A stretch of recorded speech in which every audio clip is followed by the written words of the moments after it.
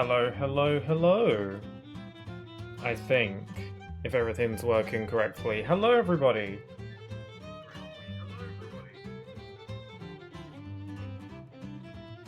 Game seems to be working, sound-wise. Testing, mic check, mic check. Check-in mic. I think I'm good. Alright. Actually, just one more test for luck. Check. Yeah, I think I'm good. Alright, hello everybody. Welcome to Friday's stream. Trademark. Let me just get my thing. The chat. Yeah, that seems to be working. Let's plop a little sneaky little emote to make sure the box is working, and it is. Excellent. Yes, hello everybody. Welcome to Friday. It is time for finally some more Paper Mario Color Splash, but without the U. Because, you know, the U does not exist in this world. Yeah, hope everyone's doing alright, hope everything's working okay. I don't exactly remember the volume I had this game set to last time, so I'm gonna have to just try and figure that out again. Yeah, it's been a bit since I last played this. I wasn't able to stream this on Sunday last week. So yeah, it feels like it's been a bit, almost a couple weeks, so yeah, so according to my, my schedule's a little bit all over the place now because, well, by my standards it is, because Friday is supposed to be for A Hat in Time, which I did play on Wednesday because Wednesday is like my whatever day. I've mentioned before a few times that my Wii U is kind of old and doesn't always work. I mean, it does work flawlessly, actually. There's no problem with how it functions. It's just, it doesn't always turn on.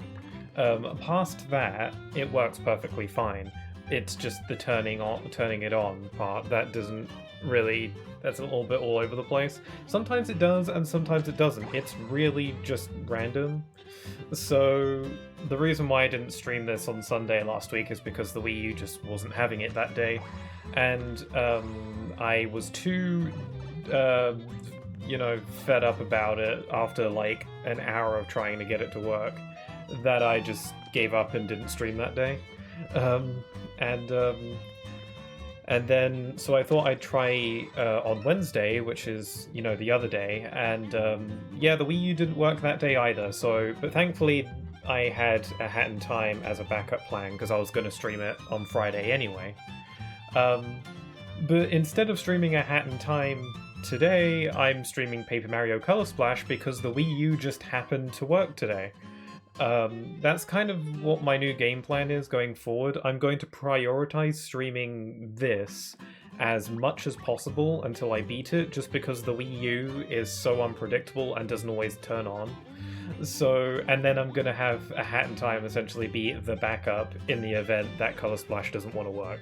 I think this should hopefully make it so that I have as many opportunities to play this game as possible, which is good because I really like this game and I really enjoyed the first stream of it a couple weeks ago. It's been a long time since I played this, and playing it, you know, again is a lot of fun, and I've just been really itching to get back into it, which is why when the Wii U decided to not work, I was very, you know, depressed about it. It's annoying. It is weird because last year I did a full playthrough of The Wind Waker, the HD version, another, you know, on the Wii U, and throughout that playthrough I don't think I ever had a problem with the Wii U turning on. I think it worked perfectly fine for that. It's just again, it's unpredictable. It just kind of works when it feels like it.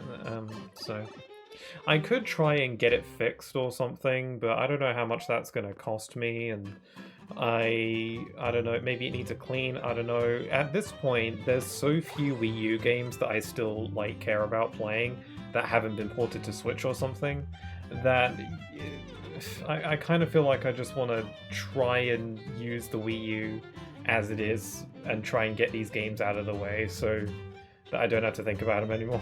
I was kind of hoping that Twilight Princess and Wind Waker would be ported to Switch, but I don't know if that's even happening anymore. Also, hi there, Speaking. How you doing? Yo to you. I hope you're doing alright. Hope you're having a good week. But yeah, we're going to continue with Paper Mario Color Splash. We're going to get back into it. Again, it's been a couple weeks, so I might have to get back into the groove. I don't entirely remember what we were doing. Oh yeah, we're in the Indigo Underground. Okay, this is starting to feel familiar. So we're trying to look for all the keys to open up the Crimson Tower, which is where the first big paint star is. We found one of the Toad keys at Cherry Lake, and then I think we found the second one over at Blue Bay Beach. I think, although his icon isn't showing up here, so I don't know if I've done something wrong there. Maybe I have to go over to the tower or something. I don't know. Whatever, it doesn't matter. We'll figure it out.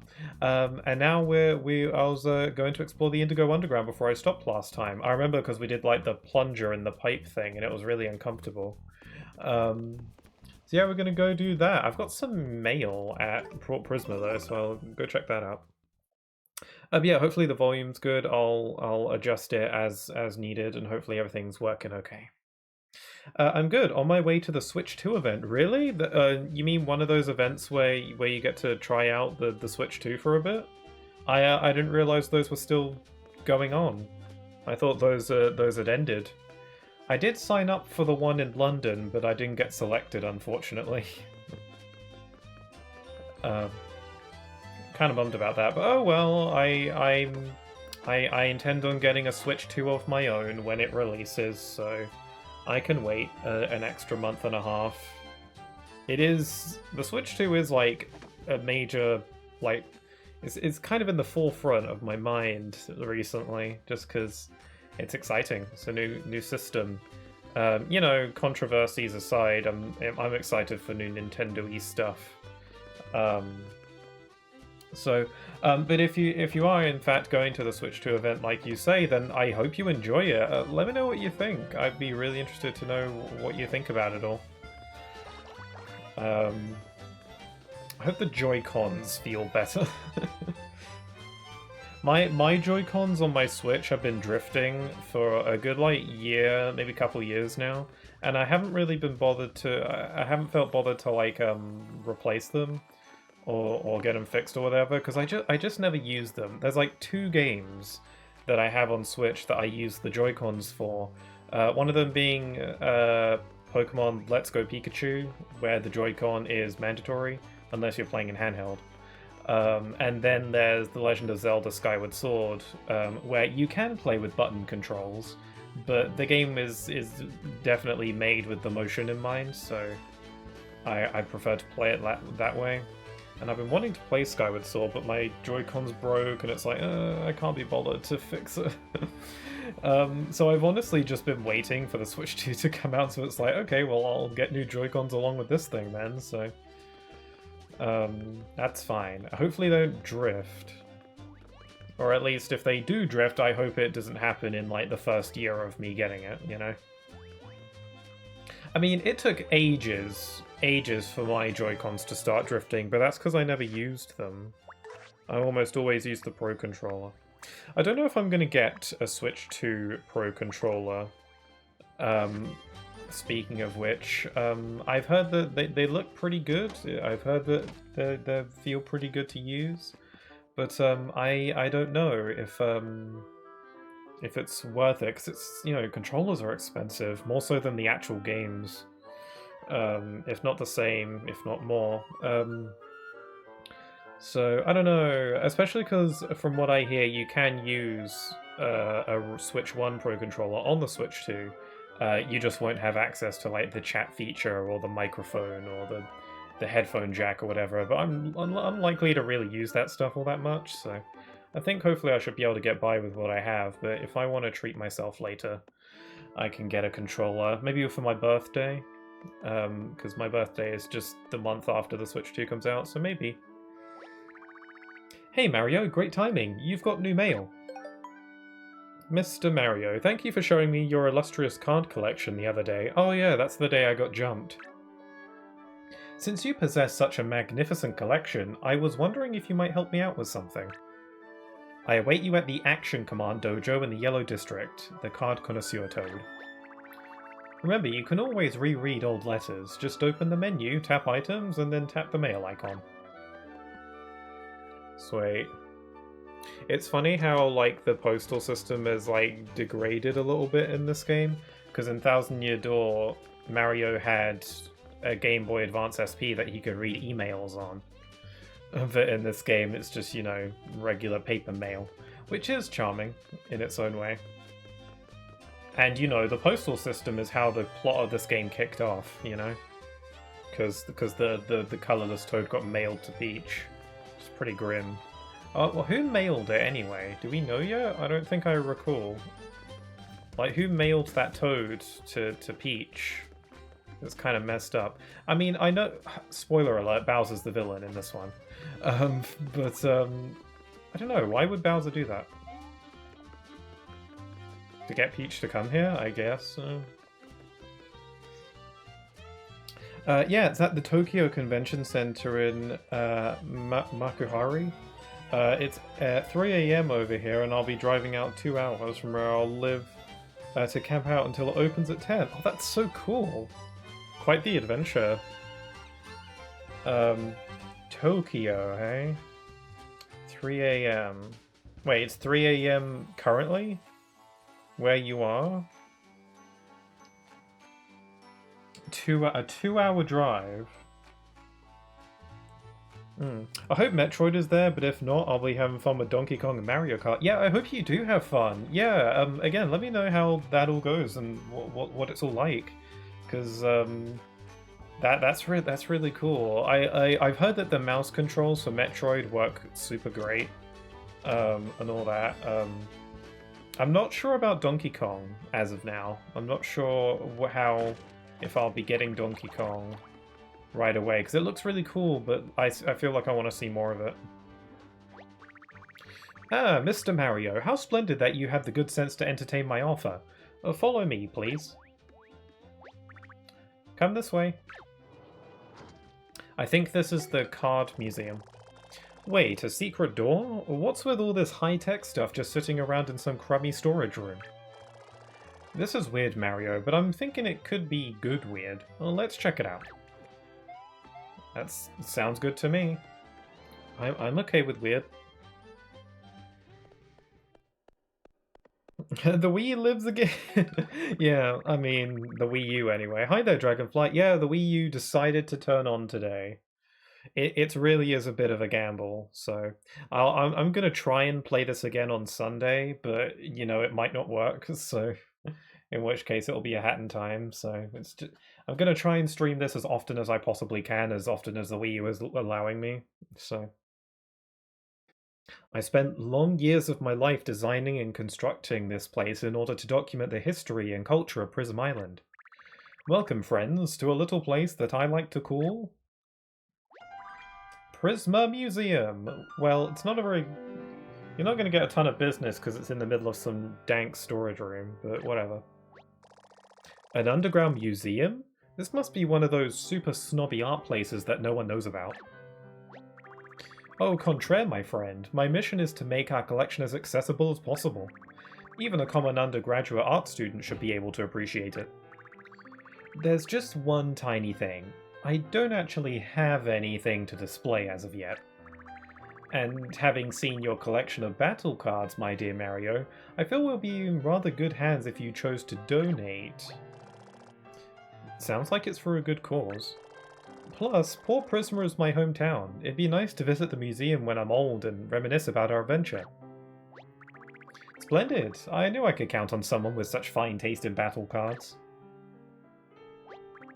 With that, please allow me to give you the grand tour. The 3 blue doors in front of you are card galleries for displaying battle cards. From the left to right, the blue doors contain basic cards, enemy cards, and thing cards. If you have any cards that you can donate to a room, the star above on the door will light up. To donate a card, simply enter the room and follow the Toad's instructions. This is all for like 100% stuff, I guess. This is like your collection. Yep, I'm getting there at 5, and I'll be watching your stream and playing my Switch till they open. Oh, that's so cool. Hope I can keep you company while you're camping out, because yeah, that sounds really cool. Do you get like a good amount of time to play Switch, or is it like? Because I feel like at some like preview events and stuff, it's like an hour or something, like it's limited or something like that. But I'm sure any amount of time would be valuable because you're gonna get a chance to try out some Switch 2 Switch 2 games before lots of people. So it's a pretty cool, quite the honor. I'd love to do something like that someday. Moving on, the red door to the left leads to the art exhibit. The more cards you donate, the more pieces we'll be able to add to each exhibit. Finally, the green door to the right leads to the sound exhibit. You'll be able to populate it with sounds by completely repainting courses. Ask the guide toad in each exhibit for more information, or ask me if you'd like to know about the state of the overall collection. I can't thank you enough for your assistance, and take care. Yeah, so this is basically our, art, concept art, OST. We can listen to that. We can donate our cards to fill up the collection. It's that kind of situation. I'm not gonna really go out of my way to donate all these cards, except there is one kind of card that I do want to donate, and those are enemy cards. The reason I want to donate enemy cards is because they're kind of rare and or rarer than most other cards, and donating them here would be good because, well, it'd be good to donate them when I get them, because if I do decide to 100% this game, unlikely, then at least I'll have some of these and I won't have to grind for them. We don't have any cards yet. Pretty sad, huh? Okay, well, how do I donate? Welcome, Mario. This is the enemy card gallery. We display cards that you get from defeated enemies. Also, Dragonfly, I don't think I asked you if you're doing okay. I hope you're doing alright. Maybe I did ask, I don't remember. Cards that you've donated can be viewed on the big display in the center. We really appreciate you helping us out with the museum. Here are the cards you can donate from your current inventory. Okay, so I'll plop in a cheap card, a yellow Shy Guy, a blue Shy Guy, a Koopa Troopa red Shy Guy. There we go. So whenever I find a new enemy card of an enemy that I haven't received the card for yet, I'll go place them here. If it's one that I have already donated, then I'll go ahead and use it in battle. But any new enemy card, I'm gonna make the effort to donate here. It's like keeping a Pokédex, kinda.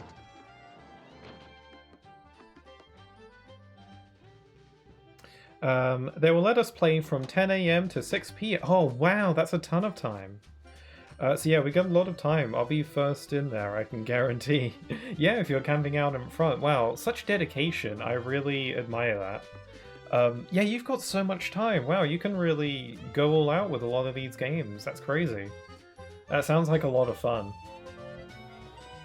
Man, I hope it all goes well then. It sounds great. Okay, let's see. Since I'm here in Port Prisma, do I have any thing cards? I've got a fan. So maybe I should go grab a plunger while I'm here, because you never know. I think I've already, like, thing cards, as you know, I've said before, they can be used in combat and they can also be used in the overworld as well for solving puzzles. But having thing cards is just good because you can you can use them in combat as well, so even if I've already found, like, the thing that this thing is needed for in the overworld, it's still good to have some on hand just for battle. Also, the plunger is funny, so I haven't had a chance to use the plunger in battle yet, so...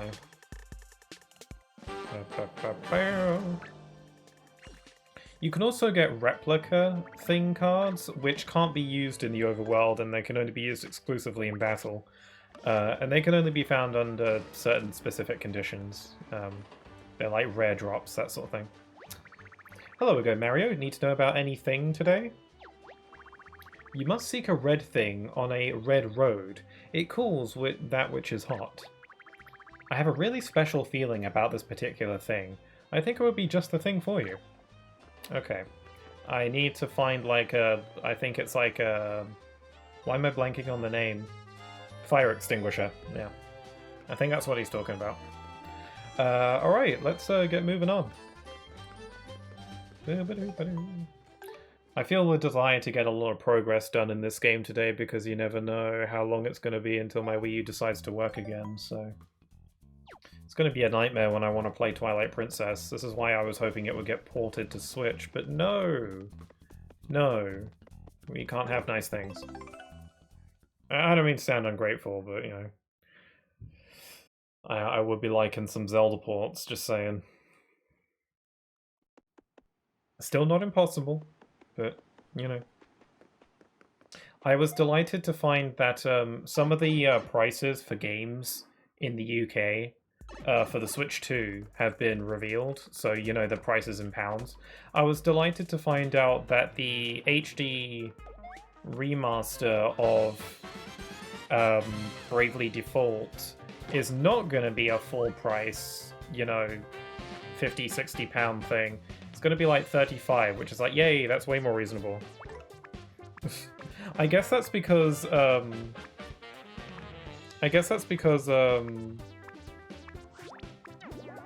know, it's not a first-party Nintendo game. I was concerned over the price of Bravely Default because in the past, Nintendo have released their remasters at full price, like Luigi's Mansion 2 and Donkey Kong Country HD. When they ported those to Switch not too long ago, those are like full-price games as if they're brand new. And so I was worried that they'd do the same for Bravely Default, but apparently not. I guess it's because it's not a first-party Nintendo game, it's Square Enix, and I guess they're a bit more reasonable. I feel you, I wish it was ported to Switch. Yeah, I still can't fathom why it hasn't happened. Is this a toad? Oh, it is a toad. They crumpled me up without a second thought, like I was just some fast food receipt. Toad number 1 of the Green Rescue Squad, reporting for duty. Now, if you'll excuse me, I must report to my captain's location immediately. Yeah, we've got to find the squad members. We've rescued 1 member of the scattered rescue squad, and 5 more to go.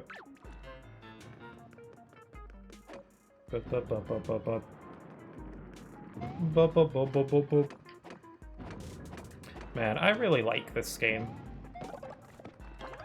It's nice to see that even after playing Thousand Year Door with the remake, which I played for the first time when the remake came out, you know, I did a full stream playthrough of it.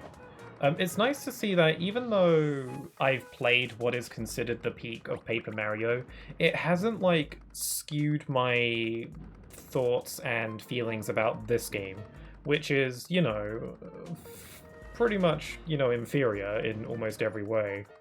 I'm glad that I'm still able to enjoy this for what it is. It's a different kind of game to Thousand Year Door, and I'm glad that I've been able to maintain that viewpoint, because I wasn't sure if I would maybe become bitter at this game because it's nothing like Thousand Year Door. Well, not entirely. This is still a fun game. Ow, what'd you do that for? I'm standing sideways so that swoop up there can't see me. Is that how that works? Sorry, that was an accident. Dude, bro, stop hitting me! I'm hiding from that swoop. Also, just don't hit people, like, in general. Okay, well, now I gotta do it a 3rd time.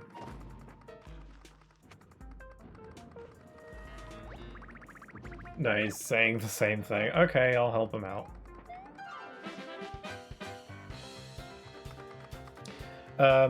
Yeah, Zelda ports. I'd be wanting some Zelda ports. I was hoping they might port the 3DS versions of Ocarina of Time and Majora's Mask. I don't know how likely that is. In a perfect world, they port them to Switch as a double bundle with both of them. But knowing Nintendo, they'd probably try and sell them separately. I feel like if they put Ocarina of Time and Majora's Mask 3D together as a bundle and ported them to Switch, then I would say charging full price would be a bit more justified. But you know, I'd say that for Wind Waker and Twilight Princess as well. Port those as a bundle. But who knows? Mario, don't talk to... Oh yeah, the swoop's gone. My tactic worked. Toad 2 of the Green Rescue Squad reporting to duty. To duty. Now, if you'll excuse me, I must report to my captain's location immediately. That's the second Rescue Squad cadet. Just 4 left. Oh, good thing you're keeping track, because I didn't know that there were 6 in total. I've got a Spike Helmet. That's a more defensive card. So I gotta remember to use that. Should I... I want to get this colourless spot.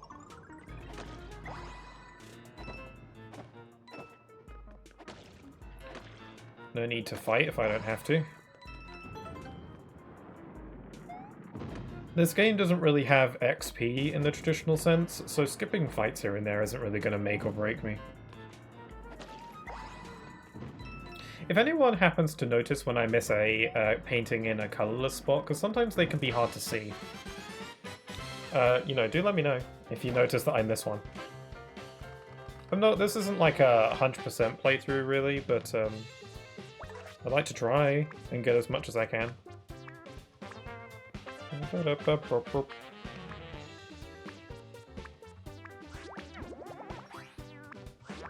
going to activate a Shy Guy in attack mode in case this triple boot doesn't work. Oh yeah, again, just as a reminder, all my menuing is being done on the Wii U gamepad, so that's what's happening while Mario's just standing there looking at his cards. It is nice that sometimes the enemies will say stuff, but I can't see any of that because I'm too busy looking at the gamepad. I do wish there was a way to be able to play this game without the gamepad, but there is no other alternative, that this game doesn't have, like, controller support. Even if it did, I don't have one, so... Not for the Wii U, at least.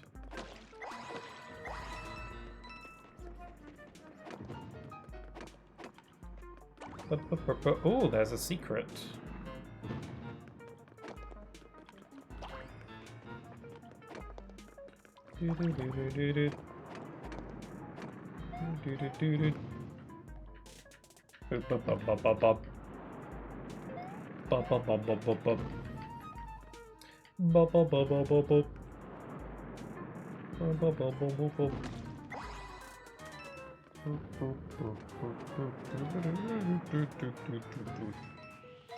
There's the secrets.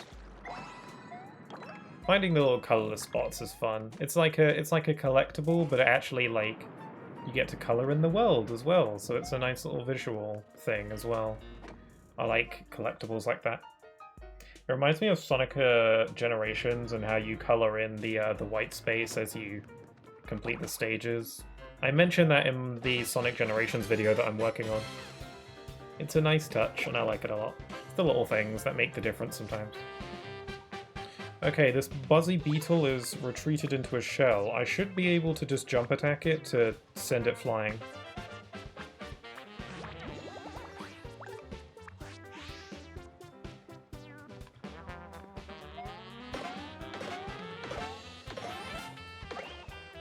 Bye! I hope the volume's been okay so far. Like, not too loud, not too quiet. Oh, my thing.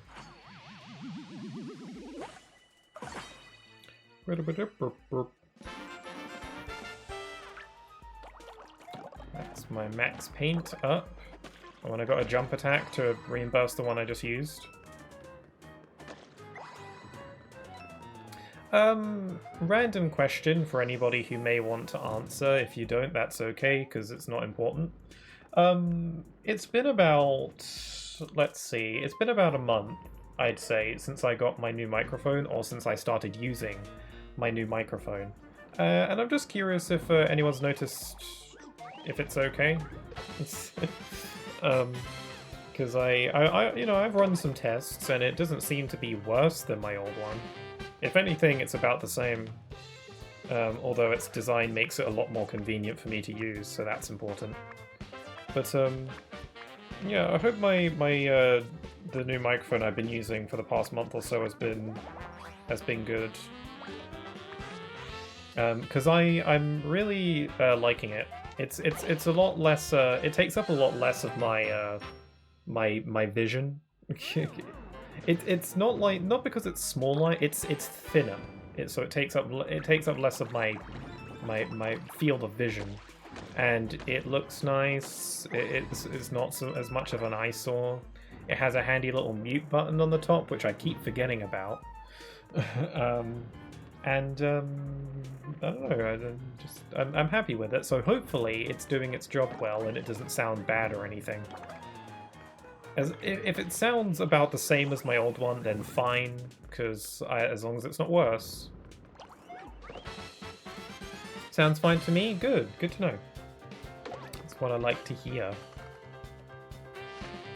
Okay, so I can send off this Buzzy Beetle with a jump attack, but because that swoop is in the air, it'll just go under it. So I'll set up a jump attack to get rid of the beetle, and then I'll set up another jump attack for the swoop. See, this is where the combat system of this game does shine a bit, because you do have to think things through a little bit. It's not like this is an amazing combat system. On the surface, it's still pretty simple. And it's probably this game's weakest aspect, if you ask me. I think the exploration and the dialogue and the wacky scenarios is definitely this game's strong suit. That and the music. This game is really nice music. The combat system is definitely its weakest aspect, but there's some good stuff here if you take the time to, give it a chance. Would I prefer it if the combat system was like Thousand Year Door? Absolutely, but this is fine. This does the job well enough. It's kind of like Chain of Memories. Not just because of the fact that this game also uses cards, but this game does remind... I have similar feelings towards this game that I do Chain of Memories. With Kingdom Hearts Chain of Memories, it's like... That game's got like one of my favorite, if not my favorite, stories in the series. And the combat system is not my ideal Kingdom Hearts combat system. I prefer the traditional kind, but it does have some high points if you give it a chance. And it can be fun if you learn to work with it. So I kind of feel a similar way with this game. Okay, I'm going to use a triple worn-out hammer on these melted Shy Guys. Oh cool, I actually got the hammer attack correct. I've been having a little bit of trouble getting the excellent timing right on these hammers.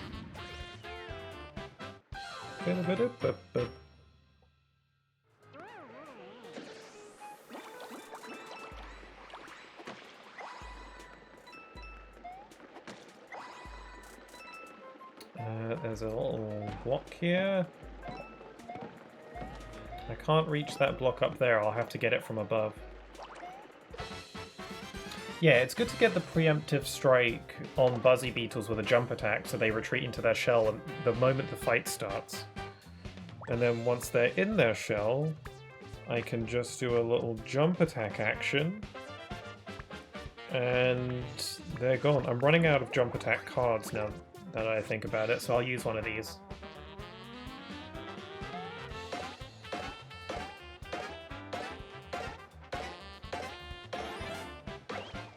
And there it goes. I like how you can like insta-kill certain enemies if you do certain things with certain cards. It's cool.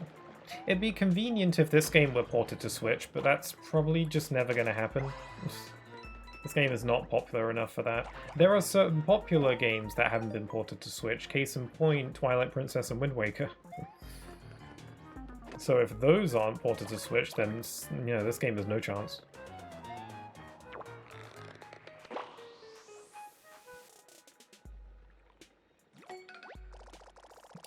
Like this game and then the two Zelda games are like the only games that I own on Wii U that haven't been ported to Switch that I care about, or some other system. Actually, I do really like Nintendo Land, but that won't really work on Switch. I would love a full-on sequel that can work with the Switch. That'd be great. I'd love that. I would love it. I was kind of hoping that they might do something like that, like a Nintendo Land 2 for the Switch 2. Where instead of it being built around the Wii U gamepad, it's built around the Switch 2 and its mouse controls and, you know, all of its other little bells and whistles. You know, handheld stuff, all that sort of stuff. I thought that'd be great, because I love Nintendo Land. It's a really good game. But no, we've got... They're kind of using Mario Party Jamboree for that, which is fair enough. It is kind of weird, though, that the Switch 2 doesn't seem to have one of those, you know, launch titles, you know, like Wii Sports, you know? Because, like, the Wii had Wii Sports, you know, the Wii U had Nintendo Land, and the Switch had 1-2 Switch. Unless I'm completely forgetting, I don't think the Switch 2 has one of those, like, one of those kinds of launch games with, you know, where it's kind of like a little mini-game, weird little mini-game thing. I guess you could consider the what was it, the Welcome Tour, kind of like that, but that doesn't really feel the same to me. And I sure as hell am not paying for it. Apparently it's like £7, which is less than I thought. I thought it was going to be £10, but still, no. Unless I see it on a sale, but I don't think that's going to happen. We removed the tape. You can come down now if you want to. I like how shiny that rock is. Thanks, mate. What's up? Gross, my face is all sticky from that tape. I'm gonna go wash my face off. Well, not wash my face off. That would be horrifying. Toad number 3 of the Green Rescue Squad, reporting for duty. Now, if you'll excuse me, I must report to my captain's location immediately. I like the way they run. They got little legs. Just 3 more rescue squaddies to find. Oh yeah, Speed King, if you're there, I was going to ask you this earlier, but I forgot.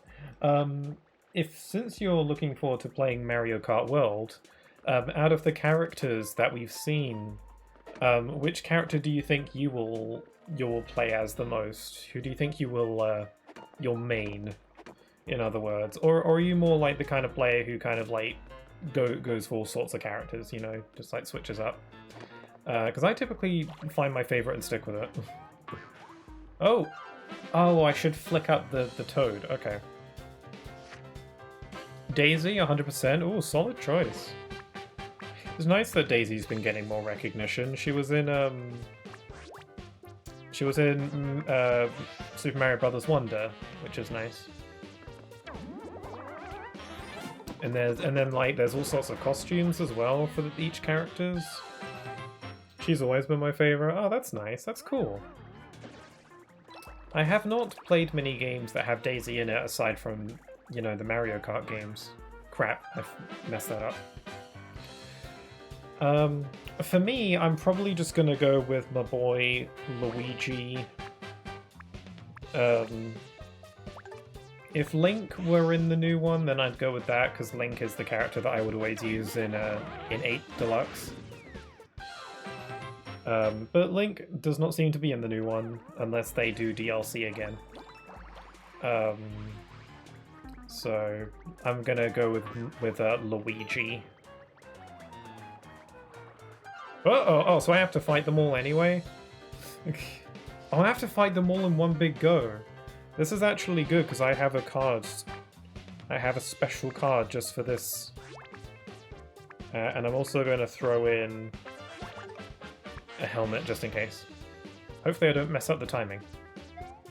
Bam, bam, bam. Crap, I messed it up. Okay, good thing I got a little helmet, just in case. Oh, it doesn't work unless they're jumping. Oh, you fell. You silly. Well, in the interest of mixing things up a bit, let's try one of these.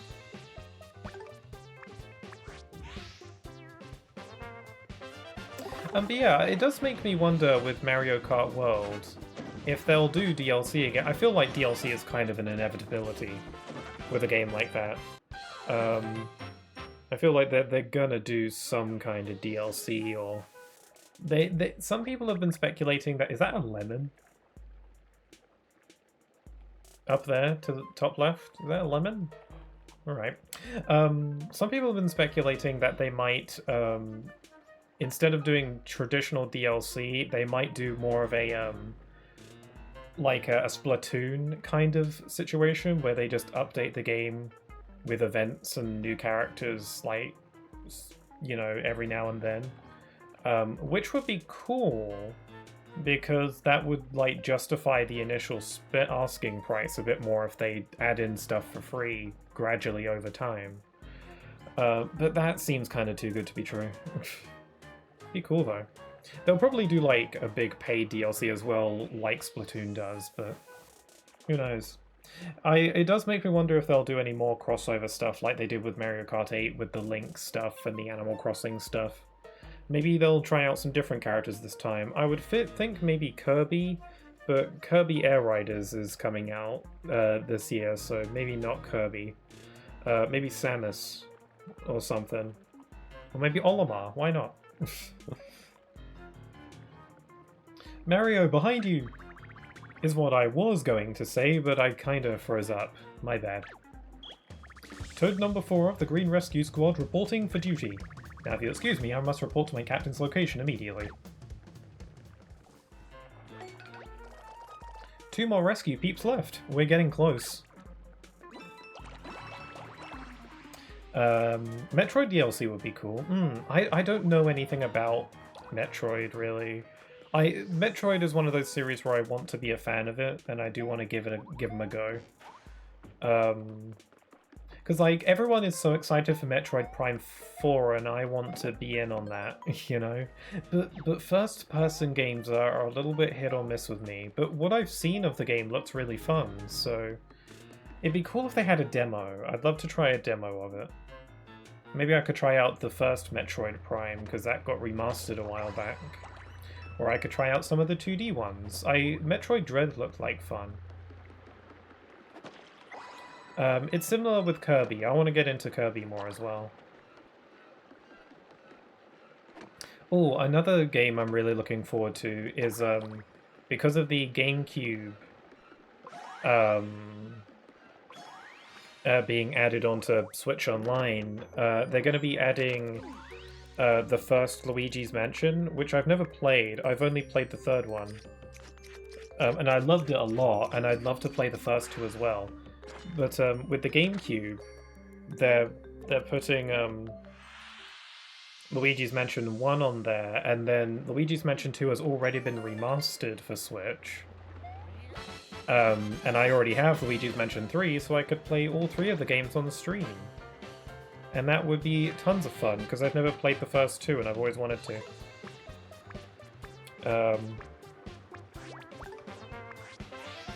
And then there's also a bunch of other GameCube games I'm interested in trying out. I think at launch, the only ones that are going to be available is F-Zero, which I'm not really that interested in.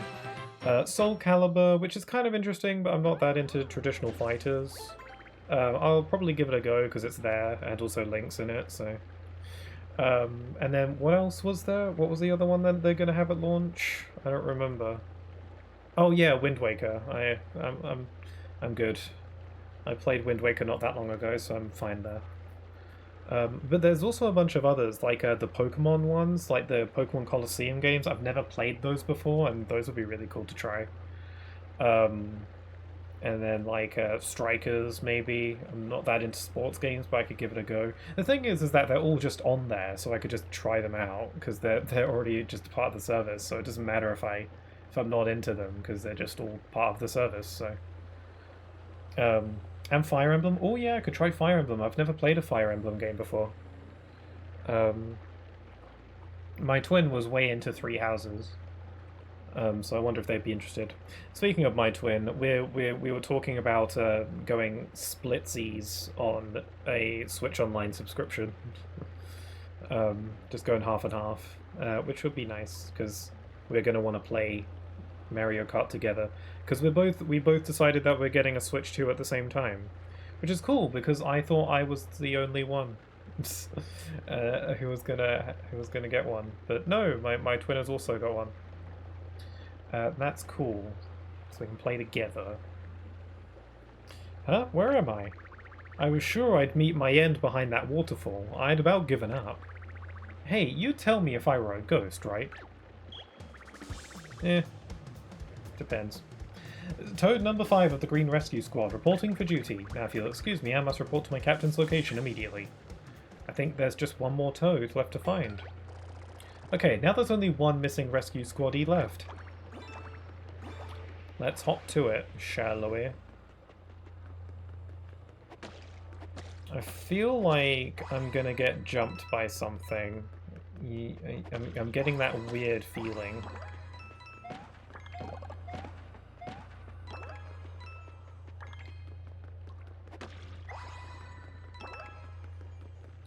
There's a swoop card. I want the swoop card.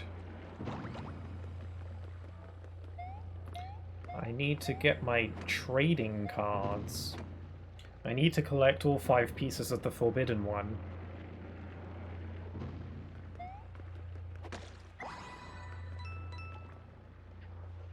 Imagine if this game had like a frickin' Exodia, where you had to collect all 3 of the cards to basically screen nuke everything.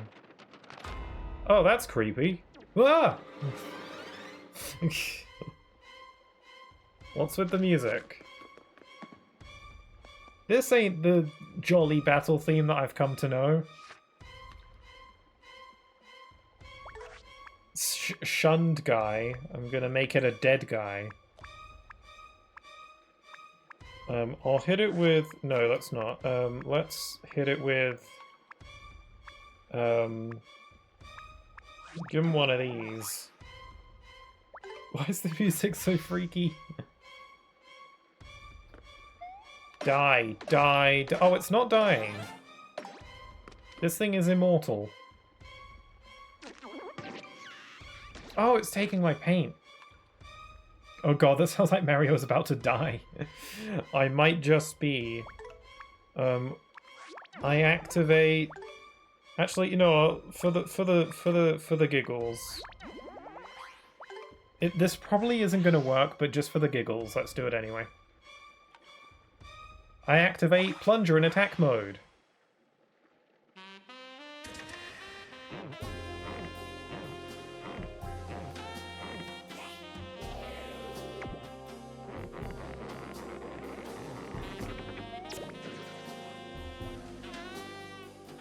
That was uncomfortable. Hey, it worked though. I didn't actually think that was gonna work. I'm home. Oh, hi there, Snack Pigeon. How you doing? It's been a while. You back from your trip, are you? I hope you had a good journey and a good time. It's nice to hear from you again. I can't remember anything. My mind's a blank sheet of paper, probably. But I do remember one thing. Toad number 6 of the Green Rescue Squad reporting for duty. Now, if you excuse me, I must report to my captain's location immediately. Got back this morning. I'm so eeby. You were gone for quite a while. I wasn't sure how long you'd be there for. But I hope you can take it easy for a bit. Good. I would hope that you had a safe journey. I always kind of get a little bit nervous when people go for long journeys somewhere. It doesn't matter who it is, just kind of anybody that I know when they're like going somewhere, and I'm like, but what if something bad happens? Like, silly, I know. Oh, I also remembered this. Take it, it might come in handy. Oh, why not? I'm never going to use this.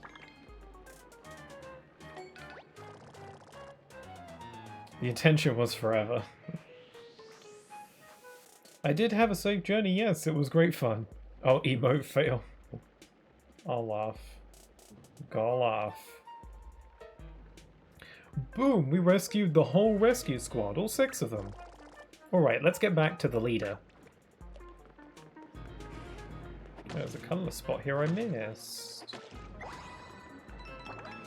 Yeah, glad you had fun and a safe journey. Good stuff, good stuff. Boop, boop, boop, boop. Oh yeah, since you're here, I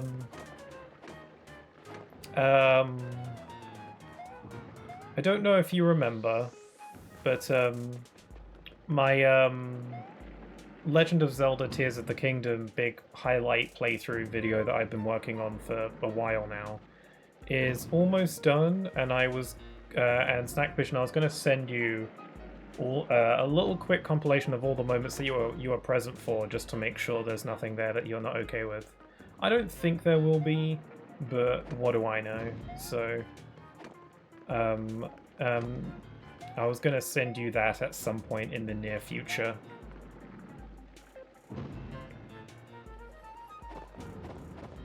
It's what I wanted your like a PNG of your like your bird avatar for a while back.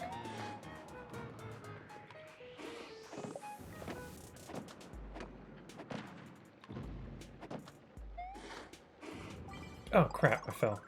I want that swoop.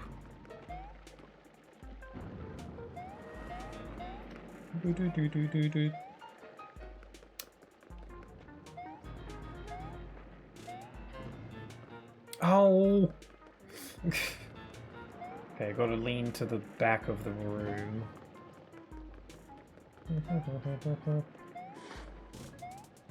There we go, I got my swoop. It's funny how Nintendo games like to call bats anything except for bats. Like in Zelda, they're called Keese, even though they are very obviously just bats. And then in this game, they're swoop. But I don't know. Mario tends to call things funny things anyway. Like Cheep Cheeps. Okay, time to killify these shy guys. I'm gonna do a double hammer attack. I'm surprised that my Wii U gamepad hasn't had any disconnection issues so far.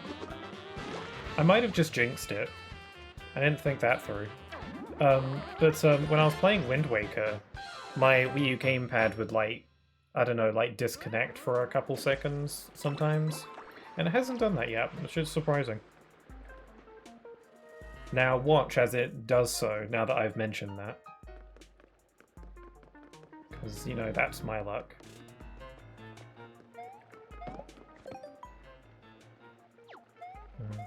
That being said, my Wii U is, again, pretty unpredictable, so...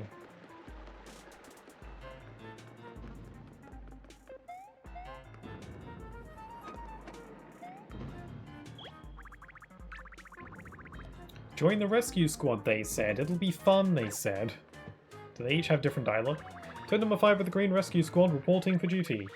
How do I know I'm not a ghost? Can you see me? Hello? I like how they put in the effort to make sure every NPC has a bit of dialogue, you know. Toad number 4 of the Green Rescue Squad reporting for duty. About halfway through, I lost track of who was chasing who. I washed my face, but I still feel sticky. That Bowser tape is tackier than a carpeted bathroom. Oh yeah, that's just unhinged behavior. Take it from me, Mario. If you ever get attacked by a swoop, just turn sideways. It never fails. I was crumpled up and discarded, but your hammer made me whole again, Mario. Cool. Roll call.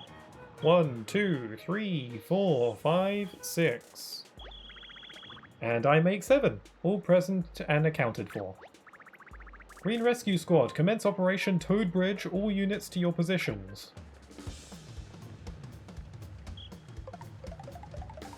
Formation of bridge. Now you have to stay there forever. Mission accomplished. Thank you, Mario. You rescued us, even though we should be the ones doing the rescuing. Feel free to walk on us as hard as you want. Ready to really go to town, I'm serious. That's a weird request. Our bond is stronger than any weight. There's no way we'll collapse. We'll see about that. Oh! We got company. Oh yeah, they really are holding it together. Whoa! It's impressive. Okay, the first one has got a Shelmet, so I should probably hammer it. So I'll do a hammer attack for you, and then I'll do a triple bounce attack for the rest. A Fire Flower would probably also work as well. Okay, that took out the first one. I probably could have saved my cards if I'd just done 2 hammer attacks. But just to be safe.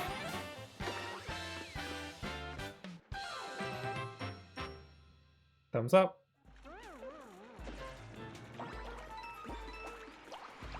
You guys good?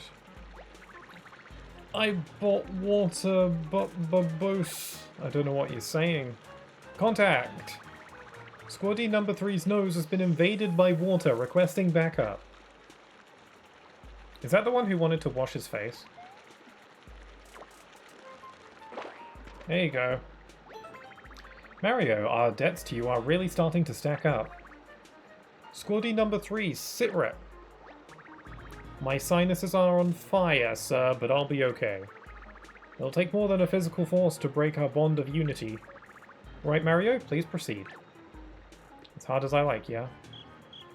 Thank you. Yeah, okay, they're written... Oh god, whoops, I fell. They're made of really sturdy stuff.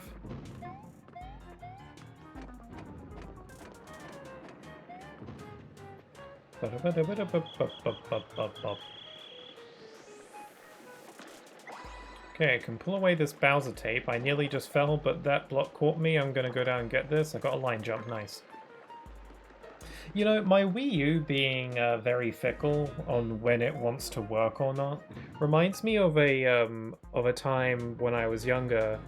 I forget how old I was. I think maybe I was like 12, 13, something like that. Where now I had a Nintendo Wii, as a lot of people did. Also Lemon, and one day the Wii stopped working in that it wouldn't read discs anymore. It just stopped being able to read discs. It would turn on and function, but it couldn't read discs, which sucked because all my games were on discs, and I played the Wii a lot and I liked it a lot. I wanted to get my Mario Galaxy fix, so for about a year I was deprived of Nintendo, and it was really upsetting. But thankfully, oh, there's 2 stars. Damn. And getting one of the stars is going to boot me out of the stage, and I'm going to have to go back for the other one. That's annoying. Get your hands off that lemon. But yeah, one day my mum came home with a replacement Nintendo Wii. Because apparently one of her friends didn't want theirs anymore and just wanted to get rid of it.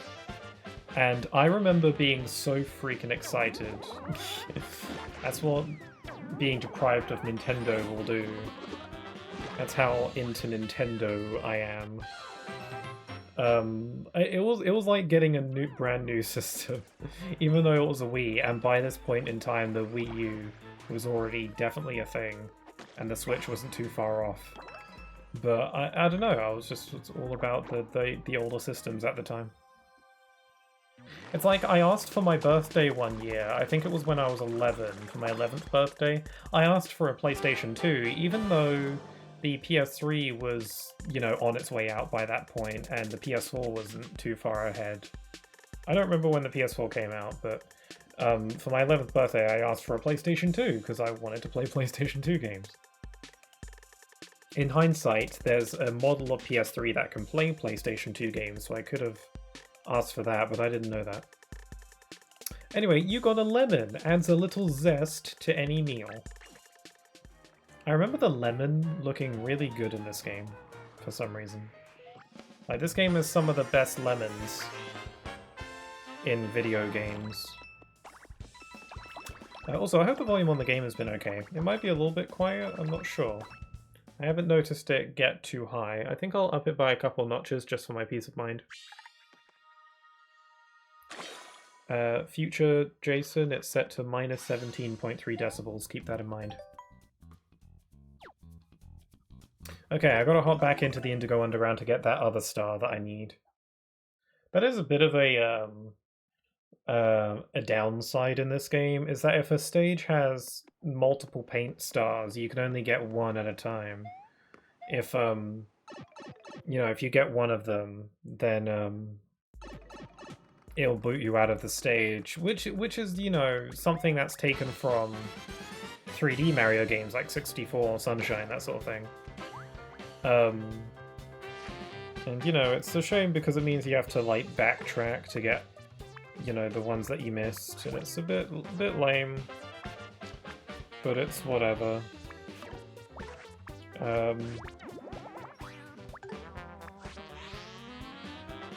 I don't think this game really has to have it be that way. Not all the time, at least. I think there are definitely some paint stars in this game where booting you back to the world map once you collect it is probably necessary for certain story events, or for certain changes in the world to happen. But for this one, as an example, like, there is no reason as to why I shouldn't be able to just pick up one star and then go for the other one right away. I feel like the game should ask. Like, it should say, like, when I get the paint star, would you like to leave the stage, or would you like to stay? And then, you know, if there is a certain story-specific paint star that needs to boot you to the world map, then obviously don't give the option there. But for a star like the one I just grabbed, I think it would be a good idea to just ask, like, do you want to leave or do you want to stay? Because ideally I'd like to stay so I could just go, just get the other yellow one right away, without having to backtrack too much. It's not like the biggest problem in the world, but it is a bit of an issue. Also, there is a bot in the chat. I'm gonna snipe that kill. Gotcha.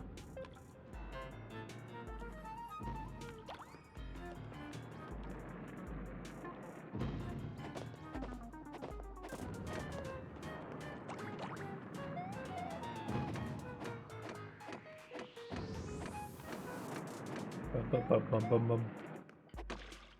Bum bum bum bum bum bum. Bum bum bum bum bum bum. Bum bum bum bum bum bum. Bum bum bum bum bum. Bum bum bum bum bum bum. Bum bum bum bum bum bum. Bum bum bum bum bum. Ah, we're getting there. Hopefully the rescue squad toads are still there. It'd be a bit evil if I had to go round them up again. Definitely not. That would be absurd. I think they're just going to stay there forever now. Okay, so instead of going right, we're going to pull on this. Yeah, they even made these two paint stars relatively close to each other, so this just makes it a little bit more annoying.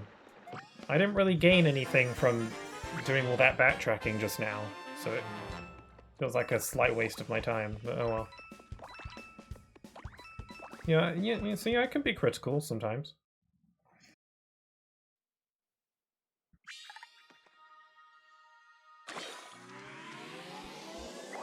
So now we have another option for where we can go next.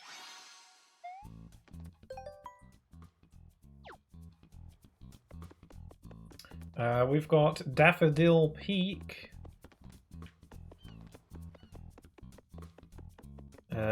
Or Sunglow Ridge.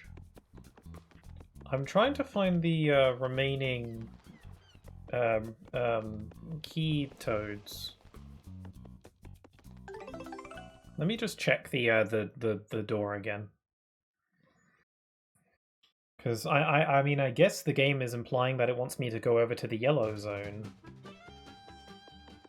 Yeah, like, here's one.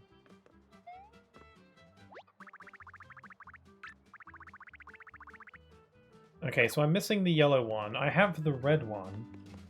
I just need to find the yellow one. So I guess the yellow one's probably just going to be in the yellow zone. I guess the keys are color-coded.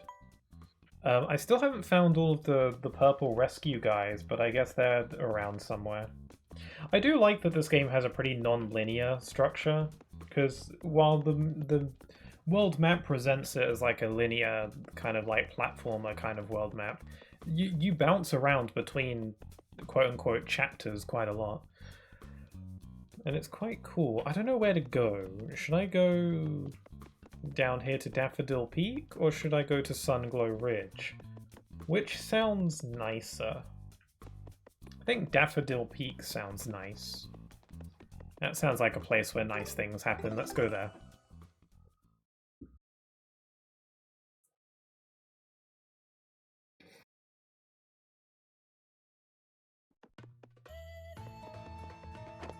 Oh, I remember the music here. I remember liking it. It's very kind of, you know, like yeehaw, kind of.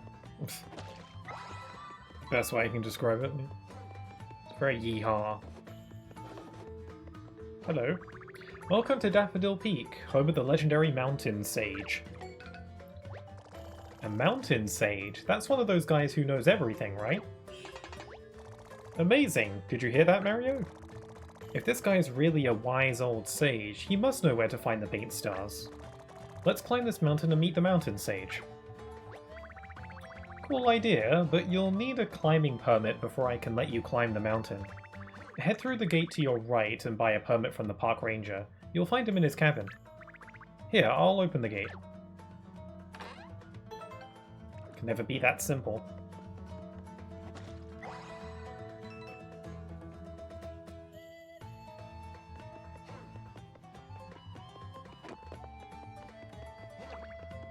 So, what a cute little cabin.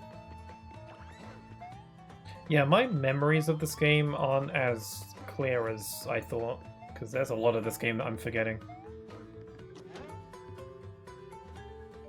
I remember there's a big chain chomp later. I don't know if that's in this chapter. What's with this place? Mood seems kind of gloomy. Is this the park ranger that the gatekeeper mentioned? Maybe he's one of those emo types.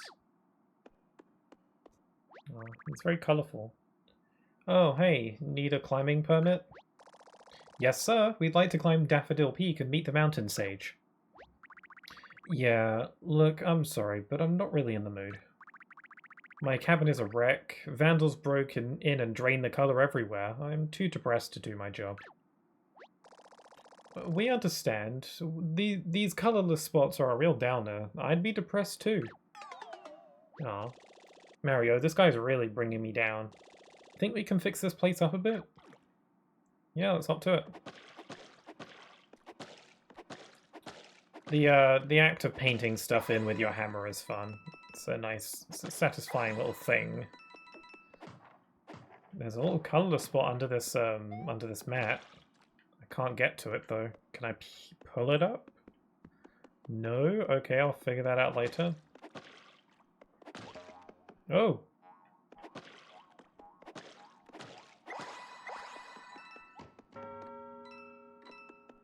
It's a nice little house. I do have to point out the fact that there is no bed. But that's kind of, you know, the typical way these games go. There's never a bed. You ever play a Pokemon game. Let's let some light in, shall we? There's also a block outside. Ooh, that's an unusual looking block. I don't remember this at all. Oh, scrap! This is an unfurl block. Hitting an unfurl block grants you the power to unfurl certain objects, but only for a limited time. I don't know what unfurl means. While your unfurl power is active, just hammer things that bear the unfurl mark to, well, unfurl them. Come to think of it, wasn't there something with that same mark inside the cabin? Hold on, let me just paint this painting. That's unsettling. Why is the painting of a toad like a regular main series Mario Toad, while everyone else is like made of paper? This isn't like the paper art style. It's really weird. I think that's probably the joke.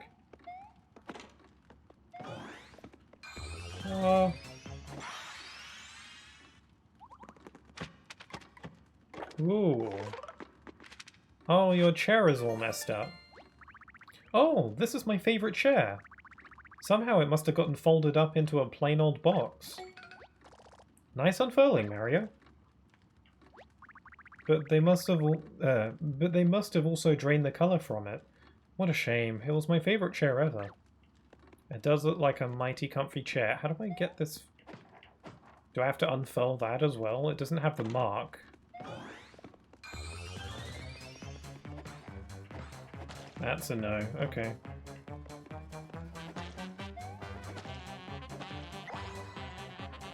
Enjoy the jazzy music.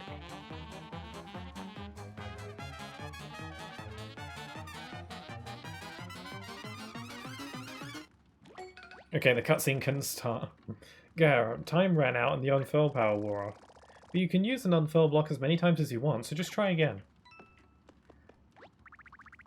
Why harm a defenseless doormat, vandals? Just a little more. Please do something. I don't know how to get the doormat off. Oh, just hit it in the right spot, apparently.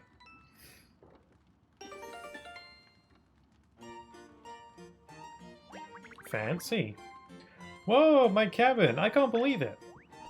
Aw, this is a fancy-ass cabin. Oh. Mario, you fixed my place! Thank you so much. My heart and my cabin are back to their bright, happy selves. And as a thank you, here. Whoa. It's fancy. Take this climbing permit. They'll usually run you a pretty penny, but this one's on the house, so to speak. Cool. That's kind of weird. So I've got this climbing permit that's made out of paper. So in other words, in the context of this game's universe, I'm holding a sheet of flesh. Don't try and make sense out of the Paper Mario universe, it's not going to work. You've got mountain climbing permit.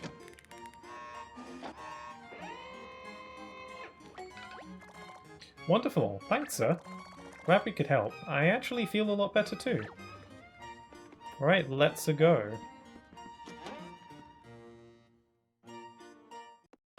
It's the most bedazzled cabin I ever did see.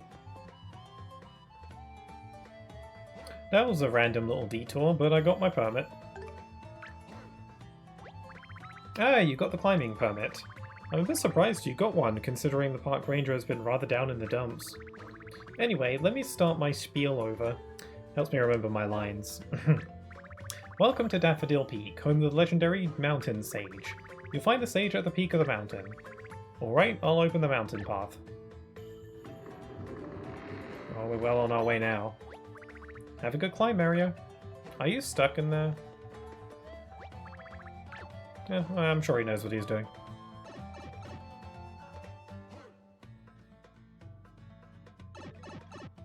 I like the little visual detail of Mario having to, like, curl himself to get in the pipe.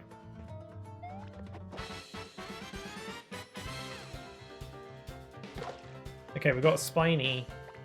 We got two Spinies. Let's see, what have I got in my little bag of tricks? I've got a triple hammer. This might do the trick? I don't know, they might be pretty sturdy.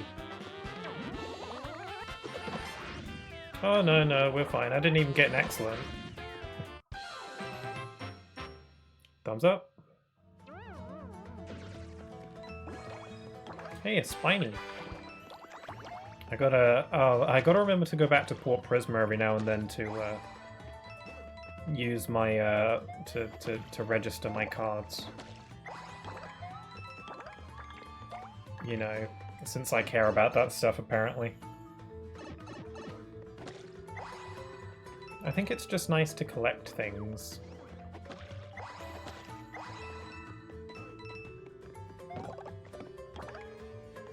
Got a hop slipper. Okay, we've got a paratrooper. Oh, I got rid of his wings. Let's see. If I jump on them, then they'll lose their wings. If I jump on them without wings, they'll go into their shells.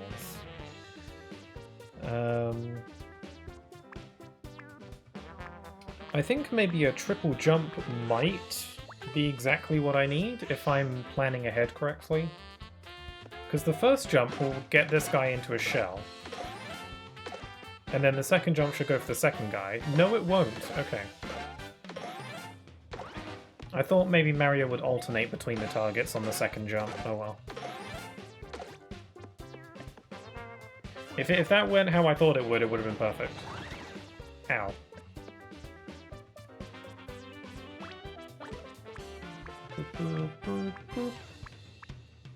Man, I've got so many cards.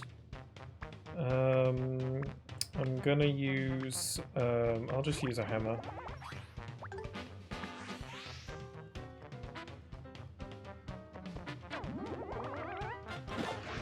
Man, I am messing up on the excellent hammer strikes today. I remember when I played this game before, I was basically a natural at the timing the action commands on my first go. Don't know why it's tricky for me now. I never really had trouble in the other Paper Mario games either. Damn it. Okay, we've got a Koopa Trooper and a Spiny. Well, based on what I've learnt about how the turn order goes, if I just do a stomp, it should take care of them. I hope. So like this first jump should get rid of his wings. This second jump should retreat him back into his shell. Unless I kill it first. Okay, I messed that up. I did not plan ahead good enough, it would seem. It's okay, you learn through failure. Let's just use a hammer attack and call it.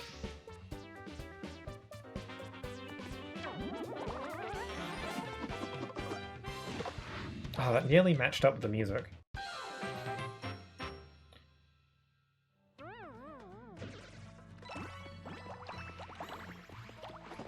There's a colourless spot up there.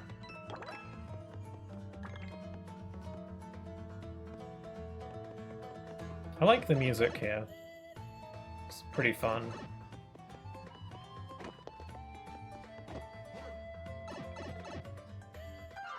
Oh! There must be a monster in the pipe. Oh my god! Is this purgatory? Am I in the realm of darkness? I need to walk to the light. This is kind of wacky that they made like a separate battle arena for inside of a pipe. Which I don't think is something that's going to be happening all that often throughout the games, so it's funny that they just did that. Oh, whoops.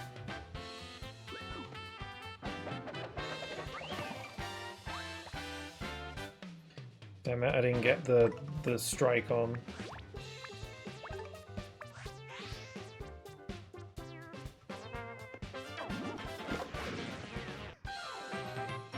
Now head towards the light.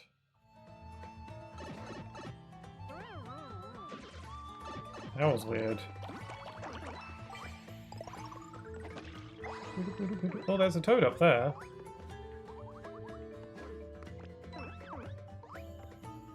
Come get me.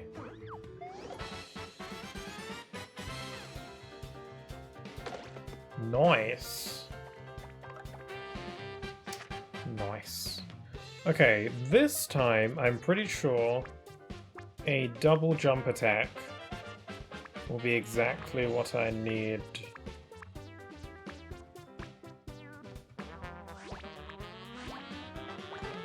Unless this first jump attack kills it.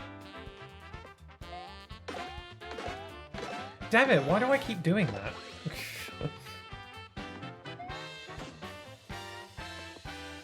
I'm trying to be smart.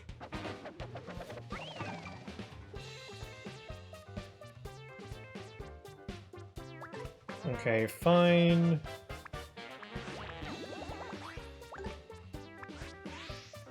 Well, happy birthday, you get a hammer to the face.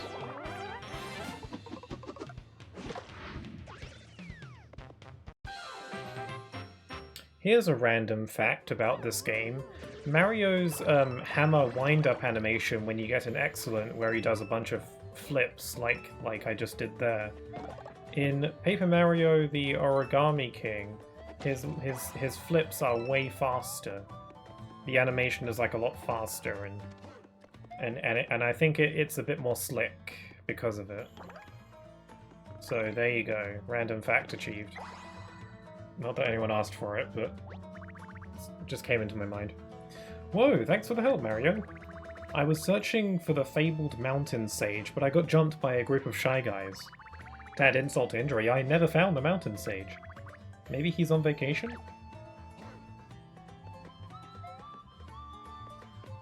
You coming with? He's on vacay.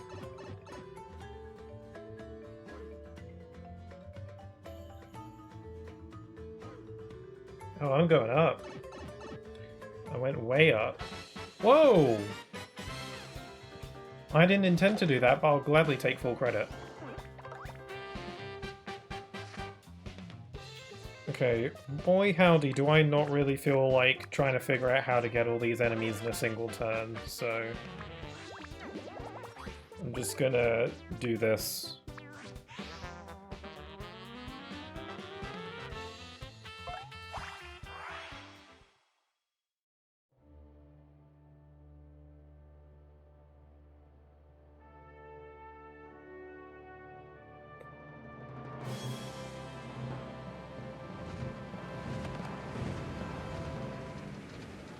That should be an insta-kill. Surely.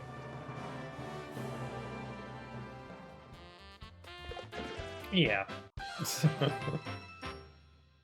I mean, if I don't use them, you know, during random fights every now and then I'm never gonna use them. Can you save them for boss fights, I guess? But usually boss fights require you use a specific thing card.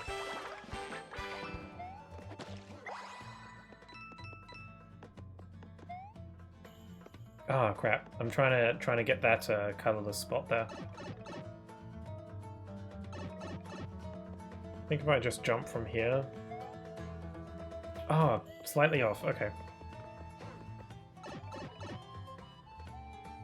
Again, I really like the paper aesthetic. Like, this whole mountain is just made out of, like, cardboard and stuff. It's a nice look. Because again, like, people who played, like, the earlier Paper Mario games, like, the first couple Paper Mario games, or the first few, it was Sticker Star that really leaned into the whole paper aesthetic more. But before then, it was mainly just the fact that the world, like, the characters were flat and stuff like that, and in a 3D world. That was, like, the aesthetic. It was always called Paper Mario, though. And I don't know, for a good long while I kept on hearing how people didn't like how they leaned more into the paper aesthetic more and preferred it back when it was just, you know, the characters were flat. Because I think the implication was that... Actually, it's more than just an implication, it's very heavily shown that, you know, the world is supposed to be a pop-up book. Which is where the whole paper thing, I guess, stems from in the context of those games. So... Losing my train of thought. But yeah, they kind of, for the modern Paper Mario games, I guess you could call them, they instead of doing the, you know, pop-up book, they just go for, like, everything is made out of paper. And I don't get the complaint. Well, I guess I kinda do. I just don't think one is necessarily better than the other. I think both methods of conveying the paper art style are fine. I think the reason why they did it the way they did initially is because on the N64, where Paper Mario started, they couldn't like achieve, like they can't achieve like the same level of paper visuals that this game has on the N64. At least not in the same way that conveys it as well. You know, I feel like it's a hardware limitation thing. So, I don't know, I think it's just kind of funny how that works. I'm gonna do some line jumps. Oh, I'm out of paint. I'm out of blue paint, so I can only color in this card a little bit.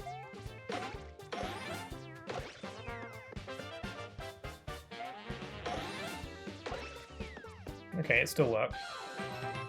Either I was really running low on blue paint without realizing, or those line jump cards consume a lot of paint. Thankfully I got plenty of red and yellow. Where did all my blue paint go anyway? What did I use it all for? Maybe it was to paint in the fan thing card that I used earlier.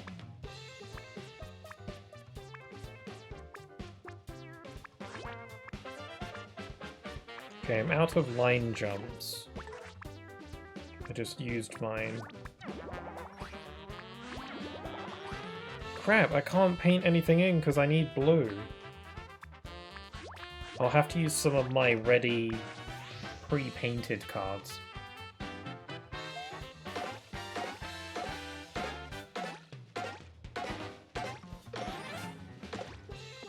Oh no, that didn't kill it.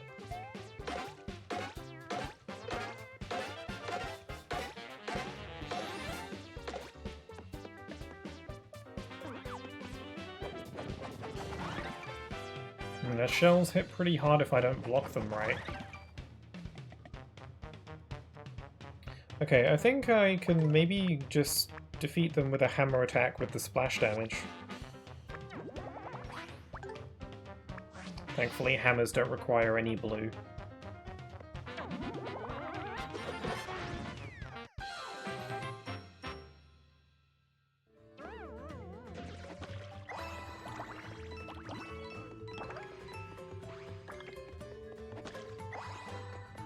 So there's someone down there. Huh? What's your deal? I fell off a cliff and creased my leg. It's pretty bad. Let's see if we can help. How exactly? Give him a mushroom?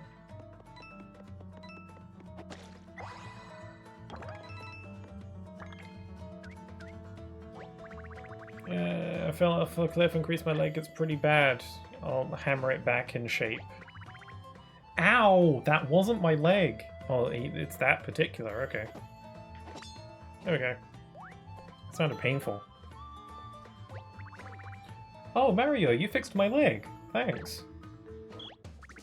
Toad number 1 of the Purple Rescue Squad reporting for duty. Now, if you excuse me, I must report to my squad leader in Ruddy Road immediately. I think there's only 3 of those.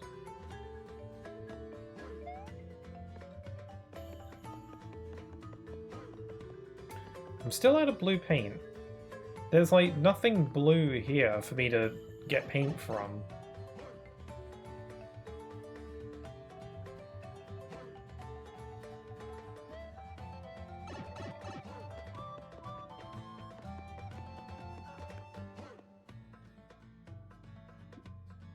Let's keep her going. No, I need green, but I'm without blue, so I can't make green. Where's the guy get paint around here? There's like nothing blue for me to use. Oh wait, there's a bit of green. I can get green from the plants. Nice. Okay, just barely enough. If I level up my paint capacity, that will refill all my paint.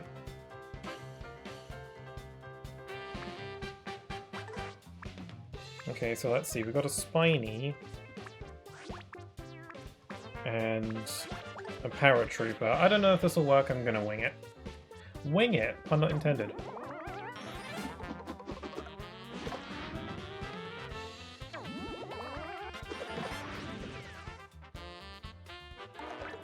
Womp womp.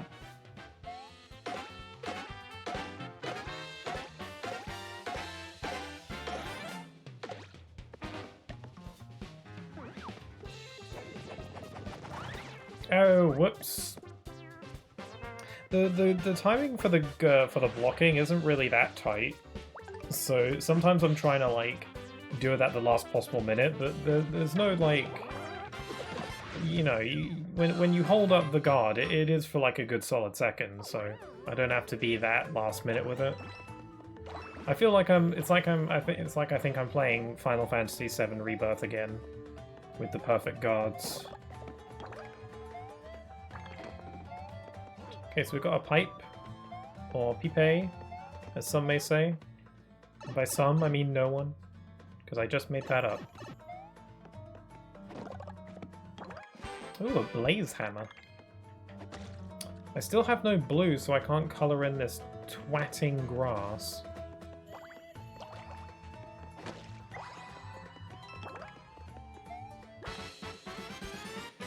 Okay, we got a stacked toad. These aren't toads. What am I on about? They're Shy Guys. I think one of these will do the trick. Maybe. When enemies are stacked like this, it's really just the amount of hits that you do, not the damage they do. So yeah, just one jump from a hammer, from a jump attack, does the trick there.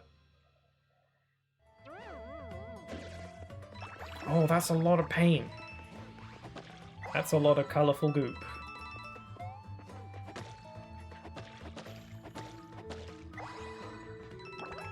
Man, I was without blue for quite a while. Just all went. It's because there's not that much blue here for me to pull from. Ooh. It's the special thing. How do I get in there? Can I, like, drop in?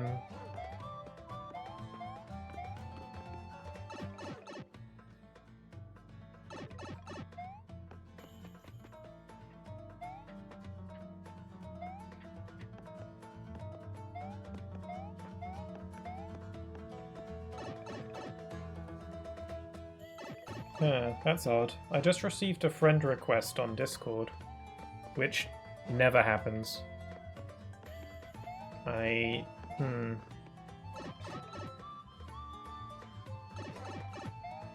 How would someone have gotten my Discord information unless we're perhaps mutuals on a server?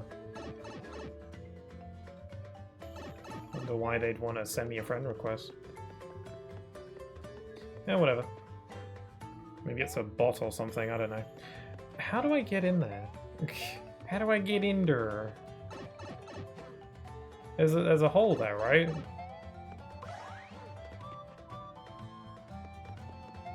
I not supposed to drop in? I need to get over there to get to the unfurl block to unfurl this.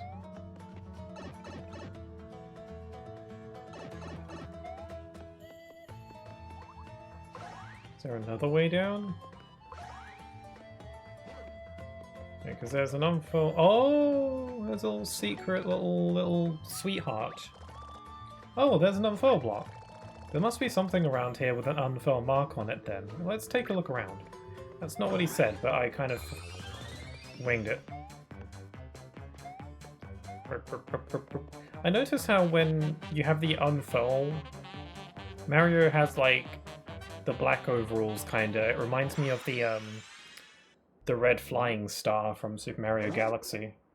You know, the power-up that has no use. Ooh, that's cool. Hey, it's Kamek! I saw him. So there's a door. There's a special color door. I don't think we've seen one of these yet, have we?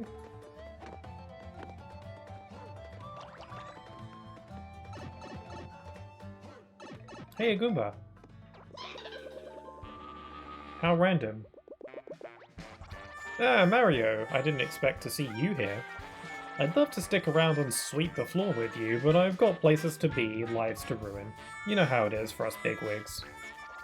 But I suppose I could leave you with a little taste of my Koopa magics. Uh-oh. You can't see it, but Kamek has flown into my gamepad. And he's now saying stuff. Time for my Koopa magics. Ah, that guy just ganked all my cards. And destroyed the flee button. So I can't run away.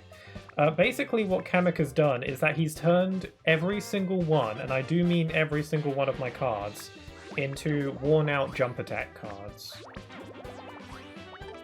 Like a little sassy lad.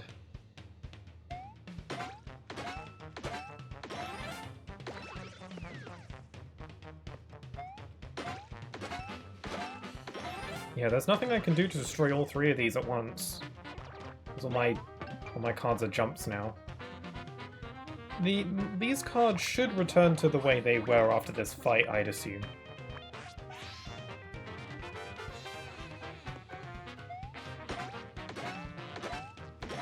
I wonder if this game's combat system would have been better received if it was built around you composing your own deck, without the whole, you know, your cards disappear once they're used, and you kind of just use what you got.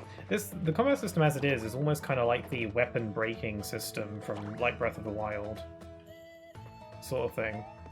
I wonder if maybe this game's combat system might have been better received if it was more like Kingdom Hearts Chain of Memories. So, do I want the red, the blue, or the yellow? Guess I'm going for yellow.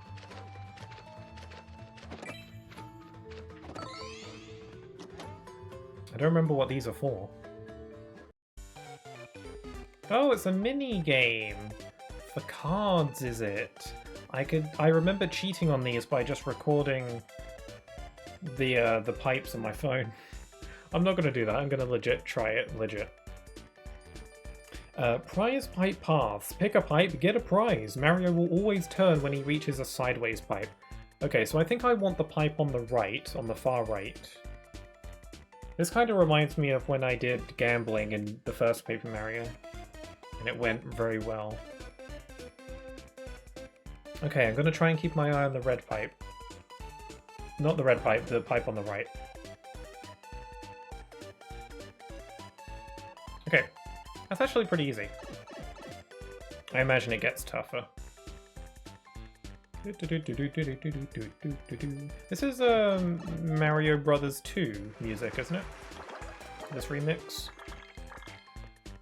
Cool, I got a bunch of cards. So I guess the color of the door dictates what minigame you'll play, which is cool. Did I just hit a mystery block? Oh, I did. Neat. Hey!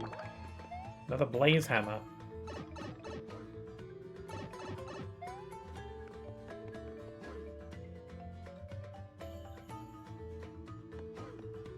Ooh, there's a paint star. Yummy, yummy in my tummy.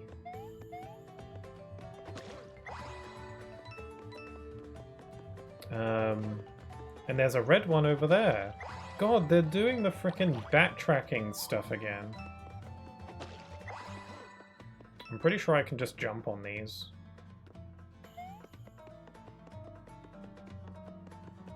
Yeah, I can just go for this red one right now.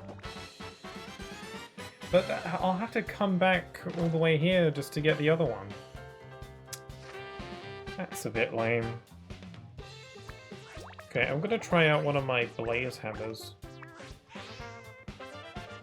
I wonder if these are AoE. Ooh. Okay, it's just a hammer with a little bit of extra, you know, pizzazz, a little bit of extra snap, crackle, pop. Okay, let me get that stuff back there first, and then I'll just go ahead and grab the star, because why delay it? Gonna have some backtracking fun.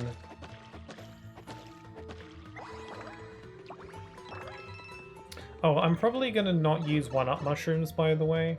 1-up mushrooms in this game basically work like Phoenix Downs, or actually, a better comparison would probably be like Kupo coins in Kingdom Hearts 3, where you use a 1-up mushroom and then a 1-up is applied to you, and then the next time that you die, it'll revive you.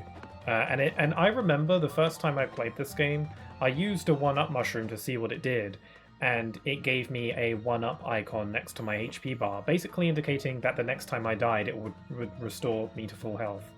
And that icon stayed next to my HP meter for the entire rest of the game, because I never died.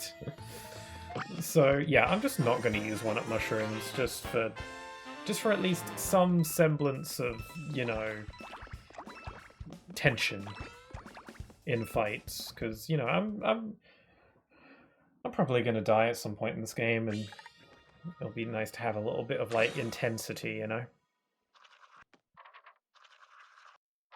Oh, okay, that red star just acts as a little shortcut. Oh, and it opened up a new Rochambeau temple, which I'm probably going to ignore, by the way, because they're not that fun. I like the extra dialogue you get from NPCs and stuff, but I don't really enjoy Rochambeau. It's just rock, paper, scissors, where it's like partially strategy and then partially guesswork, and I'm not really into that, so...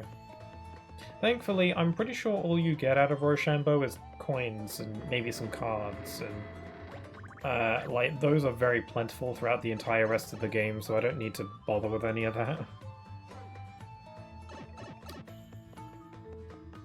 Okay, it's time for backtracking. Actually, it's not so much that I'm backtracking, I'm just forward tracking, but for a second time. I'm just going through the stage again. I'm avoiding any social interaction on this second journey as much as possible. Going full-on stranger danger now.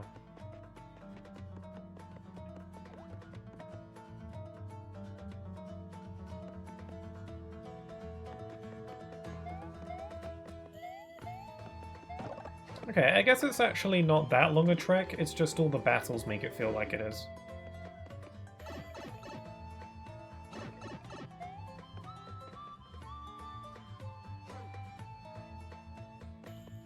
Okay, let's see, I can go through this pipe to grab that Unfurl power-up, but I don't even know what to do with it yet, so I'll wait on that. Is this just going to take me over here? Let's see where this goes.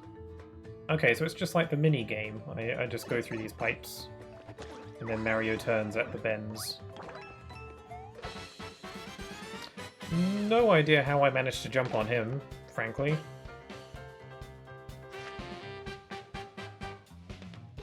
Oh, it's just a little Koopa Troopa all on his own.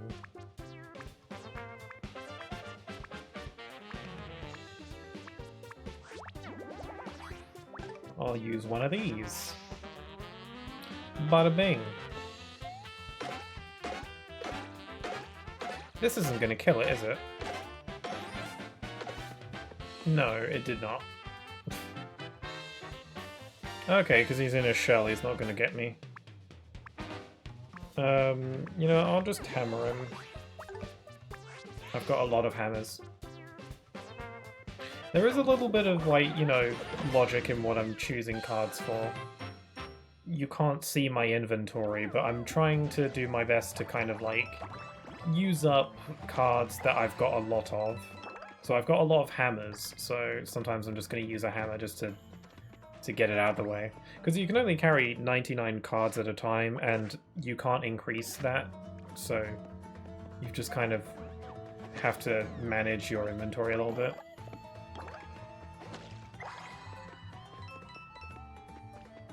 Okay, we're gonna go...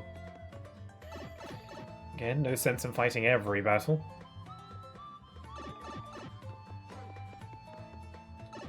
There's a yellow toad over there, but something weird's about him.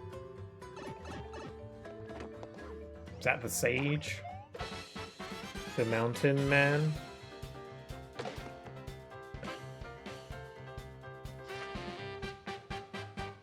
Okay, I know that a hop slipper isn't enough to deal with this guy. So maybe just a regular jump attack?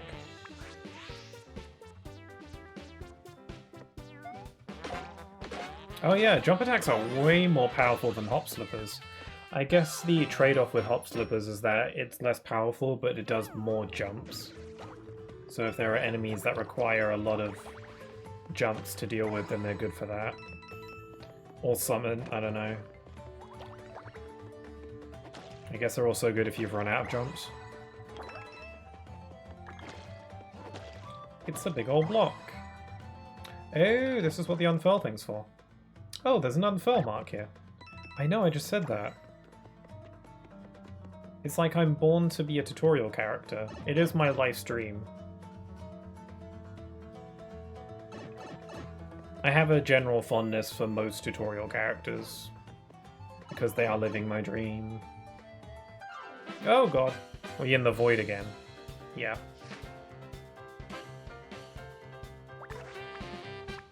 Is this what death looks like? Okay, I'm just going to use 2 worn-out shells and just send them flying. Did I just say 2 worn-out shells? I meant to say shoes.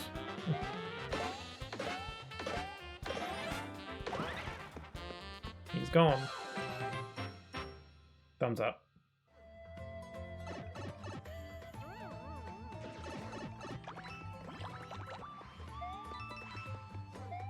I need to get all of the coins.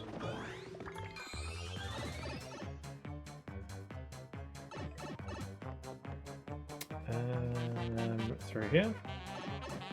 Do I have enough time? I think I just have enough time. 3 seconds to spare.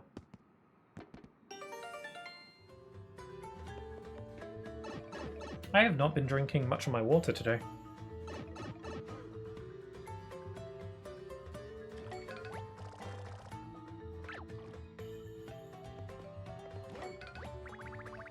Oh, well met, Mario. I am the Mountain Sage of Daffodil Peak. I was expecting a house to be up here. Where do you live? Haha, just playing. I'm just a regular old toad. I'm sorry to get your hopes up. I paid all that money for a permit and then busted my shroom all the way up here for nothing.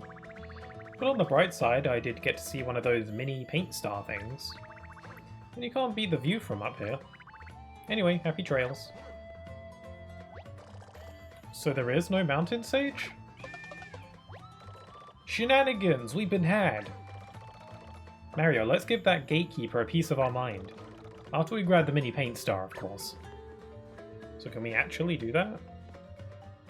It's a me, Toadio. Only your schnoz fits through, Mario.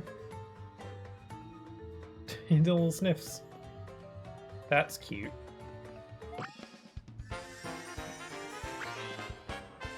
How do snails breathe? Through their snoses.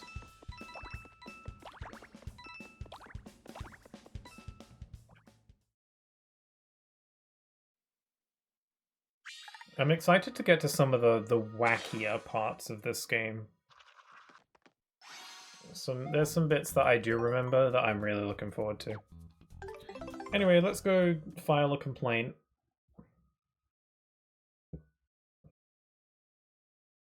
At Daffodil. Let's go to Daffodil Peak and give that Lion Gatekeeper a piece of our mind. That's where we are. It's as if I heard you the first time. Hey, Liarface, there is no mountain sage. You just made it all up to sell tickets to your boring mountain. Well, we did get a paint star out of it, let's be fair. It's not like it was a waste of time. Whoa, whoa, keep your lid on. The mountain sage isn't real? You've got a little nothing on your head there. I'm as disappointed as you are. What? You thought he was real too? Yes, I believe in my heart of hearts that the mountain sage was real. Though I can't remember why I was so convinced. Come to think of it, I can't remember anything before accepting this gatekeeper job. The last thing I remember is the park ranger bringing me here after finding me stranded up the mountaintop. And it was the ranger who said the mountain sage was real. Do you think he lied to us? Hold on a minute, I didn't lie to anyone. There is a mountain sage here. I've seen him with my own eyes. I've seen it. Really? Because we hiked all the way up to the peak and all we found was some cheesy carnival cutout. Hey, kids love that cutout. Look, I haven't seen the sage in a while, but he used to train on the mountaintop. You've got to believe me, if rumors get out that I made up the mountain sage thing, my business is done for. I don't know. I think both of these guys are telling the truth, Mario. I'm not lying, I swear on my spores. That's a weird image. Now let's just keep this quiet and try to find the mountain sage. It's the toad, isn't it? I wonder what happened to the mountain sage. My mind's a complete blank. I've got no idea. Da-da-da! So you can, like, lose memories by getting the color out of your head. Eureka! I remember everything! The color missing from my head must have damaged my memory. I am one of the chosen toads, the divine few imbued with great power. I spend my days training on the mountaintop, waiting for my destiny to take shape. You train on the mountaintop? So that means... Yes, I am the sage of the mountain. Great, so there is a mountain sage. But you lost your memory? Are you still able to use the power of the chosen toads? Good question, young one. Does this answer your question? Bwah. Behold the power of the chosen! Damn. He's got a keyblade in his head.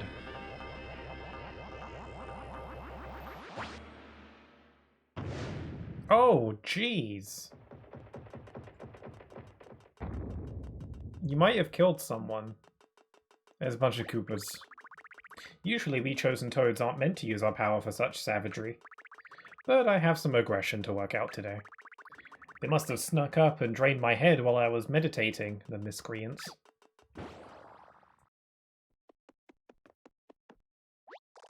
Well, colour me impressed. Pun. Remind me to stay on your good side. Hey, do you know anything about the big paint stars? We're looking for them. The world is vast, young one, and I am but a toad. I've seen no such paint stars, but it is a chosen toad's duty to serve those in need. Our paths have crossed for a reason, there's no doubt about that. Perhaps I am the key to unlocking your true potential. No, it turns out that I'm just the key to unlocking some random door. Well, okay, I guess. I'll meet you at the Crimson Tower, young one. I have magical powers, but I'm just supposed to be stuffed inside a door. Aw man, now I have to find a new gatekeeper. Well, I guess I've been demoted. Thanks a ton, Mountain Sage. This place isn't exactly hopping, you know. Anyway, cool. I guess I can open up the Crimson Tower door now and do the first proper boss. Except... there's a problem. I'm pretty sure in order to do the boss... Oh, I 100%ed that area. Neat. I'm pretty sure in order to do the boss, I need to have the fire extinguisher, like the thing Garbage Toad told me. Also, I just vaguely remember needing it for the boss fight. Yeah, a lot of the time you need specific thing cards in order to beat certain bosses, otherwise it's impossible. Or otherwise really difficult and inconvenient. But, it's not always abundantly clear. It's kind of like trial and error, but that's what the thing Toad in the bin in Port Prisma's for. You're supposed to ask him and he'll clue you in. So I need a fire extinguisher, I remember that much. So I don't think I should go over to the boss until I have that. I don't know where it is though, so I guess I'll just have to keep exploring until I happen upon it.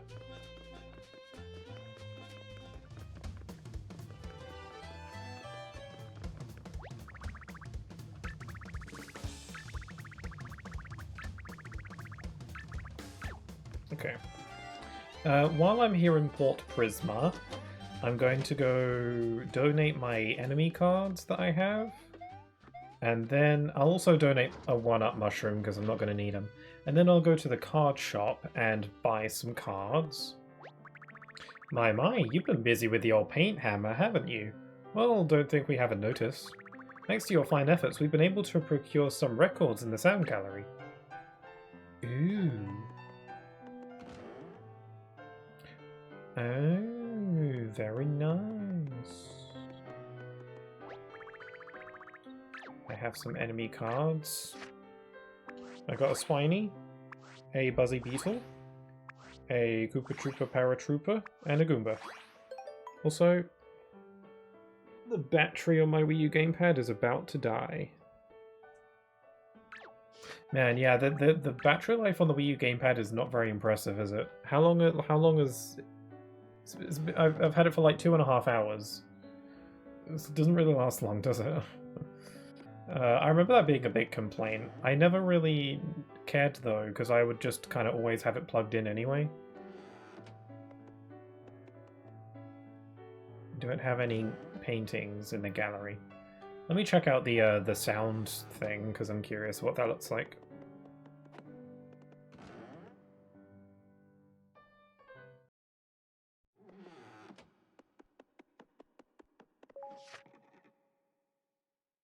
Okay, we've got a bunch of songs here.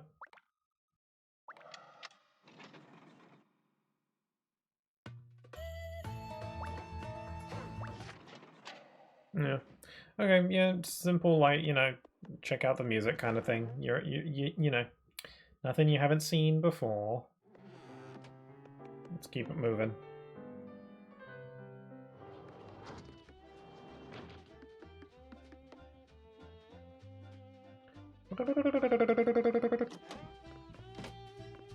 Okay, let's go. I didn't donate my 1-ups. I don't have to donate it, I guess, but, you know, because I don't intend on using any of them, it's like, I might as well. I think I have 3 1-ups on me.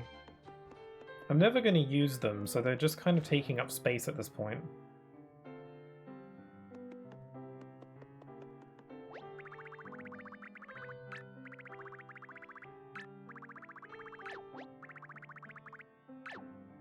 Okay, let's plop in a 1-up. And that will be all. The rest are mine. No sharing. All mine. Doing game file Can't talk. Doing game file verification on Resident Evil 4 has been acting up. What's game file verification? I'm unsure of what that means. I can venture a guess though, but I'll probably be wrong. But sorry if it's giving you trouble.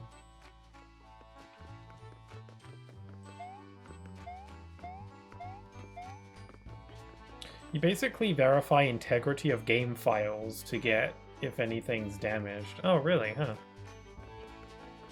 And it reinstalls any missing / broken files. Oh, interesting. Is there something wrong with your files? Some corrupted shenanigans or something?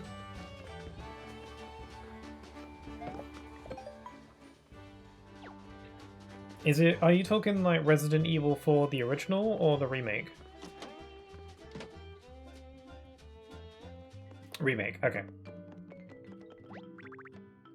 Okay, I'm gonna sail my 1-ups because I'm never gonna use them. I don't know why I'm talking like that. Okay, let's buy some of these.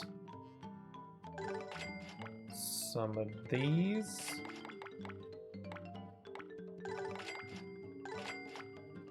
How much space do I have? I've got a decent amount of space. I've got 14 spaces for cards. Buy a couple more of these. Okay, I'll save the rest for cards that I find on the way. I've got plenty of cards, really. Okay, I've got 9. I've got like 7 mushrooms, which, you know, they heal you, but I haven't really needed to do that. Whenever I've been taking damage, of course, but every time I take damage, I just kind of take it, and then I just kind of find a heart out in the world sometimes. Okay, so I'm not going to the boss until I can find the fire extinguisher, because otherwise I'm wasting my time. Unless the fire extinguisher is in the boss state, but I don't think I should be assuming that. So I guess I'll go to Sunglow Ridge first, and maybe the fire extinguisher is here. I also need to find... Oh wait! Didn't I see the fire extinguisher somewhere? I think that might be what the purple rescue squad toads are guarding at Ruddy Road. So I need to find the last remaining rescue squad toad, and there he is over there. Cool, okay, everything is just coming up Millhouse now.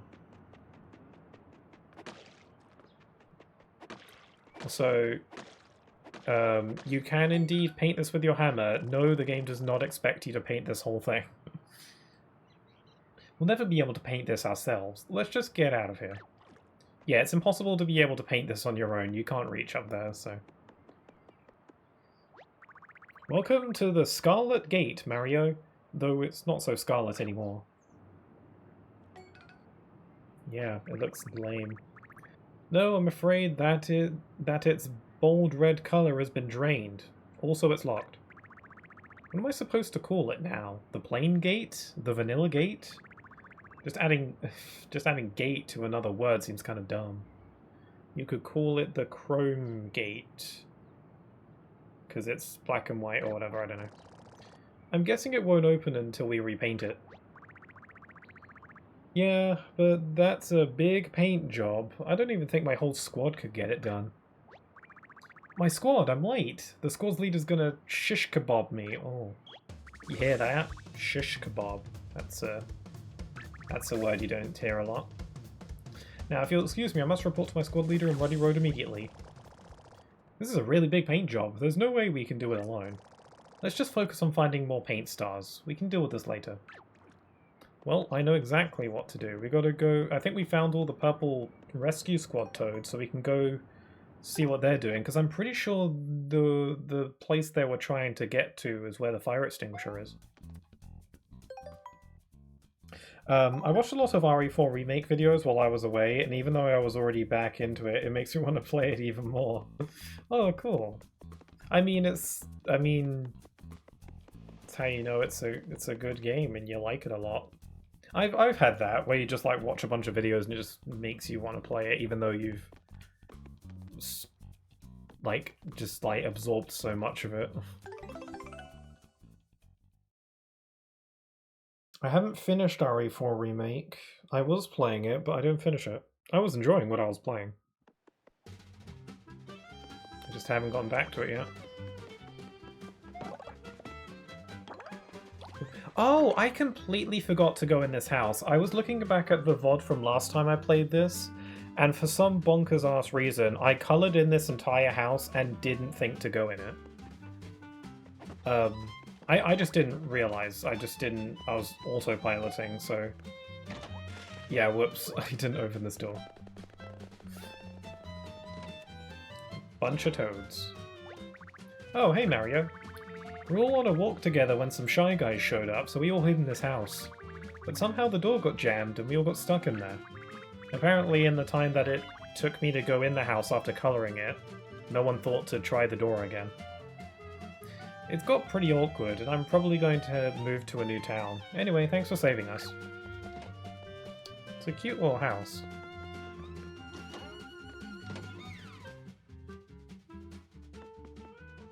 Ah, again, no bed. It's kind of one of the essentials, don't you think? Oh, hello. Oh, Mario. I was just lounging around my house when all of a sudden a gaggle of toads forced their way in. There wasn't any space left, so I had to cram myself into that bureau, I don't know. In my own house! Looks like they all left though. And thanks for getting them out of here. Here, take this. Wow, I've got so many of these now, so this is obsolete. It would have been useful if I had come here when I was supposed to. Oh well. It's a free card, can't complain.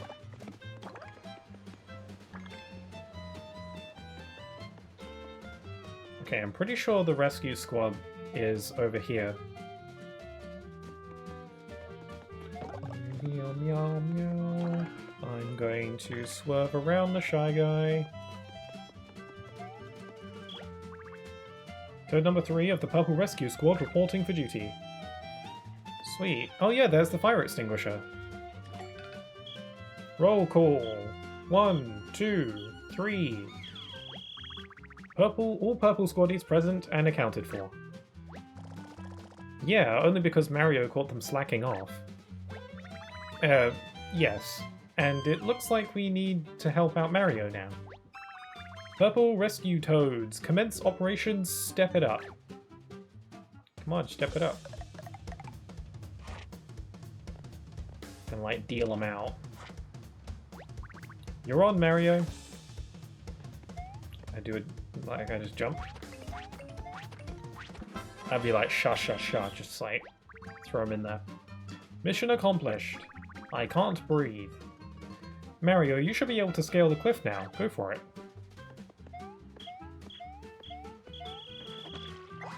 I feel like I didn't need Toads to do that. I could have done that with a lot of different pieces of paper, but whatever, it's whimsical and fun.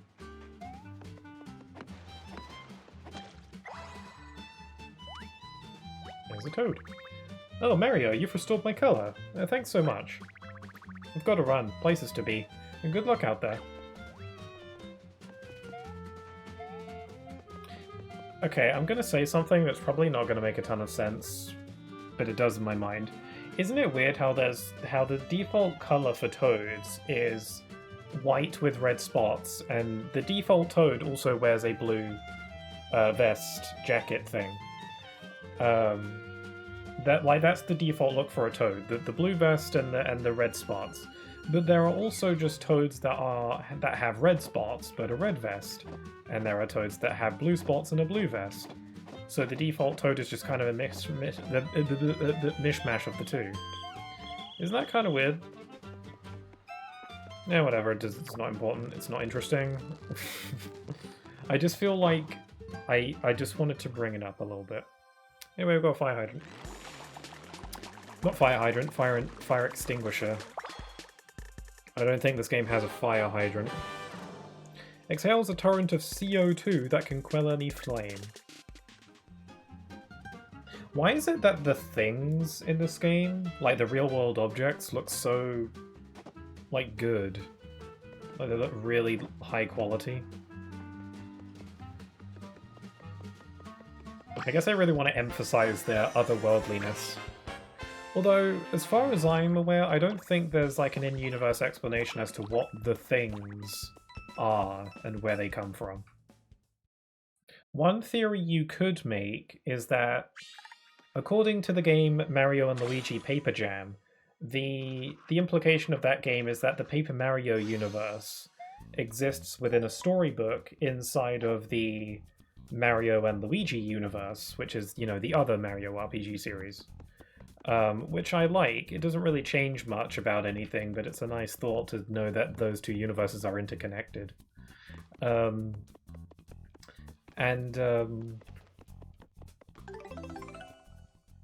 So maybe the things in this game are like things that come from the Mario and Luigi universe that are just kind of slipped into the book somehow.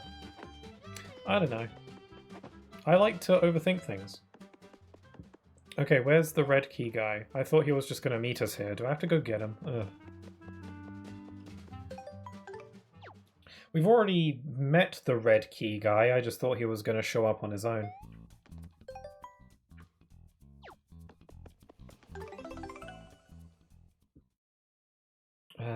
How much backtracking am I doing to get back there? I guess that's probably this game's biggest flaw for me so far. Not even the combat system, just like these little backtracking bits, I think. It's not the worst, and honestly, it's not even a problem that's unique to this game. Other Paper Mario games have that. Everyone's, you know, precious Thousand Year Door was very guilty of that. That was like one of its biggest flaws for a lot of people. And I love that game, don't get me wrong, it's my favourite Paper Mario probably. You know, that is a problem that that game is guilty of for all of its upsides. And the remake did, you know, address it, or at least that's what I was told, because I didn't play the original, so I didn't really have a frame of reference. There was still a decent amount of backtracking to do in Thousand Year Door, but I guess they added like some extra warp pipes to make it a bit more convenient to get around. I'm going the wrong way.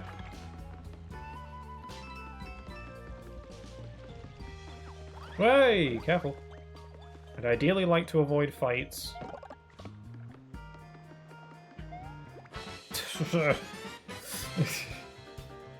Not happy.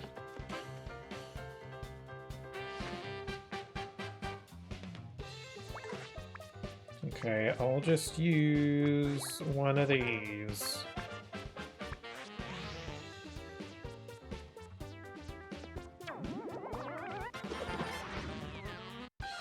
Because everyone's wobbling around here, it made it kind of difficult for me to see the timing for the hammer. Frick! No, go away! Don't! Maybe I can just use a, one of these.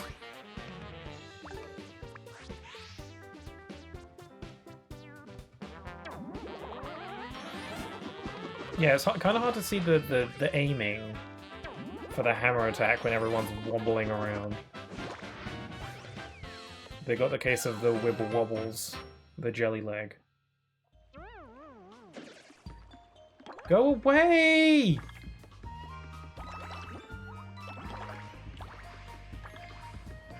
I don't like it.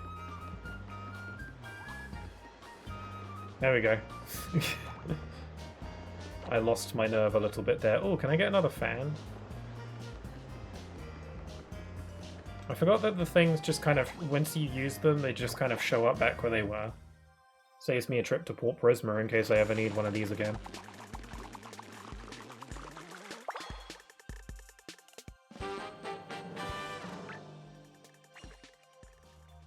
Okay, where am I going? Where is the red toad hanging out? I don't remember where he is. Is it around here?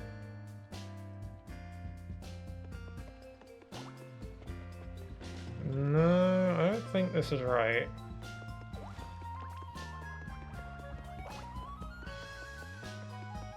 Oh no, he's up there. I remember now. I wasn't sure if he was gonna still be there. This is the wrong way.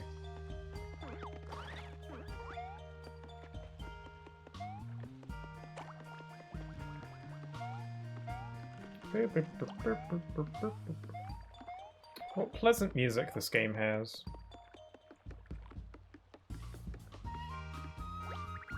If you ever need my help with anything, don't hesitate to call me. Nothing lies beyond the reach of the long arm of justice.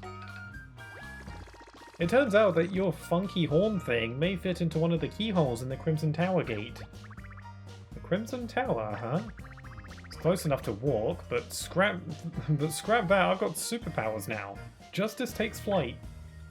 Do you think we could bum a ride with you, maybe?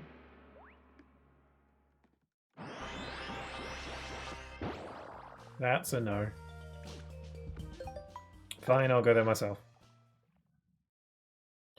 It's just a little hop, skip, and jump, I suppose.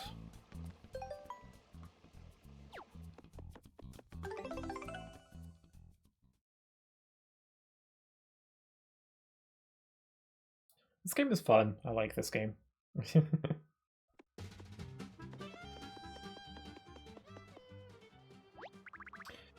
Mario, we've been waiting. The three chosen toads hath assembled. It's time to fulfill our destiny. Ah, they slot in there so adorable. Nothing's happening. Nothing's happening. But it is written in the book of hitting things with hammers. Hey, Mario, think you can give us a little oomph? Like some pow, you know what I mean? Okie doke. Bam. Sorry, I got a little paint on you.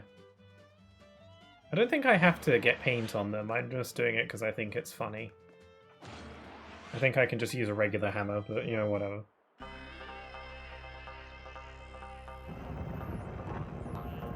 Oh, wait, are you guys going to be okay?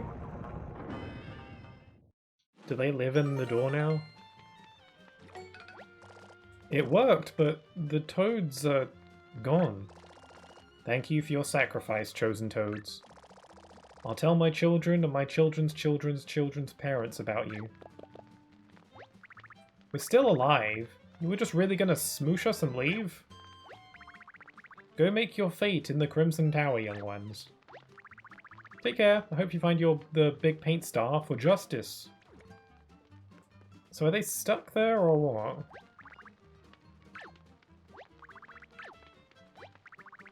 Oh, whatever. Let's go. It's fight time. We gotta make it up the tower first, though. Which probably will be a bit of a tall order. What? What's the matter? Whoa. Yeah, that is quite the pickle. I think I'll die if I go in there. What? Happened?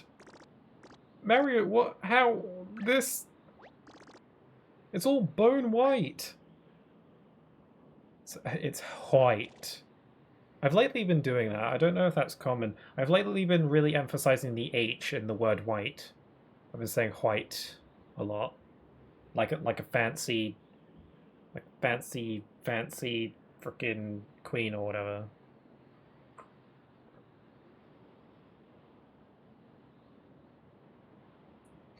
I'm gonna be sick.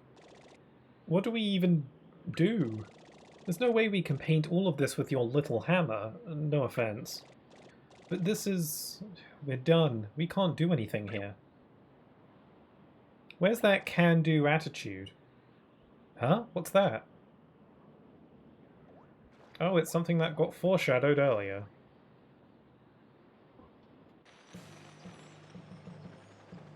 Oh yeah, one of the red toad that went into the key door was the same toad that was hanging onto this bucket earlier. And, you know, he fell and then we had to find his clothes and stuff. It's cool how things connect. Dang it, Johnson, I told you to pull up the anchor. Hey, you down there, think you could unsnag our anchor, pretty please? I can apparently hear you from all the way down here. Sure, I'll help you with your little anchor. Here we go. 1, 2, 3. Let's take it up. I've got super good balance. Helps when you're flat.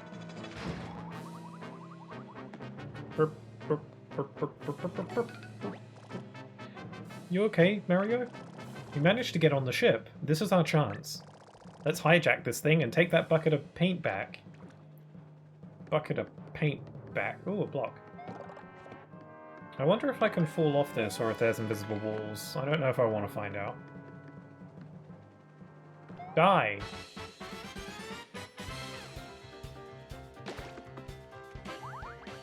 Oh, there's a lot of you. I've got just the thing. A little bit of magic.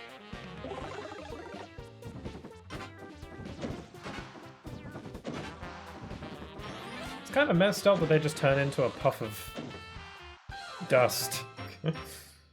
Isn't that kind of messed up? Oh, that was all of them. Man, that's something I like it when RPGs do that. When for games that have like those kinds of like encounters where you attack an enemy in the overworld and then you fight. I like it when RPGs do that, where like you hit an enemy to initiate a battle, and then other enemies in the general vicinity kind of join in on the same battle. It's great because it means that you can take care of all of them one go instead of having to do individual battles for each one. That's something I wish they do more in Pokemon. It's so friggin' annoying when you're like going through Team Rocket HQ or something and you fight like 3 Rocket Grunts back to back. And it's like, why can't we just do a double battle and speed this up a bit? You know, I'm gonna have to fight the same amount of guys anyway, it's just slightly more convenient. And also, double battles are fun. And I feel like they're radically underutilized when it comes to the main stories of Pokemon games. Mild rant about Pokemon there. Looking forward to the new Pokemon game, by the way. Yeah, I like it when games do that, where nearby enemies will join in on the same fight. It can be a bit of a downside because it means that you're fighting more enemies, so that can be a problem if you're, you know, if you struggle with the combat on stuff like that. But for this game, that's not really an issue, so... I mean, I'm sure some people might find this game's combat system tricky. But it's all in the mind, really. By which I mean, this game is like, you know, logic-based, strategic. There's not a ton of skill to it exactly. Aside from getting the action commands, I suppose, there's skill there. Mario? How did you get on this ship? We've got a stowaway here, boys. Get him. Oh, that's very cute.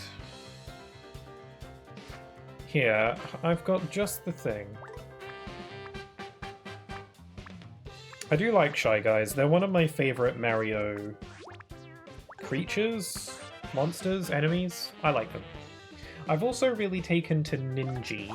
I like Ninji. I also just really like saying Ninji because it's a cute name. And I like Ninji. I would very much like it if Ninji were in the new Mario Kart. But I don't know as of yet. He's in Mario Party, so maybe Ninji will be in Mario Kart. Because I really want to be graced with the presence of Ninji. I don't know if Ninji is in this game. Ninji is probably in this game. That's not good. Maybe we should have kept one of them around to pilot this thing.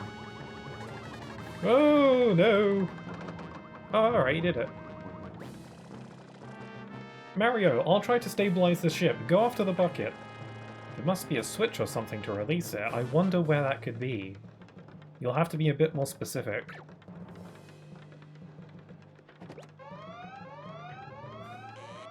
Was I supposed to press that? Was that a good idea? I might have... Oh, scrap. I might have died. Oh no, that wasn't the release bucket button, that was the self-destruct button that they apparently have on the bridge. Now the tower has a bucket on it. A little plap. Good thing we have we're made of paper. Full damage is just a silly myth. Why even have a self-destruct button on your airship? It's just bad engineering. But it's all good, because the Crimson Tower is crimson again. It'll probably be pretty rough in there, Mario. Maybe we should restock our carts before we go in. And the know-it-all toad in the trash can in Port Prisma can tell us if we need anything special. Hint, hint. Thankfully, I've already done all that. So we can just go. Hey, Mario! Hello, little green toad. This is it, the Crimson Tower Bridge. Isn't she a beaut? Are you the bridge expert guy? Are you the bridge expert guy? You know, that random NPC from Port Prisma? You just shown up because there's a fancy bridge. Come on, Mario, cross the bridge! Cross the bridge! You're random. Okay, I'll cross your silly bridge. So jazzed about bridges.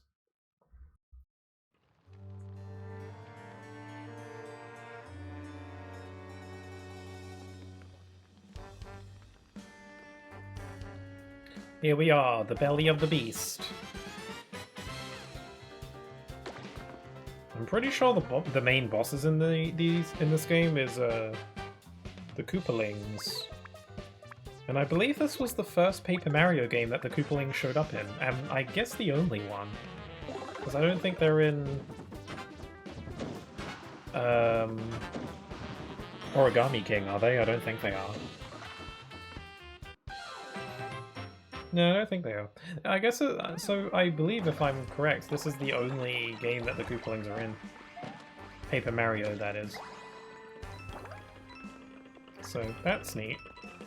I remember because, like, in Mario and Luigi Paper Jam, which came out before this game, but after Sticker Star, the Koopalings were in that game. Also, hello, it's Morton. The Koopalings were in Paper Jam, and they point out the fact that there's no paper versions of them. Because that game came out before this one. Morton! Why Morton here? Is that how he talks? I didn't know that. That's me when I go upstairs to get something. I just immediately figure out what it was. Oh yeah! Da Biggin. Big ol' Pain Star. Need find Big Pain Star. Right? Find right now, and fastly. I like him. He seems nice. You heard that right. Big Pain Star. I think he means Big Paint Star. It's got to be at the top of this tower. We need to get up there now. But wait! How does he even know that the Big Paint Star is here? And also, who was that guy? Uh-oh, Kamek's back. I think Kamek is just going to randomly show up and mess up my cards.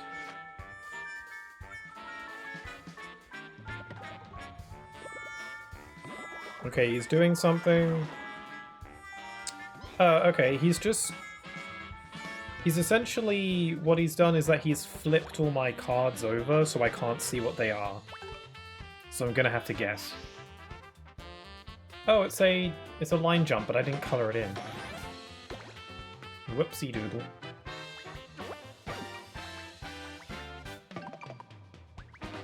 If I had colored it in, that might have been a good move. I don't know where my good cards are.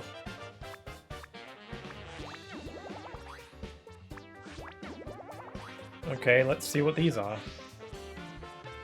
2 hammers. That's not gonna work. Oh, okay, those work on shields. For some reason I thought that those wouldn't work on shields. Well, now I know.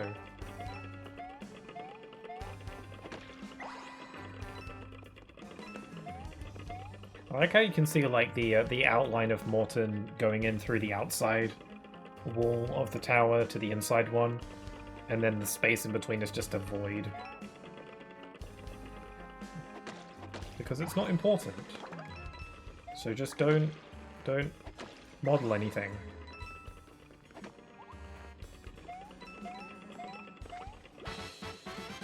Okay, that was an accident.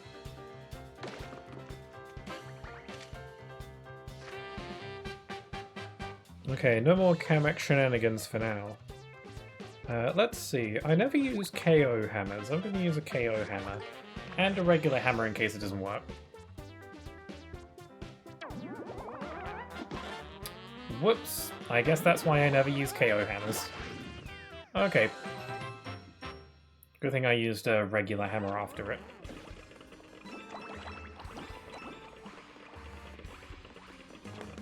Not really in the mood for fighting all those.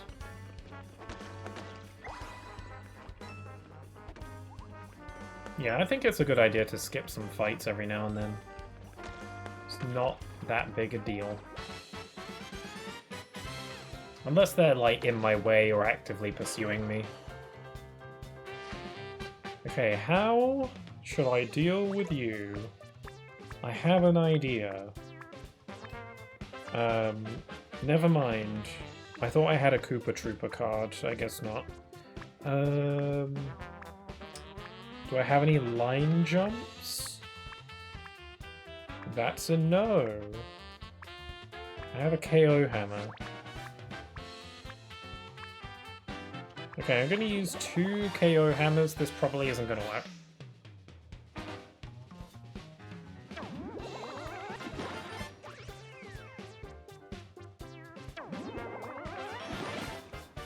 Oh yeah, it only attacks 2 at once. I was kind of thinking it might get both, or just get them all in a row. Silly little Goomba, you are feeble. It's funny how Mario needs cards to fight when he could just, you know, hit stuff with his hammer, you know, on his own. It is like Kingdom Hearts Chain of Memories logic, where everything is just revolves around cards. Cards, cards, cards. You like cards? We got lots of cards. Be sure to buy your booster packs today. Okay, there's a Gumbo, and he's in my way. I don't think I can slip past him. I'm gonna have to fight.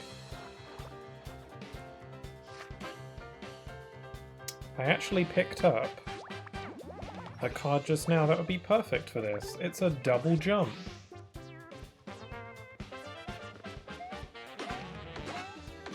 Probably a little bit overkill. A regular jump is a bit powerful for these guys. I do like the little detail that every time you do like when essentially when you overkill an enemy, every attack after its HP has already hit 0 will give you just a little coin, just for your troubles, you know, which is nice. A minuscule amount of coin, but you know, it's still something. It's still nice. It's just a nice little touch, a kind gesture. It's all about the feel at the end of the day. Game feel is important. May not always seem like it, but it is. Also, frickin' Slinky.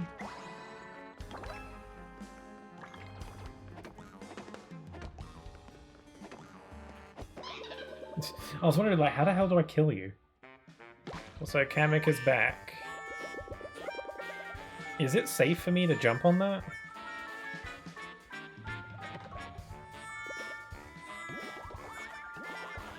Oh, okay, this time Kamek just took a bunch of my cards away and replaced it with a bunch of hammers. Oops, I took all but 6 of your cards. You're never ever getting your other cards back. Well, unless you win the battle. Okay, that's a relief. I'm gonna use these. You only left me with 6 cards, and 2 of them are thing cards, which I really would rather not use. So that was balls-tastically easy. Felt like that was hyped up a bit.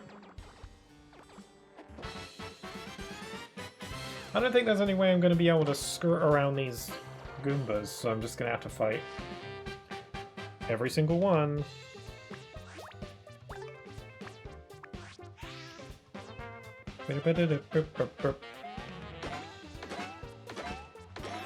I wonder if this game has that thing where once you get powerful enough, you can just insta-kill enemies out in the field without having to engage in a fight.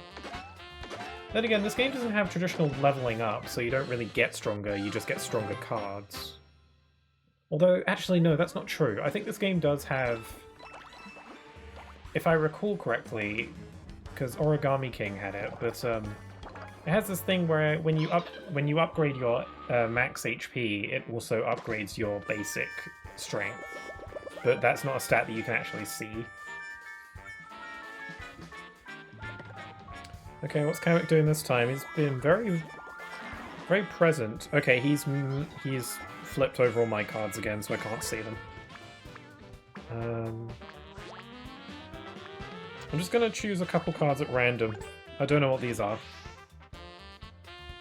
Ah, a Hop Slipper and a Ice Flower that has not been coloured in.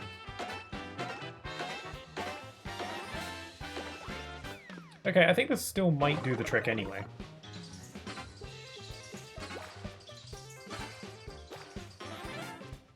Oh, I like how one of the ice balls I threw out wasn't coloured in because the flower wasn't fully coloured.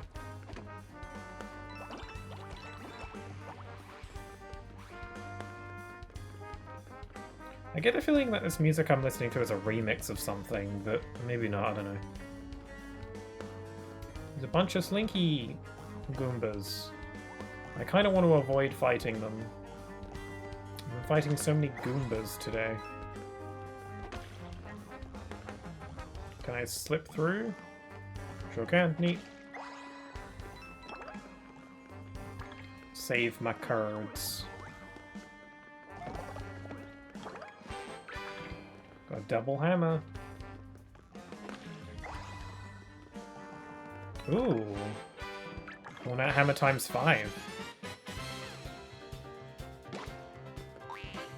So, I feel like jumping on the accordion Goombas, as they're called, is a bad idea. I feel like if I do that, I'm gonna have a bad time. Because I feel like if I jump on it, it's just gonna spring me upwards and I'm gonna get hit, so... The hammers seem to work, though. Alright, just one hammer to the face will do the trick.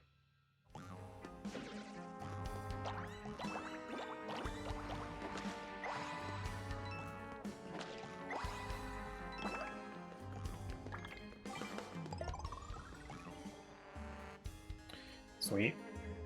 I made it.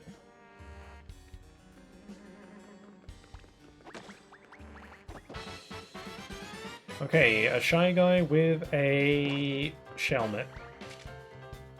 Did this game come out before Super Mario Maker? Because if that's the case, then does this game, I guess, would predate the Shelmets in those games. Okay, I'm going to use a Fire Flower, and in the event that it doesn't work, I'm using a hammer as a backup. No, the fire just incinerates everything.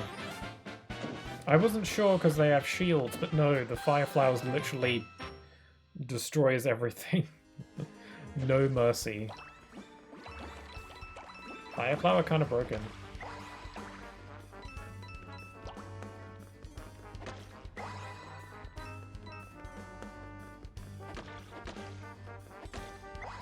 Oh, the music sounds familiar because it's a remix of this game's main theme.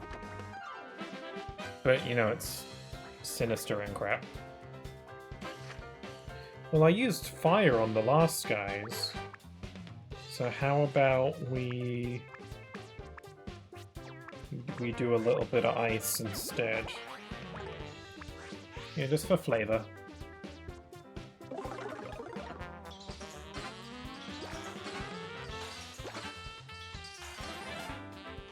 I'm having to press the A button to charge up the Fire Flower, by the way.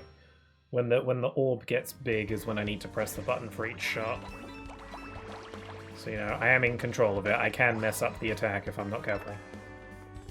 But I'm not a idiot loser. I'm surprised I haven't reached my max capacity for cards yet. No, I've still got space for 8 more cards. Oh, hello. Well, that's a load of baloney. How am I supposed to get... Okay, I guess I'll go down here and... Go down here and I gotta get you. Let me get this coin. Aw, they fell on their little faces. I do like the Shy Guys. I think they're cute. It reminds me of playing Mario Kart. Mario Kart on the DS. Because, you know, on the DS they have DS Download Play, so if you don't have a copy of Mario Kart, only one player needs to actually have it, and then you can use DS Download Play to connect up without having to actually own the game. And it seems like they're bringing that feature back with the Switch now, actually. So it's pretty cool. It's not the same name, but it's the same basic idea. So only one player needs to have a copy of the game to play. But if you're playing via DS Download Play, the trade-off is that you don't get to select your kart and character. You are limited to just playing as a Shy Guy. But you can play as a bunch of different colors of Shy Guy. The issue is that you can't choose which color, it's random. And I remember playing with my brother and sister, and we'd keep on resetting the online lobby until we all got the colors we wanted. Some good times. Ah! Ah! Ah! Hello, gentle sir. We overheard that you're looking for a big paint star. We are too. May I ask who you might be? Perhaps we could search for the big paint star together. Hello. Yes. Hello. I'm Huey, and this is Mario. Yes, that Mario. I'm pretty sure Mario already knows who he is. But because he's a silent protagonist, he can't speak up about it. Big, large paint star. Yes, we're looking for a big paint star. Have you seen one? Me, Morton. Nice to meet you, Morton. Look, we really need that big paint star. You know, I don't think we're really getting anywhere here. Mario? Shad? Mario! No paint star for DeMario. Look at him go. I like him. I think he's funny. What? He broke the floor! Something tells me he's heard of you before. This Morton guy is gonna be trouble. Let's tread carefully. There's a Shigi! Thought he'd get the jump on me, did he? What a silly notion.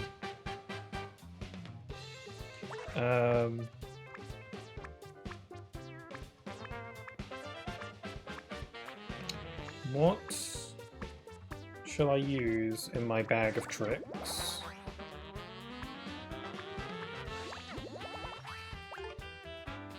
Some of this, I think.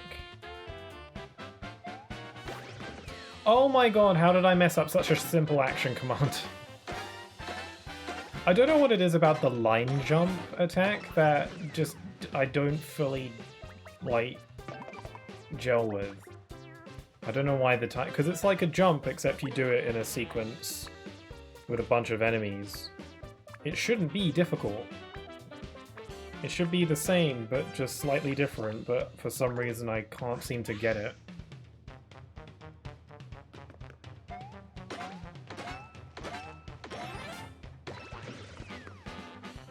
I do really appreciate how all these battles take place within the same space as the overworld, instead of you being in some battleground void. I'm sure the game just like has a set amount of battle spaces that are themed around various areas of the game. I don't think we're literally in the exact same stage as we were previously. The game's just like warped us to an area that just looks identical to give the illusion that it's all happening seamlessly. You know, or something. Still, it's a nice effect. It works. I'm the Hammer Jammer. How about some Banana Slammer?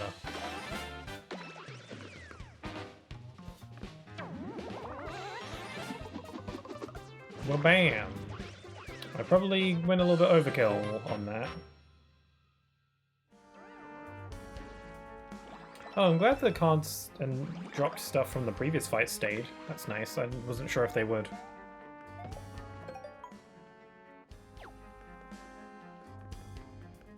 Oh, right. We're supposed to... I believe we're supposed to cut out.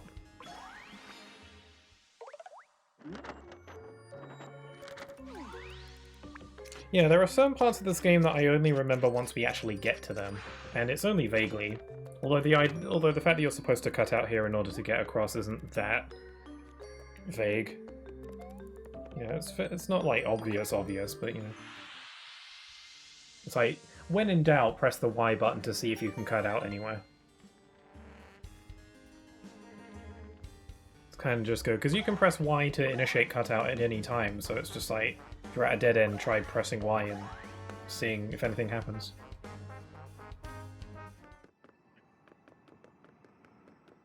Hello? That's a big pain star, and it's Schneepin. It's really cute. Once again, it's a collectible that has a face, because everything in Mario needs to have eyes for some reason. Morton, find Pain Star. Look, it's the red big paint star. But there's something wrong with it. We need to help it quick. Bad Mario, find Pain Star. I had no idea that Morton talked like this. But Morton, find it more. More Mortons. More tons. Morton Crush Mario. Okay, first boss. After like, what, like, how many hours have I been playing? Like 7? Several? 6? Not in this stream, but the first one combined. Morton Strong! Morton, more tons! It's got a little magical wand. Bring me pedal stool. Oh wow, you're more intimidating now. Morton on pedal stool! Oh, he's trying to say pedestal. Gotcha. Look now, Morton's safe here. He talks like George of the freaking Jungle. I have an idea. I have a cunning plan. And it involves hitting stuff with a hammer. I'm supposed to use that fire extinguisher in this fight. But I need to wait for the right moment. Because if you use it too early or too late, then you've wasted it and you have to leave the fight. That's really how it works. If you mess up, then and you use the thing card at the wrong point, then you're screwed and you have to leave. It's funny, because usually in games boss fights are non-fleeable, but that is not the case here. You can leave, because otherwise you're screwed if you don't have the right cards. High place broke. Low place scary. He is just a child at the end of the day. Okay, how do I killify you? I guess I'll just use my best attacks. And I'll activate a Shy Guy in attack mode.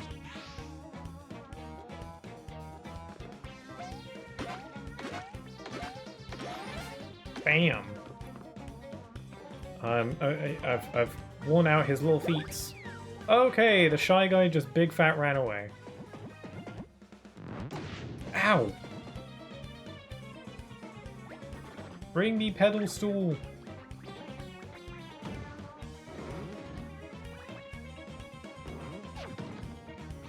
Okay, let's see. I need to get rid of the two Shy Guys in front.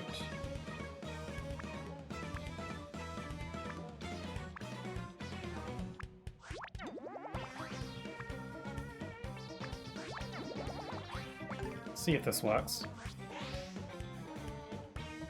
It'd be nice if the big paint star was in the background during this fight, because it's supposed to be there.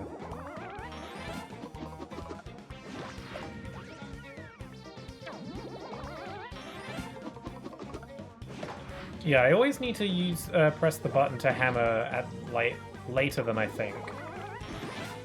Oh, good one. He's gone. So yeah, that's a good thing to take note of. Once I've gotten rid of the pedestal, I can hit him after that as well. So I should plan for that. Okay, let's try... I don't know what to try.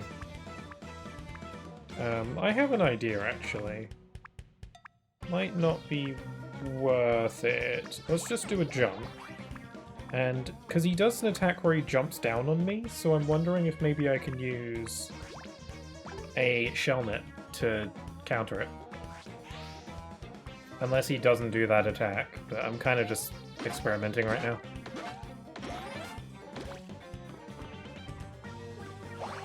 I do need to be conscious of the fact that I'm like half health. No, he is doing the chargy thing. Ooh, that's smart. Okay, let's heal. And then...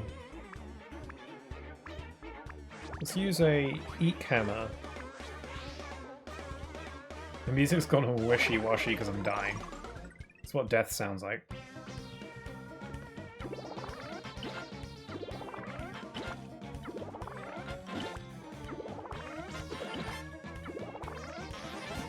So yeah, Eek hammers are basically just regular hammers, but they're multi-hit instead. Good for stacked enemies, I suppose. I was kind of just using it there for variety. Morton is fired! Ah, I think I know what I'm supposed to do here. Okay, it's time. I'm going to use the fire extinguisher, and I've also got some jumps, just in case I'm given the opportunity to attack right after. Hopefully he doesn't retreat into a shell. Maybe I should have used hammers just in case. Oh well. Have no fear, fire extinguisher is here. See, look how good that looks.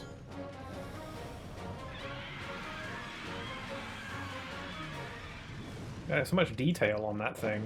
It's kind of great. Whoa! That took out a lot of his health. Fire broken? Mallet gone. Just stick.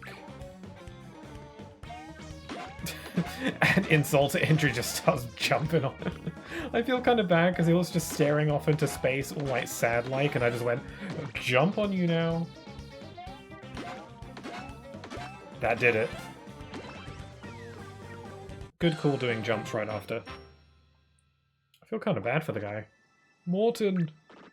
Morton lose. Bad Mario get pain star. Master Order Morton. Say go get pain star. Morton, more like Leston.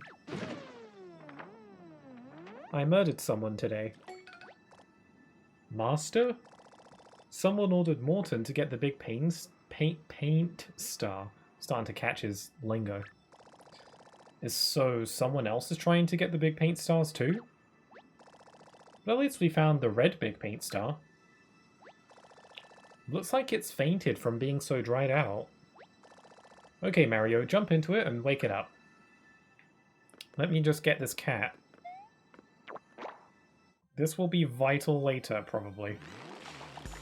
Actually, I'm not sure if it is. Because I think there are certain things that are really just for combat and nothing else. This might be one of them, I don't remember. If this thing has a purpose outside of combat, I sure as hell don't know what it is.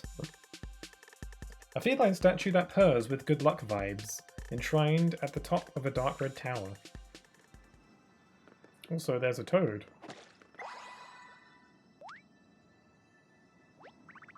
Huh? Mr. Catoluck is gone, but Mario's here.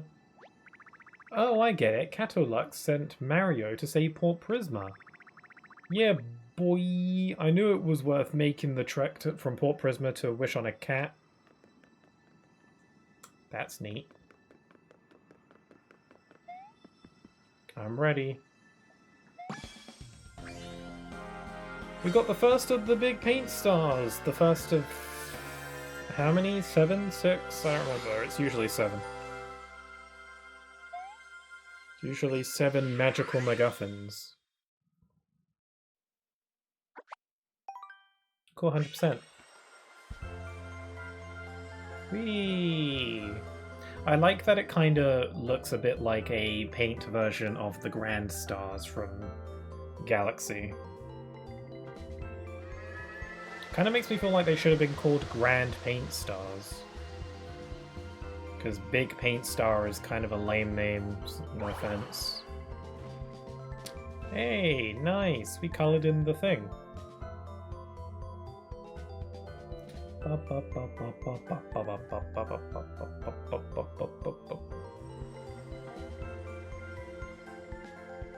no, there's 6 big paint stars. Hello. Finally, the red big paint star is back in its rightful place. It's all thanks to you, Mario. I don't know what we'd do without you. Thumbs up. Thank you both. It talks. You didn't know that? Wait, did the paint star just say something? That's never happened before. No, that's not possible. Maybe it's more like we can somehow hear its voice inside our minds?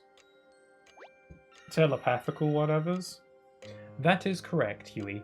I'm using the power of paint to color your thoughts. That's adorable. Thank you both for saving me, but there's work yet to do. As you can see, the other big paint stars are still missing. If you will help, I can share my memory of what happened here with you. But be warned, it is not pleasant. Please close your eyes. Cool, time to get some trauma. Wish me luck with the nightmares. Oh no, they're all scared. They have more personality and sentience than most Mario Star collectibles. I'm gonna sneeze. Also, I sure do wonder who that shadowy figure is. I haven't a clue. Is it Dr. Eggman? Is it Forfall? That'd be a twist.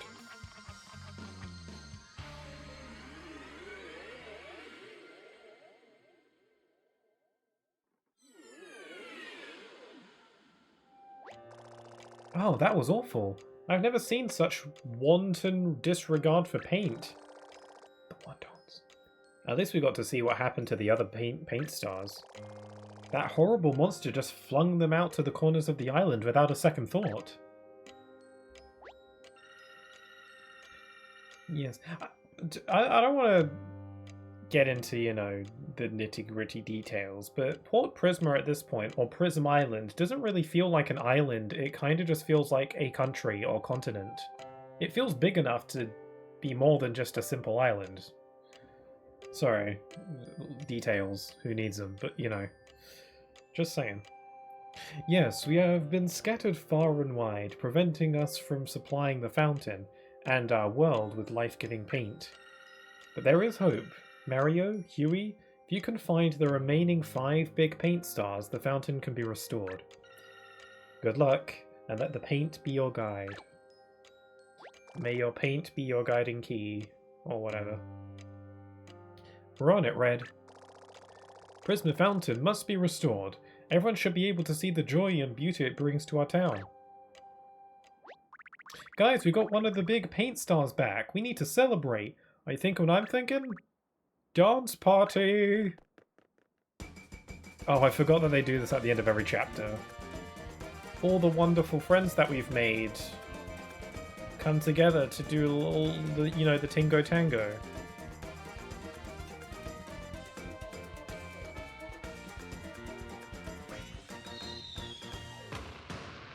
Yay, we get a little heart upgrade. Mario's doing a little groove. Max HP up. Whoa, looks like Red just powered you up, Mario. Of course, what we could really use is a detailed map showing us exactly where the monster threw our paint stars. But this will have to do for now. I just hope we have enough power to defeat that thing. Feast your eyes! I didn't know he was going to show up here. Ooh. It's like Fury Bowser from Bowser's Fury, except way less cool. I have harnessed the power of the black paint. Nothing can stop me now. It's kind of like Bowser meets Bendy in the Ink Machine. He came out of that ink machine, probably. Soon I will share the dark gift of black paint with the entire world. Later, chumps. Whee! Bowser's kind of adorable in paper form. Oh, and there goes Peach.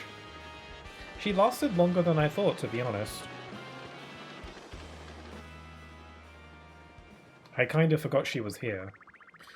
Mario, Princess Peach has been kidnapped by Bowser. No one could have predicted this. Yes, I sure didn't. I know this is highly unusual, but can you help rescue her? Yeah, okay. Hold on. Oh no, he's off. He's like, I gotta go. That's my cue. Hold on, Mario. We need a plan. We don't know where that airship is going yet. Plus, I mean, did you get a good look at that bad guy? He flung those paint stars like they were nothing. Whoa, what's that? It's a little baby Peach. This is a hollow Peach. You know, a self-delivering postcard shaped like Princess Peach, obviously. She must have been able to get one quick message out just as she was being kidnapped. That's neat. Ooh. How cool! It's like a hologram in full 2D. It's so flat, it's like she's actually standing here. Good one, I gotcha. This is like Star Wars. Mario, I've been kidnapped by Bowser, and he seems different somehow. I mean, besides all of the black paint, obviously.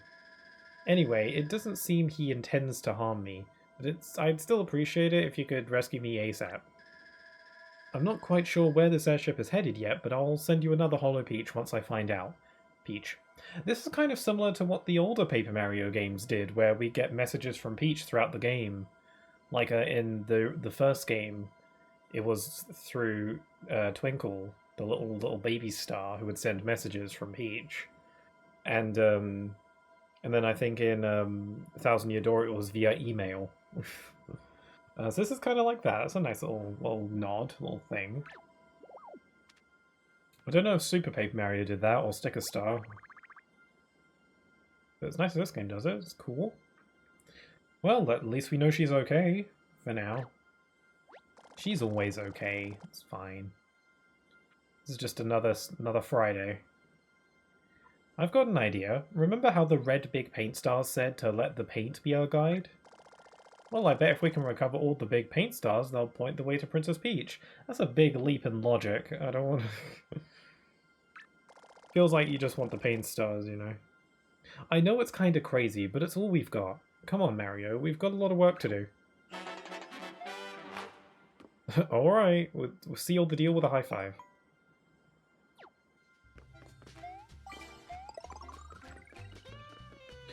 One nice detail that I like in this game, that a bunch of Mario games do, is how the music for Port Prisma will evolve as you progress through the game. I think it's still a bit too early for it to change yet, but it will. Oh, it will. Like maybe once we get like another couple stars.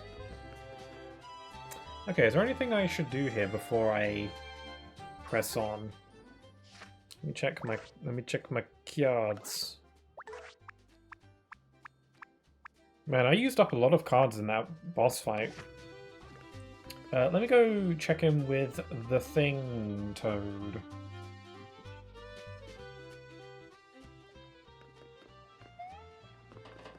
The Trash Toad. Hello again, Mario. Need to know about anything today? We must seek out an ancient thing that has been recently uncovered at an excavation site. A really special feeling about this particular thing. I think it would be just the thing for you. Oakley dokley.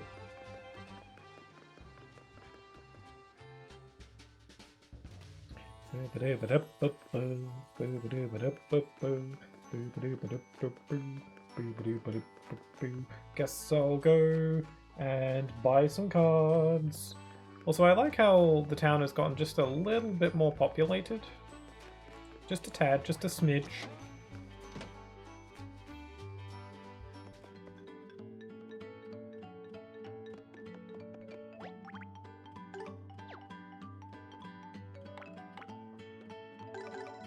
Buy a couple of those. I'll buy 3, actually.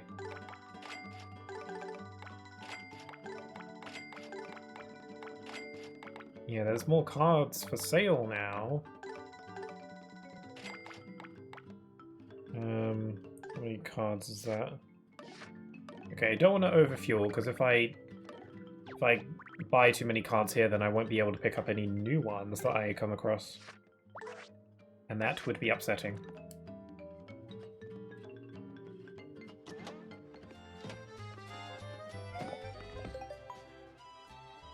It is kind of weird that this game does not have any way of being able to level up your max card count. It's stuck at 99 and it can't be increased beyond that. Yeah, we can get like an unlimited amount of red paint from this. I guess the reason they didn't make any feature that allows you to increase your card cap is because that would just make the fights even more easier than they actually are, than they already are. Also, I love how I collected all that paint and the frame rate just died for a little bit. It's funny. There's too much colors. Oh yeah, the main map screen also evolves musically. Okay, so the only other place we can go to now is the Sunglow Ridge, because the gate is all painted in now, so this is the only place that we have to go.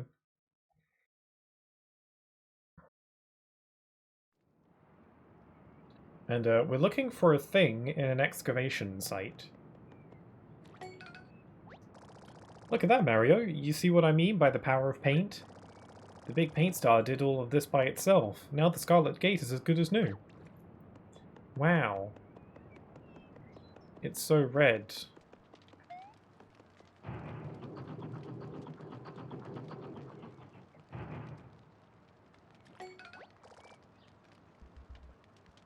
Alright, we're in.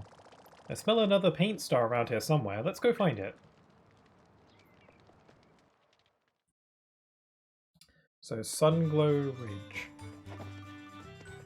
Ah. Some of the music in this game does come back into my memory once I hear it for a second. You want some of this, pretty boy? I'll slap that mustache off your face. That was random. Mario, your preemptive hammer and jump strikes will grow more powerful every time you find a big paint star. If an enemy is weak enough, you might be able to just instantly squash it with your hammer and not have to battle at all. Sweet. Good feature. I think most RPGs should do that.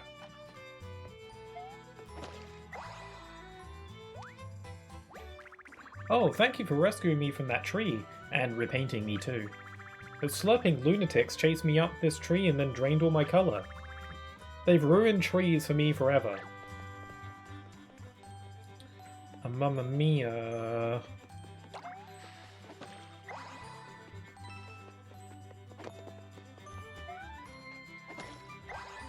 This place is so pleasant.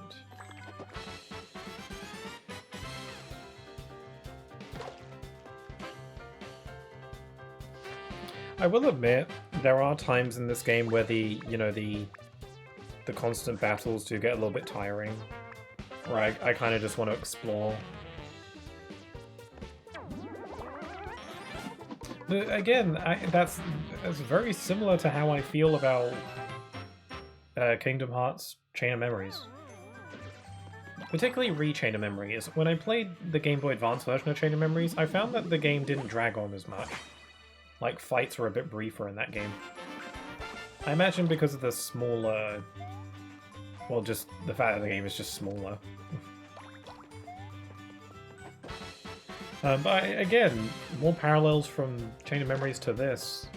I feel like this game also has, like Chain of Memories, this game just has a lot of fights, and you're just doing lots of fights, and they're not like the most crazy, engaging thing in the world, but they do have their moments.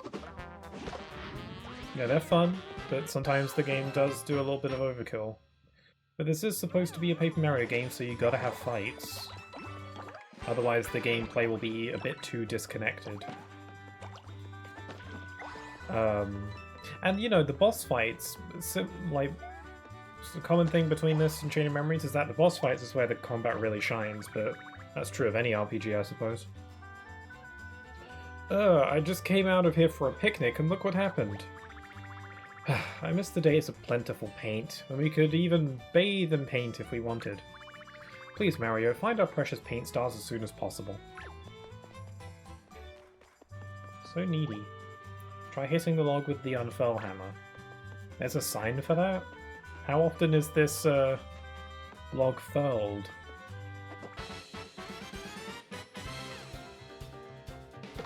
Who set up that sign? Do I care? A little bit.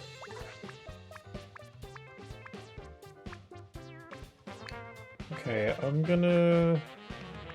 don't have any worn out hammers, so I'm just gonna use a regular one. Also, I've got a lot of coins. The only real use for coins in this game is for buying cards. And, you know, I'm buying cards sometimes, but, you know, cards are pretty plentiful otherwise. I wonder if doing a, like as a challenge run of this game, I wonder if it will be fun to do a challenge run of this game where you go through the entire game without ever buying cards, and only using what you find.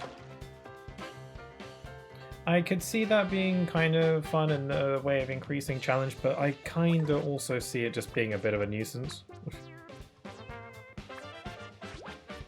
Like, when I played Origami King on stream about a year ago, maybe a bit more than a year ago, I don't remember exactly when that was, I started that playthrough by doing a no weapon run, or no gear run, where I only used Mario's default hammer and boots to attack, and never using weapons.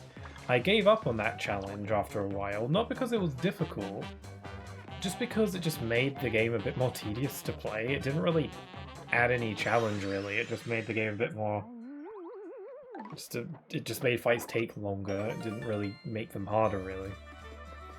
So I just stopped doing that. And I feel like doing a run of this game without buying cards ever would be a kind of similar story. Where it just kind of makes the game less convenient to play. Not really that difficult. You know, it's awfully quiet around here. That's never good.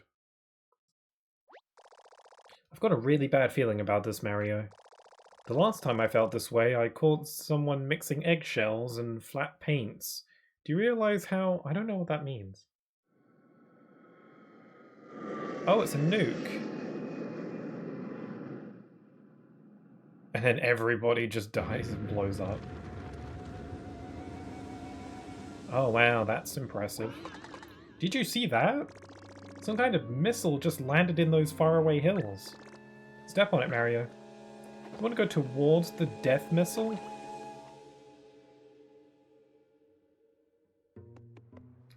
Because we live for danger.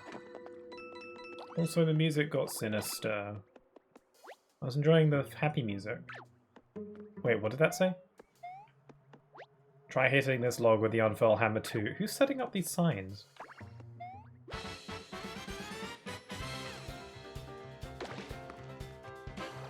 Oh, if I hit this guy with my hammer, it would probably defeat all of them.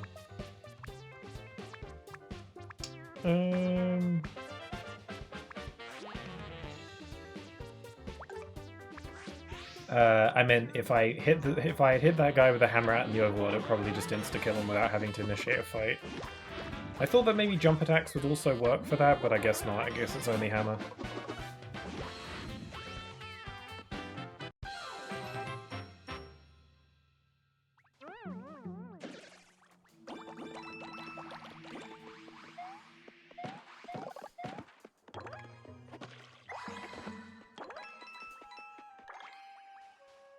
The Shy Guy... Oh, he's trying to camouflage into the grass. That's kind of cute. Isn't it weird how so many enemies in platformers like Kirby especially, and you know this, where all the enemies are just kind of really cute? It doesn't feel great to kill them. But, you know, you gotta make your enemies cute so that, you know, the kiddies like them and like killing them. Well, you know, you don't want to make the game feel, you know, weird by having like really messed up eldritch monsters as the enemies, you know. Okay, what's Kamek up to this time?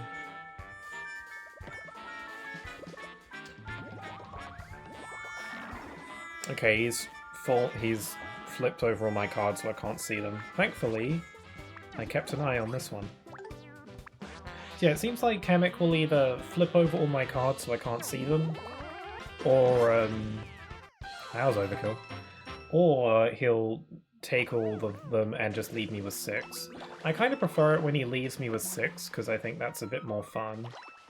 Because it's kind of like a, you know, use what I got, use what they leave me with, and I think that's more fun then, you know, not being able to see my cards and potentially using something that I didn't want to use. That's just kind of annoying. I squished the Goomba. Also, is that a Sniffit? I do believe that is a grade A Sniffit. Soon to be a dead Sniffit.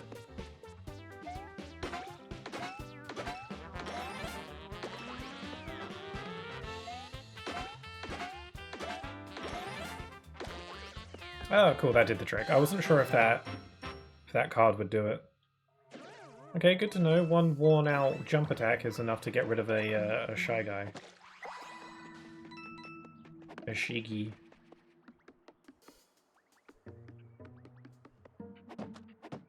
Oh! I wasn't actually expecting that to work. A spin jump.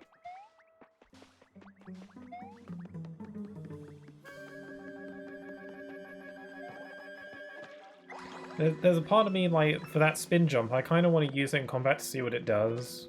Because I don't remember. But then it's also like, maybe I should save it for, like, when I really need it. But when is that ever going to happen? When am I ever going to get in a situation where I absolutely 100% need a spin jump card? I should just use it. It is like the breaking weapons in Breath of the Wild, where it's like, just use the weapons. You're going to get a ton of them later anyway, just use it. It's fine. If you save them for later, that's never gonna come. It's like I think people refer to that as the elixir problem, or something like that. Where, you know, in RPGs you got like items like potions or well, elixirs, where because they're so valuable and useful, you'll want to save them, but if you constantly are saving them for later, and later just never comes because you're always saving them. And then it might get to a point where you're at the end of the game and you're in the final boss and you just frantically panic and just use all your best items because it's the end of the game. Unless there's post-game, in which case, well, you're still never going to use it. Okay, I'm lost. I'm supposed to unfurl this log, but I didn't see any unfurl blocks anywhere. There's nothing here, unless I'm supposed to cut out. There is like a mountain in the background. Ooh, there is something to cut out here. Oh. It's this little shape. Just gotta do a little snip snip on the gamepad. Oh, it's just cards.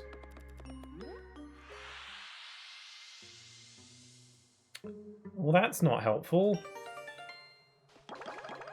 Wow, I got 3 cards that I could just buy from the shop. Wow. What a hoot. Okay, I didn't mean to sound ungrateful, but I was kind of hoping that would be progression.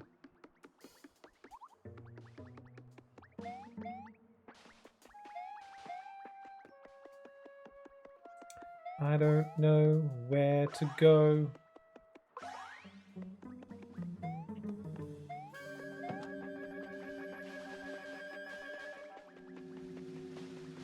Maybe hitting these trees?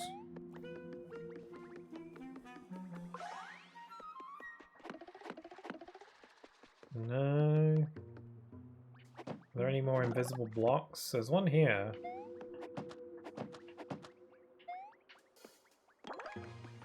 The blaze hammer. Am I supposed to take out all the Shy Guys? I kinda don't really want to. And I don't see how that will help. Maybe one of them has the unfurl block. Never mind, I found it. The solution was just to hit random trees.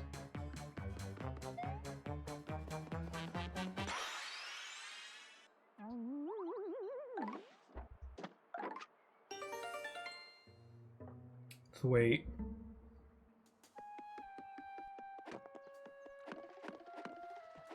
It looks like if I hit the trees enough, they'll just go flying. Like a helicopter.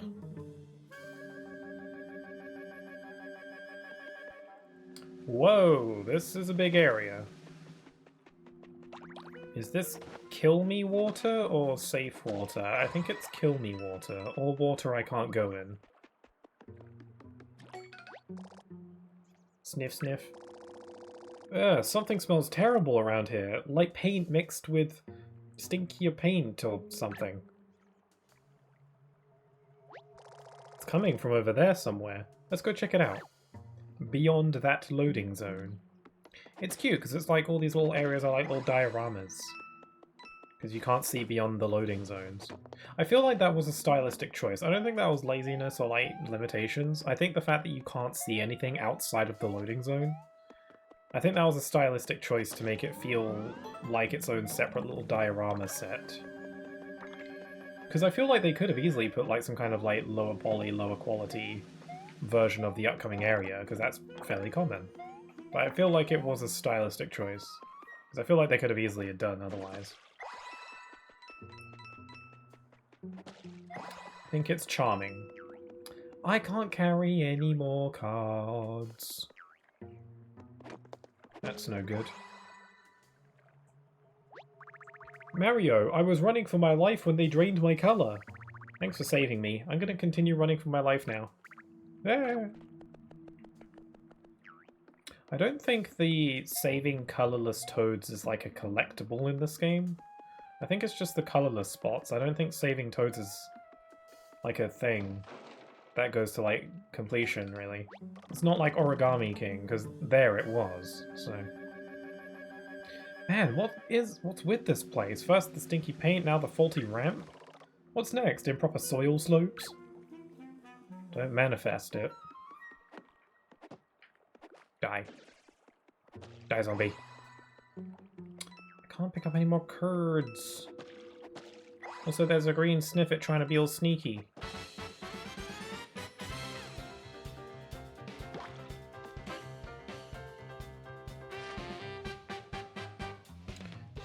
I'm gonna go ahead and try my new spin jump card.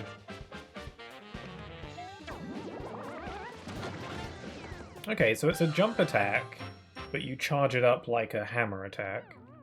I wonder what possible uses that has. I wonder if it'll work on spiked or shielded enemies. I wonder, I do wonder. Man, I am full o cards. I wonder if maybe I should look through my deck and see if picking up any of these cards would be worthwhile, but... On the other hand, I can't... Frog suit! That's worth it.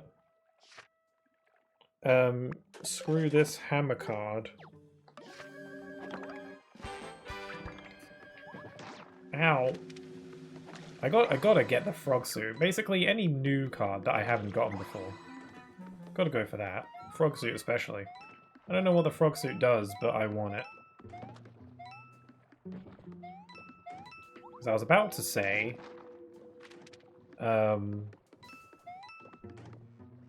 you know, I would go through my cards to see if I can discard anything to get any of these new ones that are dropping. But I can't be bothered. I'll probably be fine. It'll be good. I haven't died in this game. It's not really a difficult game. It's not really the point. Oh, you sneaky little Sammies.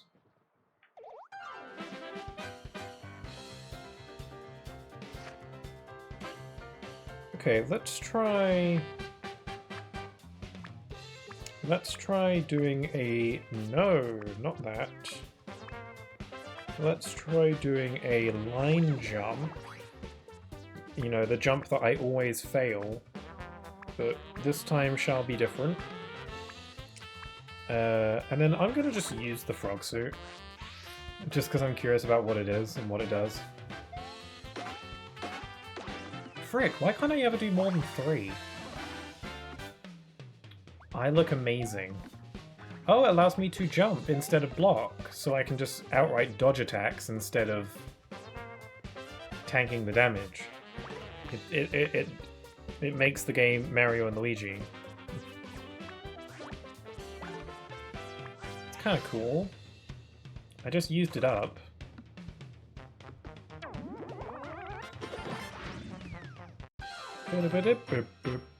It'd be cool if the frog suit carried over into other fights and you just lose it when you get hit or something.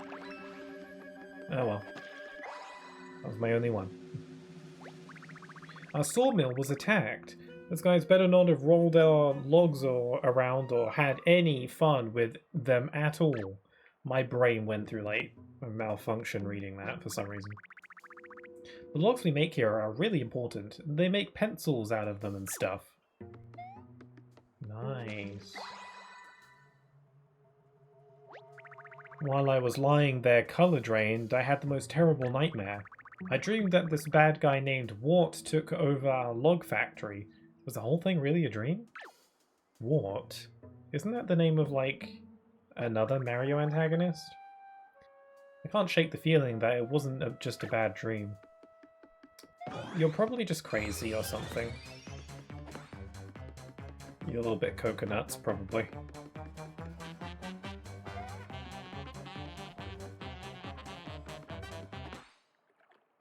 Should I have done that? No, that was right. I was wondering if maybe the log was there because the game wanted me to ride the log across the water, but no. Simpler than that, just make a bridge. I just got a heart. I feel like that means the game wants me to fight something.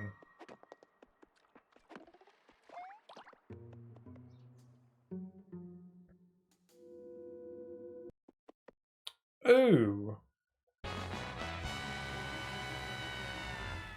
Yuck.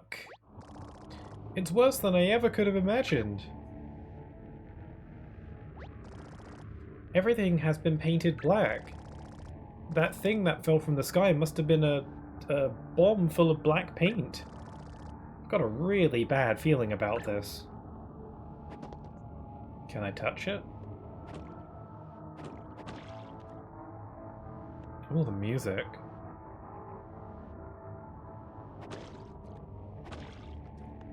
Paint doesn't work on it. Ow! That hurts a lot. Mario, are you okay? You can't touch the black paint. Well, thanks for telling me that now. This stuff is beyond toxic. Whatever you do, don't touch it. Great, now I'm gonna die in 7 days. I'm sorry. I should have warned you. Oh, well, okay. Apology accepted. I need to make this right. Would you, mind closing your eyes for a sec? Okay. I'll just use my imagination. Okay, you can open your eyes now. Holy crap. Alright, now let's never speak of this again. Look, there's a mini paint star I must have originally smelled. Onwards. Yay! Happy!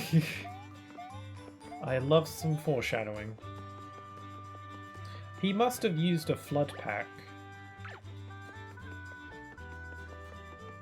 The flash liquidize ultra dowsing device or whatever. Why do I remember that?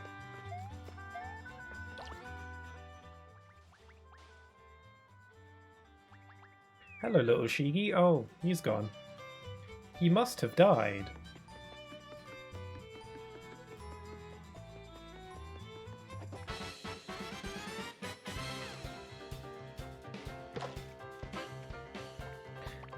The game basically forced me to take 30 hearts, 30 points of damage for that cutscene.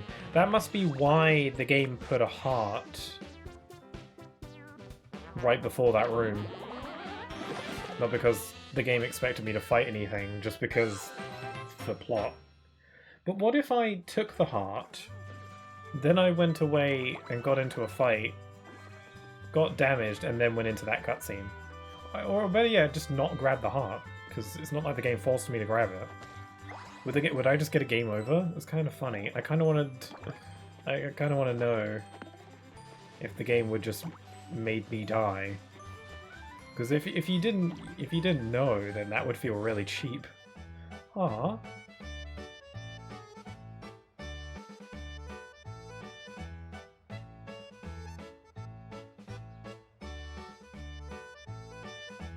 Perish! Feel kind of bad. One of those Shy Guys is actually a Sniffit in disguise. Okay, even though experience has shown me that I suck at using line jumps, I'm gonna try my luck at another one. Actually, I'm going to anticipate I'll fail and use 2.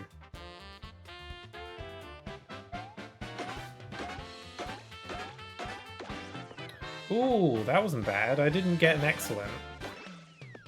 But I did a lot better. I kind of tried to like lock in for that. I killed them. That's a big blob of paint. I could use some blue, actually. I wonder if the color paint that you get from fights depends on the enemies. Because I got a lot of red paint there, and those were a lot of red enemies.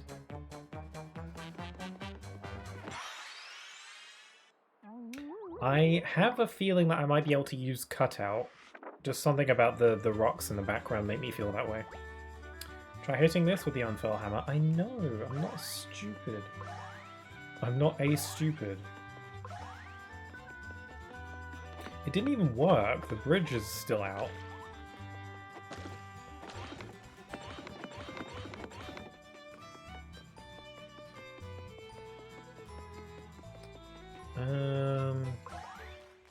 Is there something I'm missing?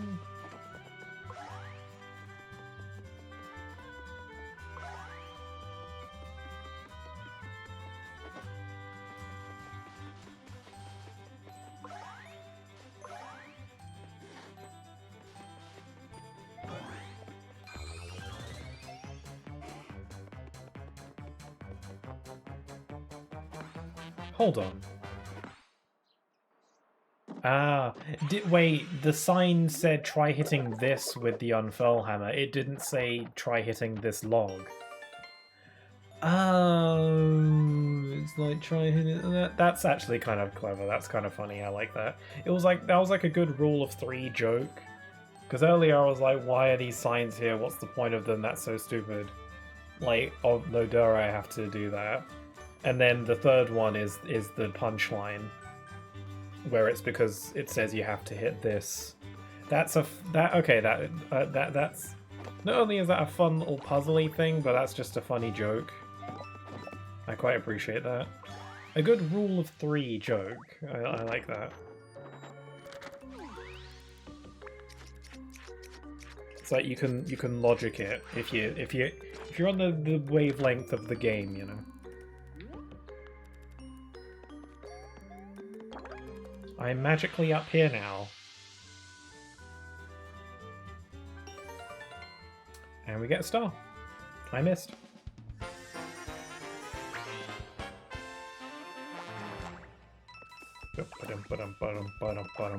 Ooh.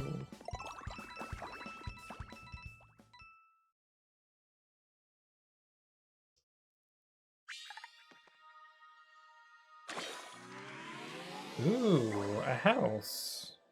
I think this is the only way I have to go.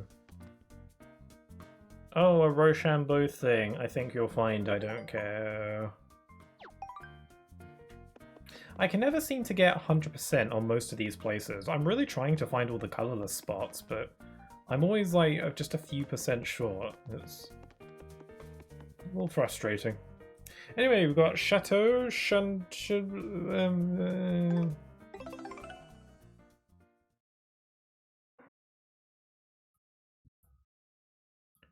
Chanel.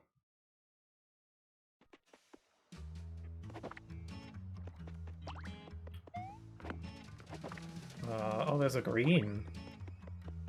Green, the funniest of colours, as I am known to say. This is the professor's house. The professor studies fossils and other really old things. He's what's known as an old rock in the parlance of his field. I don't know if I said that word right. This game sure has a habit of teaching me new words.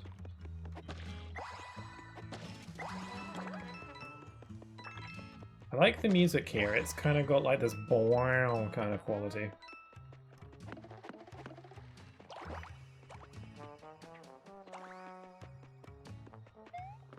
Let's go see the Professor.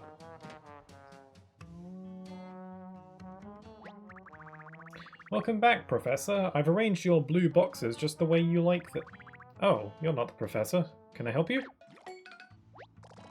I'm not sure. I think maybe we need to talk to the Professor. See, we're looking for missing paint stars, and it's kind of a long story, but we can see one of them in the Professor's front yard. From the Professor's front... I can't read. Are the paint stars extremely old? Because the Professor is mostly interested in very old things.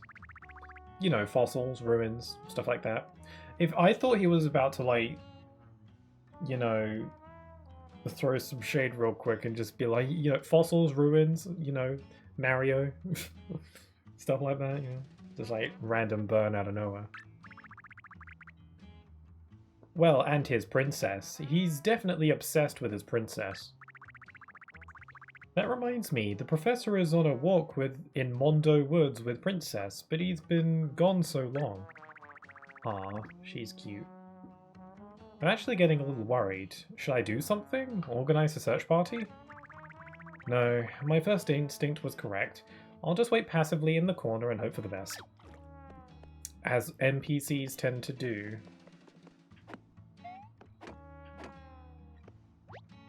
Learning her first trick. The smoosh trick. Too cute. Aw, that tickles. That is pretty cute. I do like chain chomps. I don't know if it's just me, but chain chomps do have like a cute quality to them.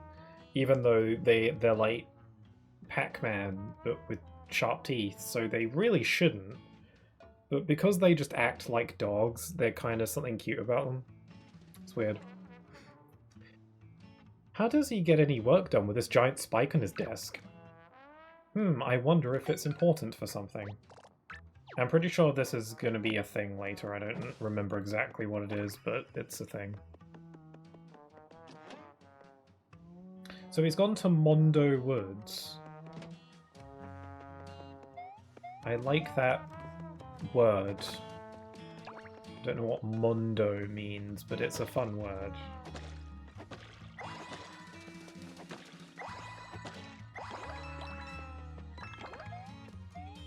There's a pipe.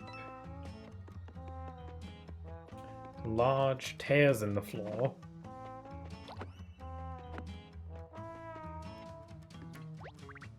This is Baby Princess's Cuddle Palace. The Professor insists that I call it that. He's docked my pay for not saying it. That's nice. Also, I like how the doghouse is the entrance is just a flat line because everybody is made out of paper and can just go through it. That's funny. Because, like, yeah, what's the point? It kind of makes me wonder why any of these people's houses have actual doors, by that logic. Probably because they wouldn't look as nice. Okay, so where does this pipe go? Oh! I wasn't sure if the game would let me grab this one. I was under the impression that this would be a comeback later. Okay, so this is going to open up 2 new pathways for us. This is the orange one. I don't think that was a yellow star. It didn't look the same color. It's a bit more orange. Ooh, the train! I remember the train. I remember liking the train. I don't remember what happens on the train, I just think trains are kind of neat. Especially when they're in video games. I remember Thousand Year Door had a train train sequence, where there's like a murder or something, or like a ghost, and you can get killed by the ghost if you look at its diary or something. Just off the top of my head, I think that's the gist. I think there's more to it. I think there's like a detective murder mystery sort of thing. You know, it's fun. I like that sort of thing. Trains always have some interesting stuff going on. Pig! I have to have it. Squeeze that pig. That's not a good thing to say. I have a pig now.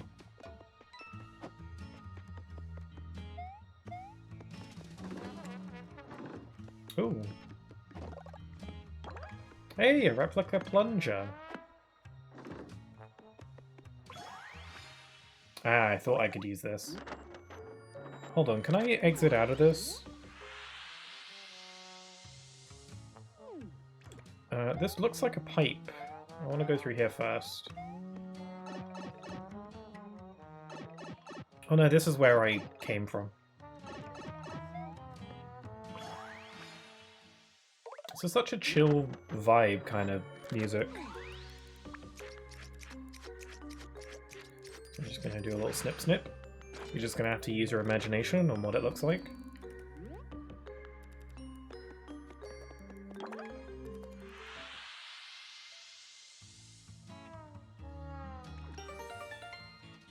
Up. That's another star. I wonder where I should go first, the train yard or the Mondo Woods? That's where Princess is.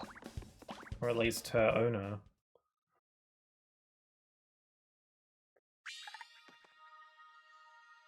That was a short level.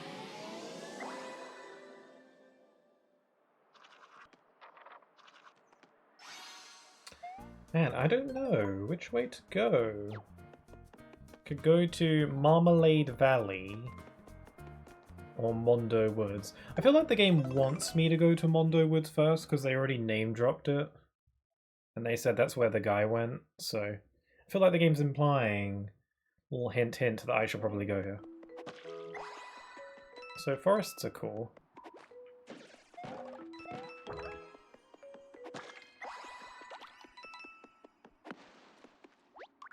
I saw the professor walk right past this spot with Princess. Of course she's so small and quick, it's no wonder she got away. Probably slipped right out of her collar. Anyway, the professor chased her, but I didn't see where either of them went. I think one issue with the fact that almost every NPC is just a generic Toad is the fact that this game has a very, very small amount of female characters. Because all the generic Toads are just male, it would seem. But like in other Paper Mario games like Thousand Year Door, there were like a greater variety of male and female Toads. Like they looked more distinct. I don't know, maybe some of these Toads are female and they just all look identical. I guess, but if that is the case, it's not exactly clear. Yeah, it just means that this game appears to have just a mostly male cast of characters, which is... it's not a big deal, I guess, but for a game like this at least.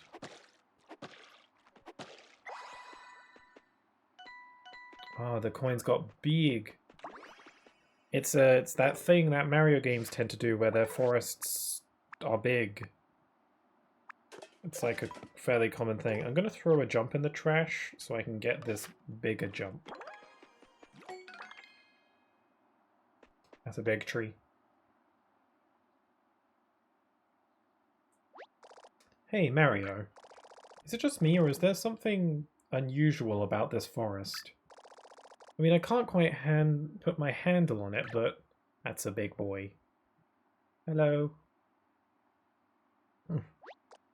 Oh, I just figured it out. Everything's huge! Get him! Oh, crap. That's a big one. Well, the bigger they are, the something something.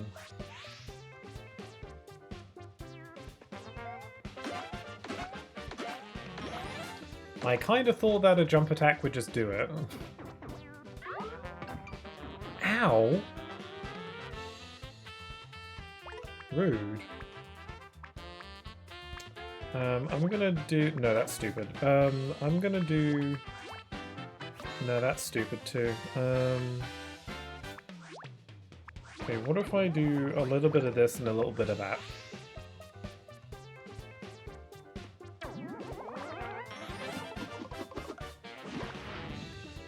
Okay, I might have overdone it.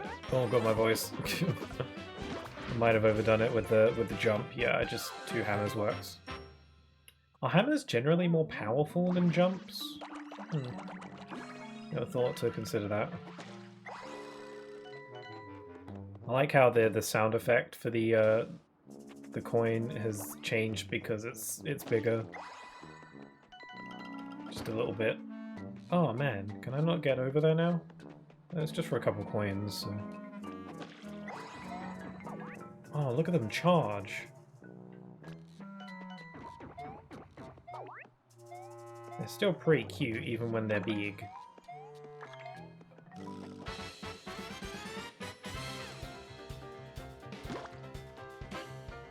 It's not just their size that's gotten bigger, it's their defense and strength. It's not just for show. Let's see if this does it. I'm thinking maybe no. Okay, gone excellent though.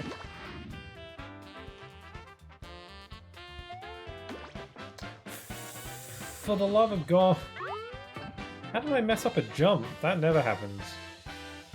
Unless it's a line jump. In which case it happens all the time. I think because it's bigger, it's a little bit harder to see where its hitbox is exactly. Like, I'm kind of jumping into the middle of it.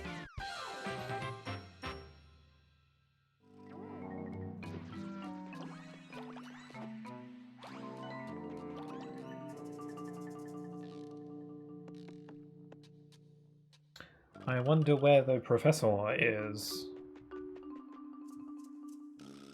I thought maybe those blocks would respawn. They did not. Oh, a big eek hammer.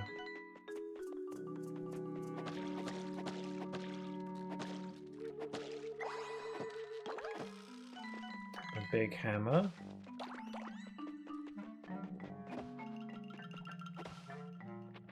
Look at that guy.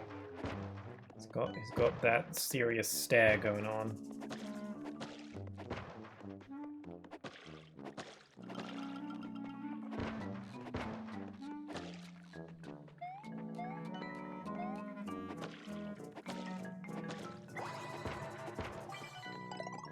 Ooh, a heart. That's just what I needed.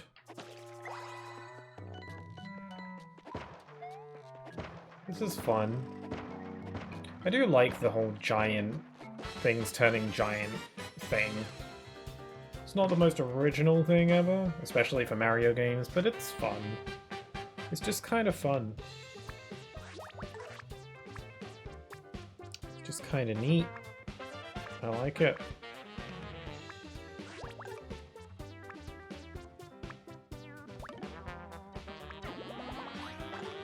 Kind of experimenting with different cards to see how much damage they dish out. I don't know if this will do it.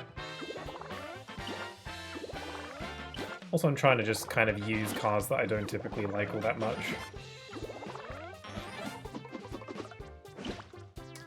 Nope, eek hammers aren't really that powerful.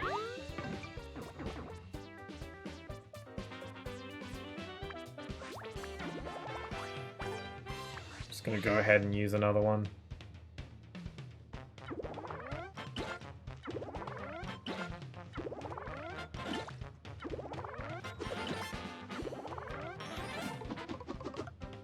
Bam!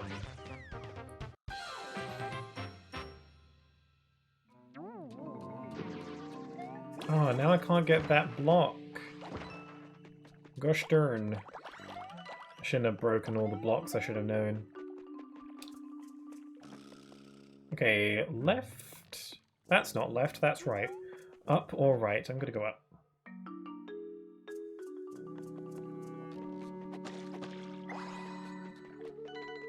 Oh, hi there, Kiwi. What a pleasant surprise. How are you? I'm playing some Paper Mario. Eh? Oh, it's Kamek. Oh, you sad little Goomba. Let's make you a sad, huge Goomba.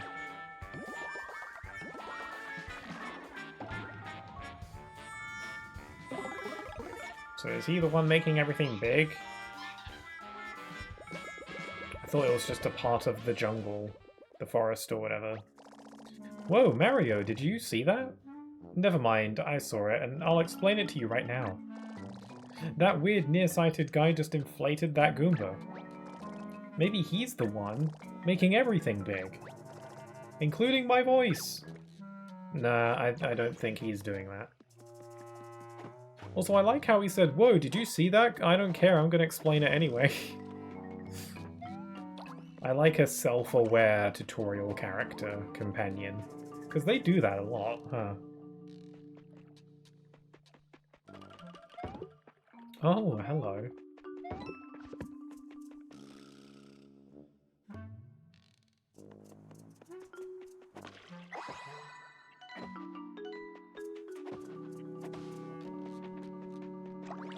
Some more big gumbos.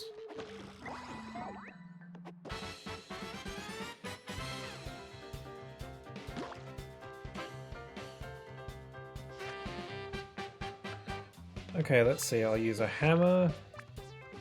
Smash it with a hammer. And I'll use a double hammer after that.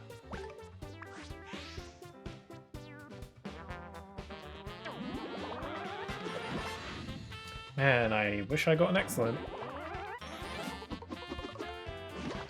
No, this should do the trick, if I don't mess this up. There we go. I guess it's good to use extra cards sometimes just in case, because you got to account for the possibility that I'll mess up the action command.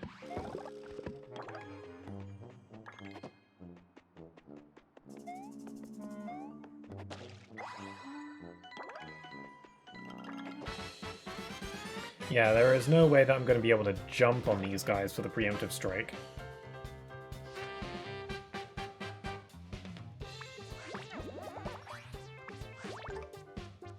I'll just use a big hammer and a big shoe. Should probably do it.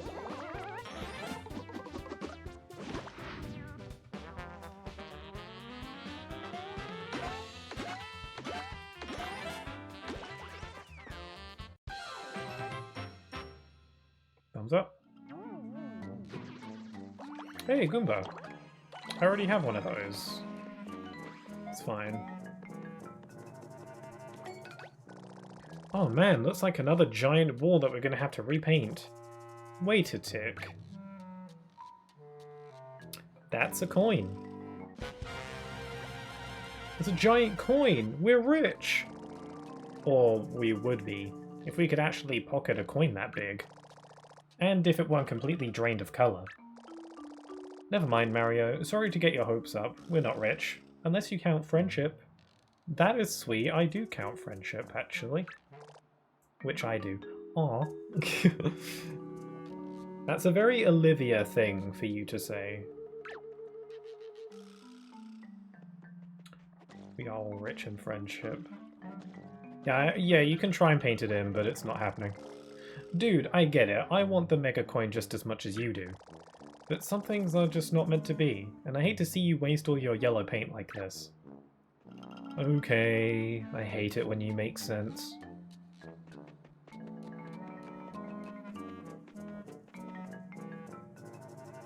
Okay, was there another way I could go? Can go up. This was a dead end though. There was just the Goomba in the way. How do I deal with the Goomba? This game doesn't have a map, does it?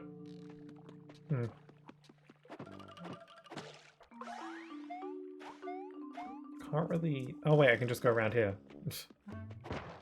Dodoy.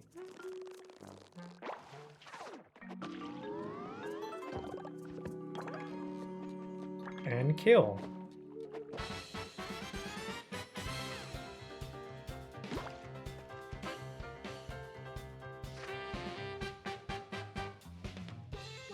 Okay, big jump. And Um, 2 hammers. Actually, no, I'll use a big hammer.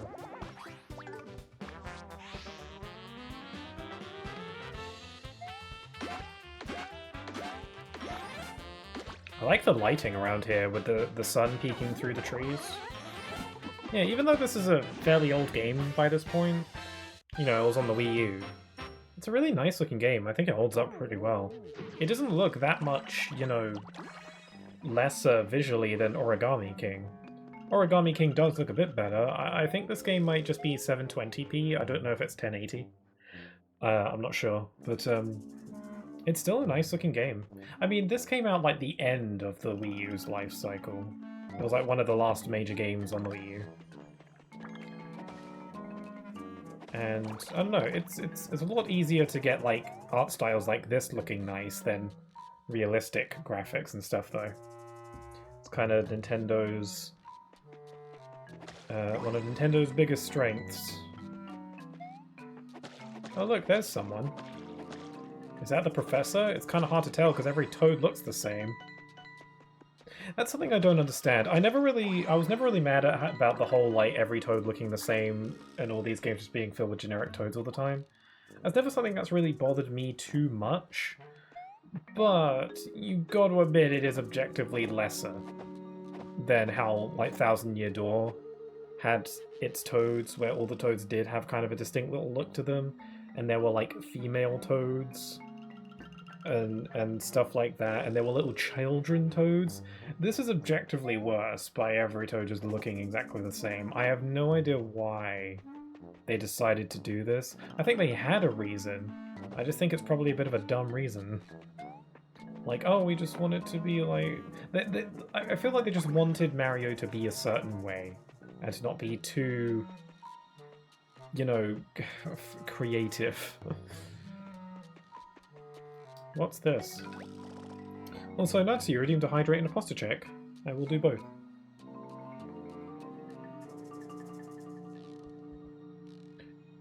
What's this? Some kind of chain, maybe? I wonder if the professor dropped it. Professor? Are you alive? Hey, sorry to bother you while you're softly crying to yourself, but would you happen to be the professor? The professy.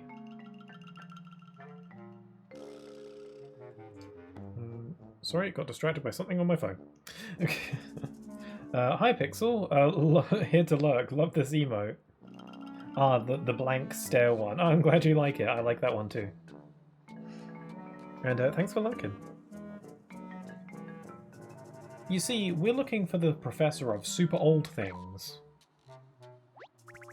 I am indeed the professor of super old things. But I've suffered a great tragedy. My poor little princess is missing. That's her chain over there. Oh damn, did she do all that? I hope you're safe and sound, my sweet little baby, wherever you are. So she's not here. Yeah, I wish we could help, but we're kind of busy searching for the paint stars. Does she know the way home? Maybe she just went back home.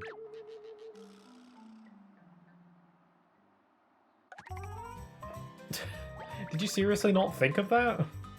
Of course, she's probably waiting for me at home. My princess is as smart as she is cute.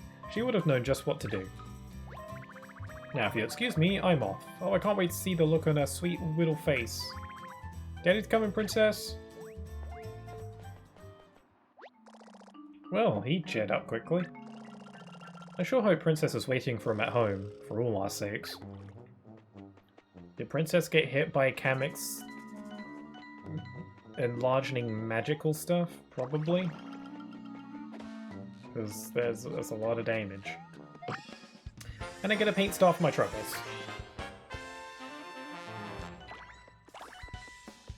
I like how Huey just follows me around on these stage clear screens.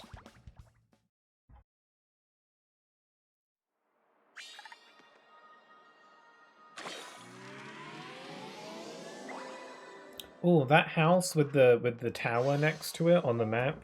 I distinctly remember that being a really cool level.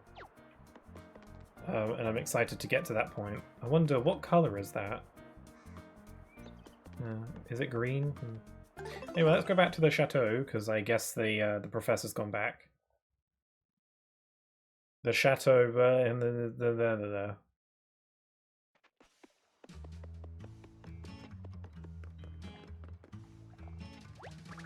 This is the professor's house. I already know this information. I thought you were going to say something new.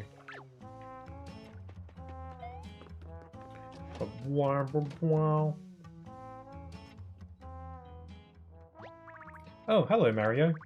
The professor is back, and he seems happy. Funny, though, I don't think I saw Princess with him.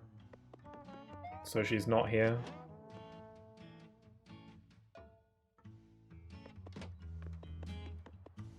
Oh. My sweet little baby. She's gone forever. Well, better to sulk here than in the middle of a forest, I suppose. Professor, pull yourself together. I'm sure she'll turn up. So you'll help me find her then. Thank you for putting your little paint star quest on the back burner while you find my princess. You'll need this permit to access my dig site. I don't imagine my princess is there, but you never know.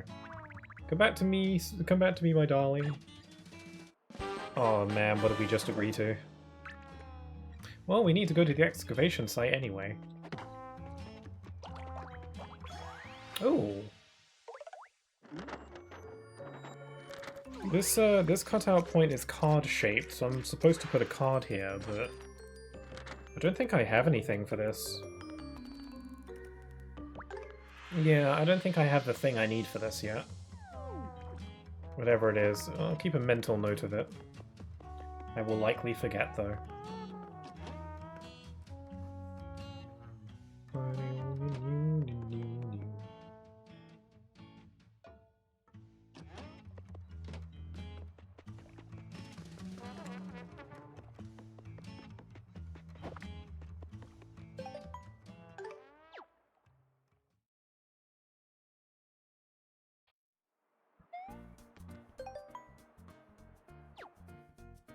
Oh. Oh, I forgot about these. Shy Bandit. Catch him before he slurps up all the colour. Also, I like how it goes wow. Wow. Wow. Wow. I love the Shy Guy music. Also, I love this arena on the world map. That's so cool. Wow, wow. Wah. I love the wham. I love it. They gave this one enemy its own battle theme. I messed that up.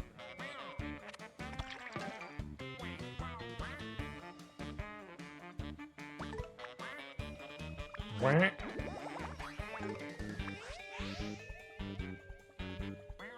Yeah, I love this arena. It's such a cool look.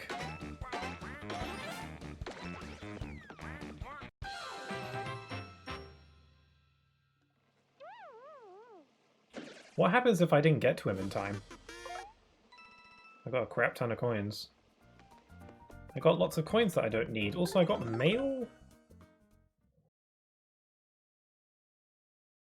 I got mail.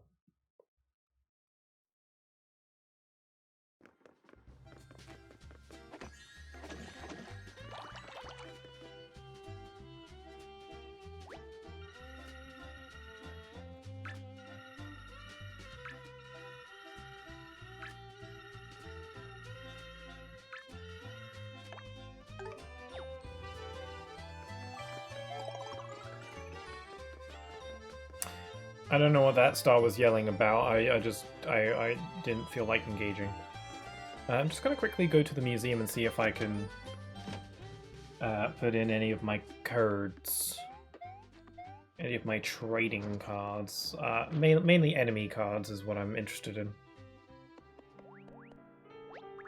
My, you've been busy with your paint hammer, haven't you? Well, don't think we haven't noticed. Thanks for your fine efforts, we've been able to procure some records for the sound gallery. Wow.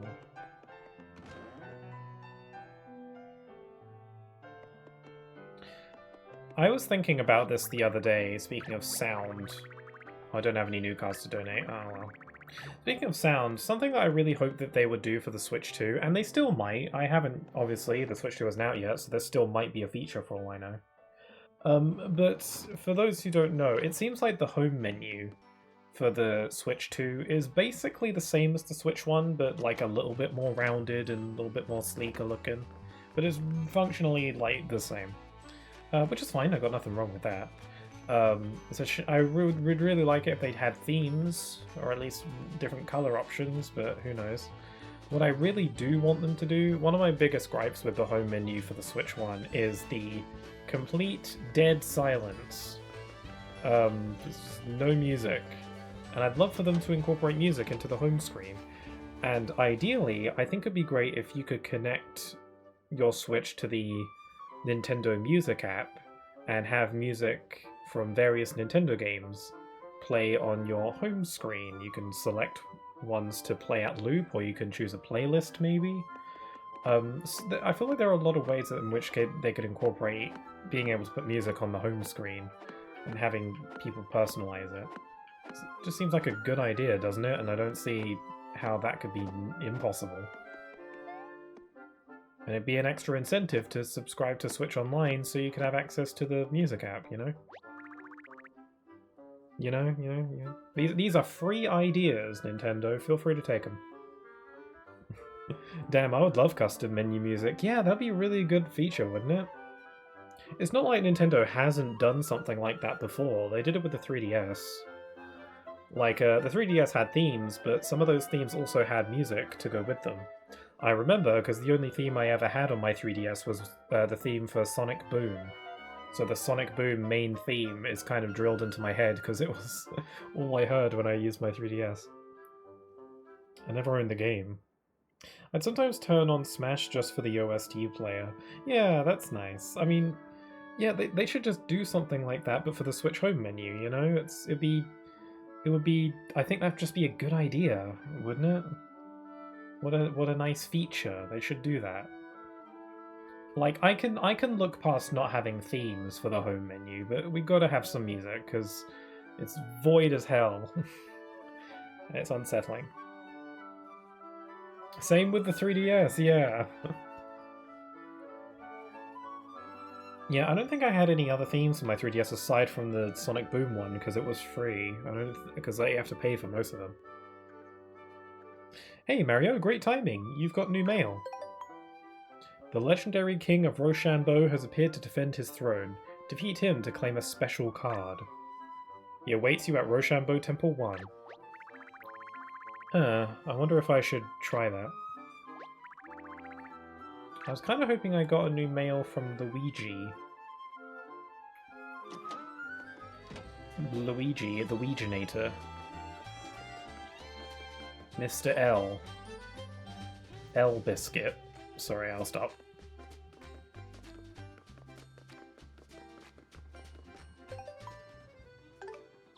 Let's head back, I can't talk. Back into the world.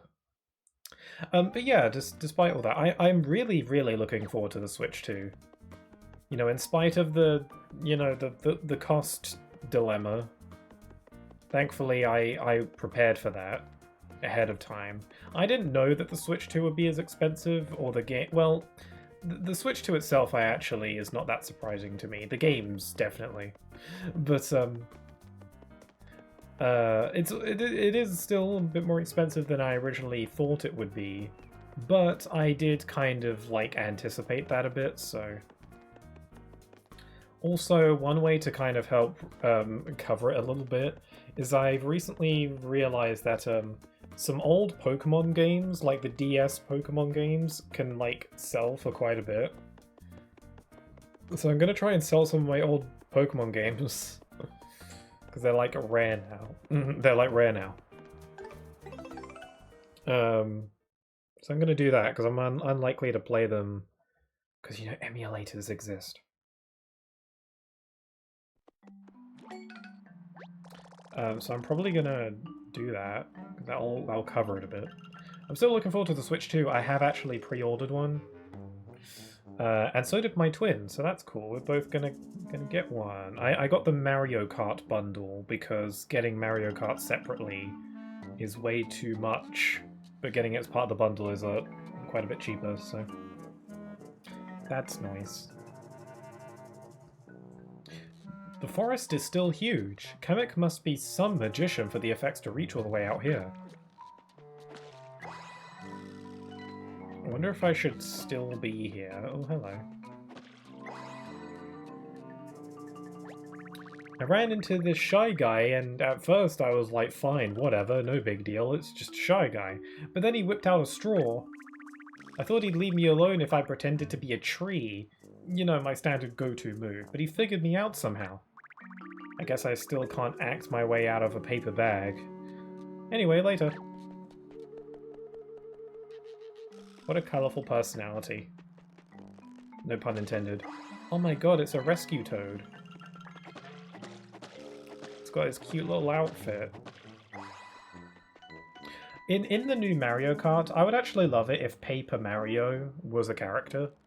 I feel like that would be a lot more interesting than Gold Mario or Metal Mario. I want Paper Mario as a character, that'd be more interesting. If you're gonna have an alternate version of Mario be a separate character, get Paper Mario in there. I'm the leader of the Yellow Rescue Squad. We're here to help you in your adventure. Or we're supposed to be, at least. Is that a giant radish? Or some kind of whatever? Again, all of the things in this game, like the real life things, look really good. For how old this game is. Like, they look really good. That's a really good looking leaf. See, we heard this big... It's a turnip, right? See, we heard this big... That's what I meant. See, we heard this big turnip was blocking your path, so we kicked into action. But none of my 11 squadettes have arrived yet. I'm not sure they got the memo. If you see any of them around, tell them to meet me here. Oakley dokley. Well, I'll grab this star in the meantime.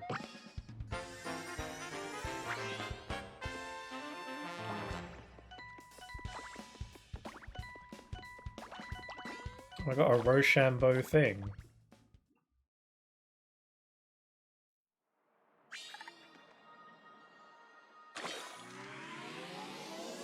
So where does that go?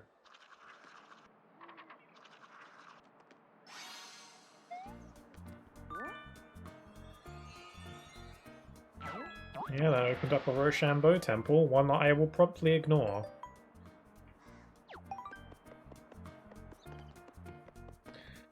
Mustard Cafe. I could go over to the train yard, but I'm kind of curious about Mustard Cafe.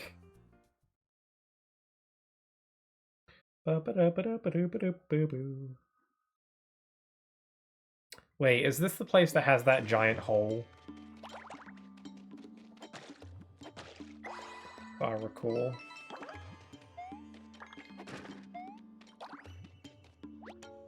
The chef presents Mustard Cafe. So we're in the desert. Whoa. It's another void. Whoa, it's another one of those massive blank spots. Gross. Are those a couple toads hanging out in the middle? Let's go say hi. Also, yeah, the game does allow you to paint in some of it. No way, dude. You are never gonna paint this whole thing. Trust me, I'm a paint can. Like, you can actually paint in a lot of this, but there will eventually get a point where the game will just sort of take away all the paint that you've already done. Like, it'll wear off after a while, so yeah. It looks like you could paint all of this in if you really wanted to, but the game is gonna say no at a certain point, so... It'd be really funny if you could just paint the whole thing in yourself.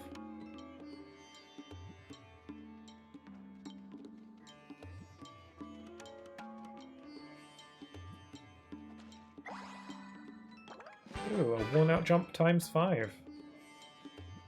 Hey, is that one of the rescue squads? Toads?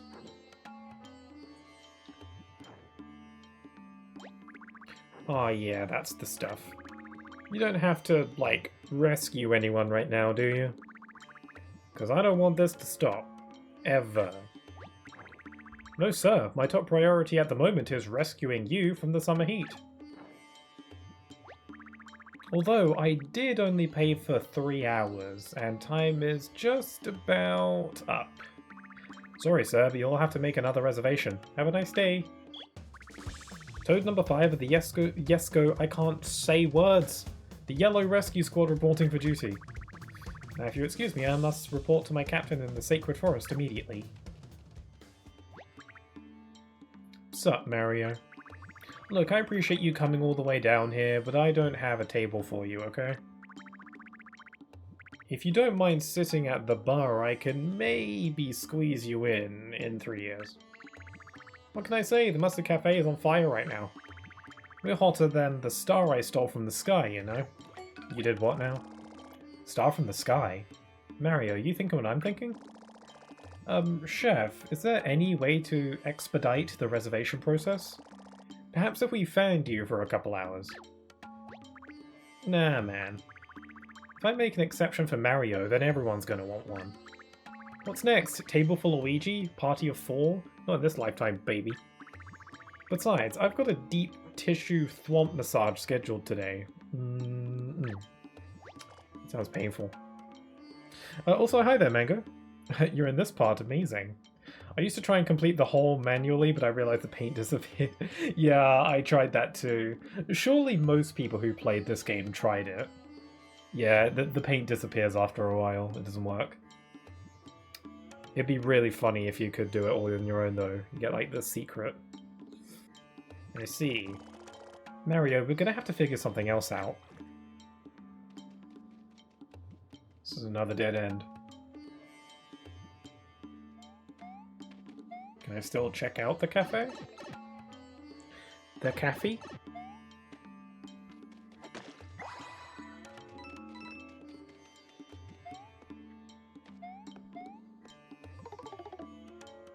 Oh, I'm sad. I don't think we'll be getting through this pipe anytime soon. It's all filled with sand or something. What else would it be?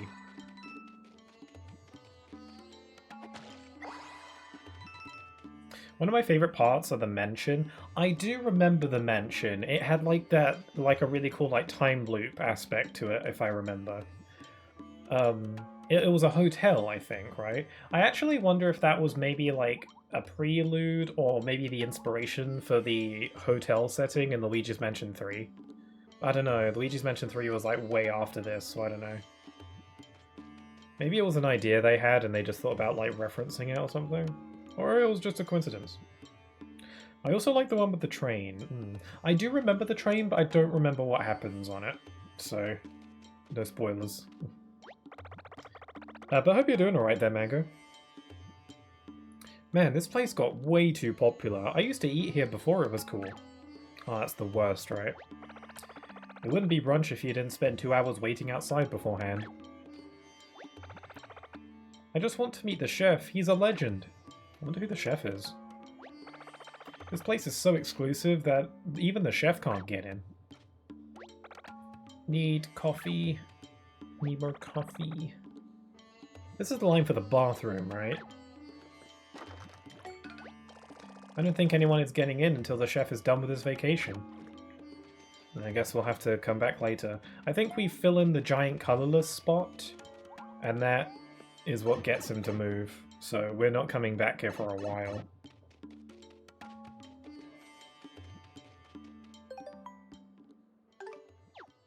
Even the first boss is cool. Finding the 3 toads is kind of satisfying. Yeah, I kind of liked that. The toads with the keys in their heads. I think that's fun. Okay, the only way I have to go now is Marmalade Valley. So we're going down the orange path now. We still haven't found Princess.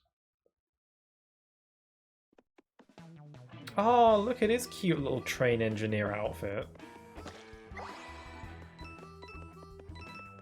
It's a nice looking train. Yeah, Paper Mario games do tend to have a good amount of trains, you know? The first game had one, it was used as like a fast travel kind of thing. Thousand Year Door had like the train detective murder mystery thing. Trains are fun. The train! Oh, hello Mario. I don't suppose you've heard the news. My beloved engine here is scheduled to be decommissioned. I'm sad she's being put out to pasture, but we all do. Blah, blah, blah. But we all get old eventually, don't we? That's a shame. That's a mad fan train you got there.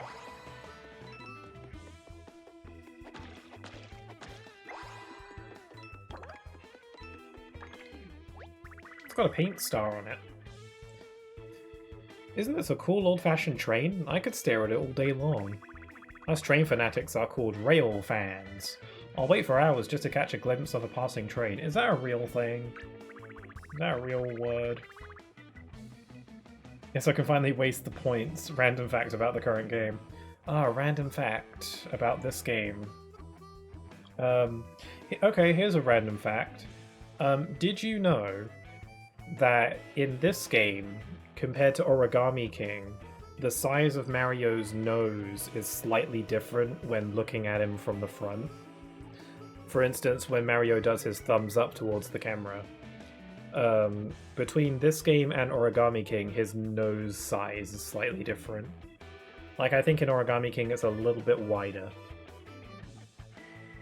So, it is definitely different. And that I'm sure of. So there's your fact. This train is bound for Kiwano Temple. I'm gonna follow it, but first I need to find some place to cry about my life for a while. That just got really real. Okay, good luck with that. Best fact, yeah. I noticed it right away when I played Origami King for the first time. I don't know why. Because I've only played this game just like once all the way through, so I don't know why the shape of Mario's nose was immediately apparent to me. I just have a really weird knowledge of that sort of thing. Hey Mario, take a look at this, would you? I believe we've made an important discovery. Now we have to be super careful when we excavate it, just like the professor said. I like the music here. The tracks just stretch off into the vast, boring unknown here, Mario. No point going this way.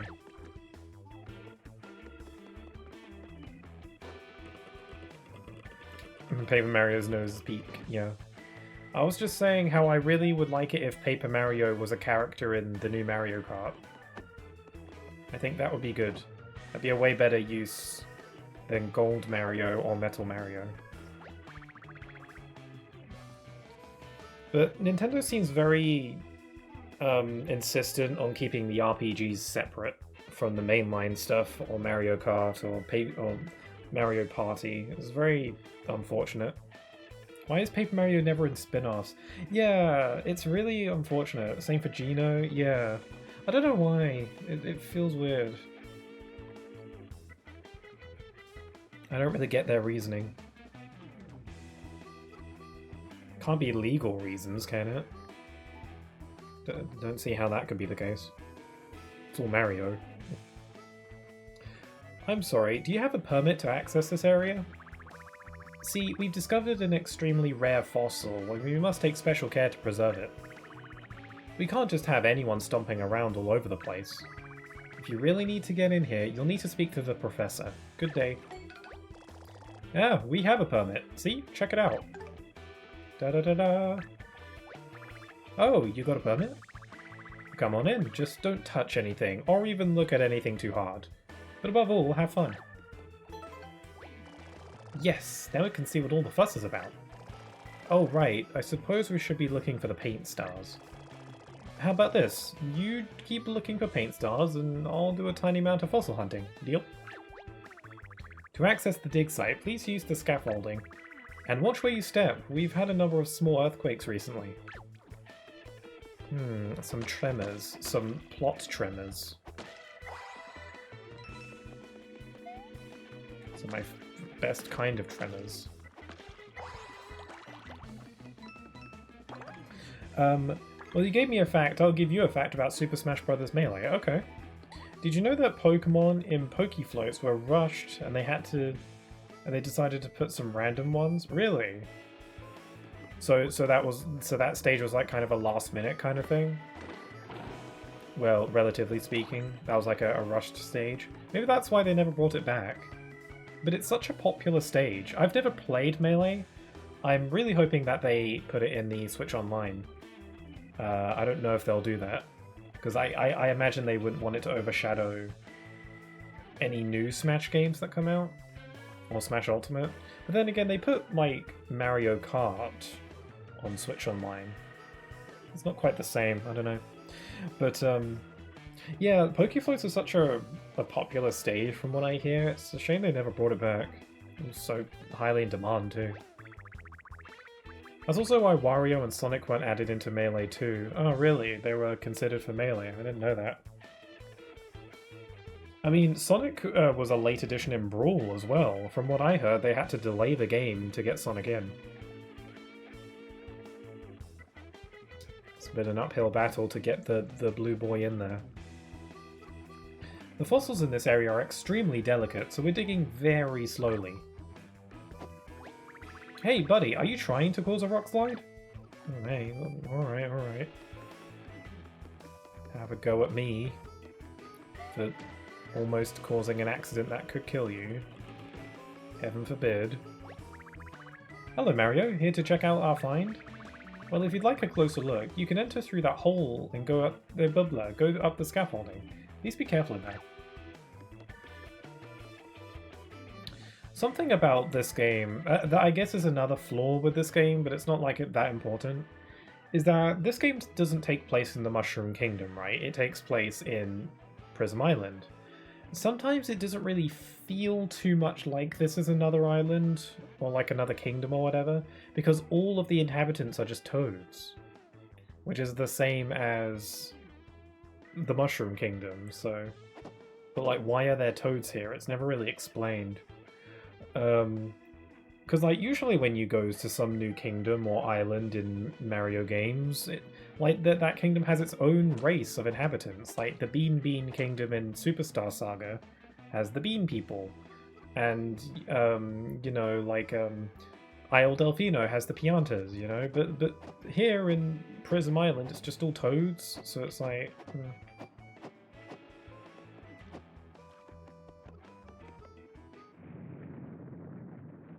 I guess it makes Prism Island feel a little bit less unique. Excitebike was once even thought to put in Melee, but they didn't since it would be difficult for a moveset. I can imagine. How do you make Excitebike in a moveset? At least it became a Mario Kart track. And same reason again, time schedule. And the last fact is for Brawl. Ness was not supposed to be in Brawl. They were making a new Earthbound for Lucas, and Ness wasn't featured. Yeah, yeah, Lucas is part of, like, Mother 3. I think maybe the reason they put Ness into Brawl is because Mother 3, where Lucas is the protagonist, is Japan exclusive.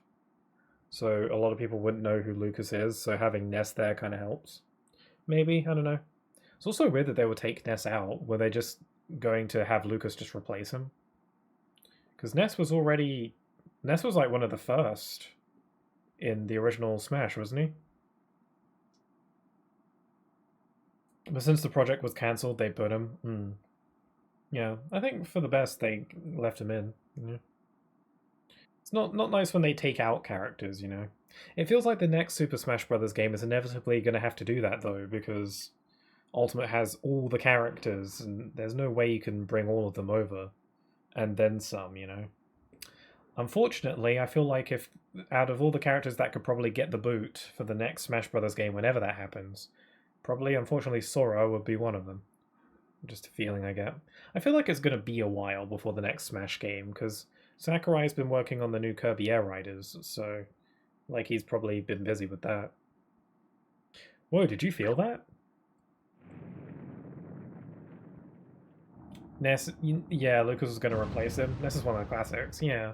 It would be weird if you took out one of the original characters. I feel like they should be staples. And, well, now they are. It's getting louder. What's going on?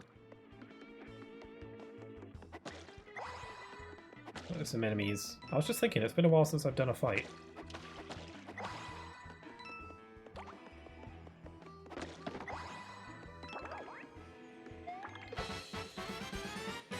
This is our first encounter with a dry bones.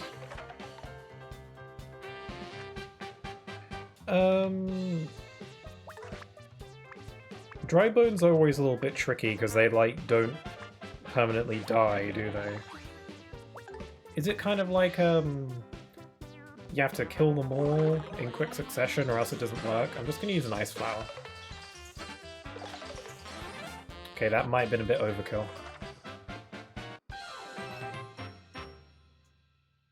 Most DLC, if not all, would not make it. Yeah, because a lot of the DLC was kind of like miracles to begin with, especially Sora and like Joker. Which is a shame because all my favorite characters. I feel like Banjo might stick around. Banjo and Kazooie, maybe. And also like Nintendo characters like Min Min or Pyra and Mythra. I see no reason as to why they should go because they're already Nintendo characters anyway.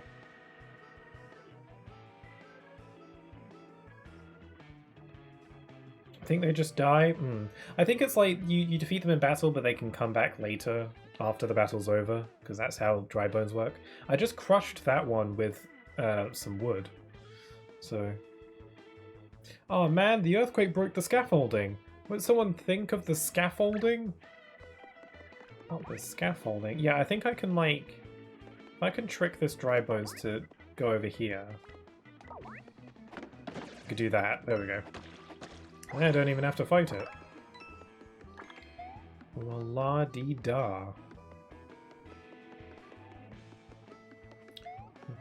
Yeah, that's what these planks of wood are here for, I bet.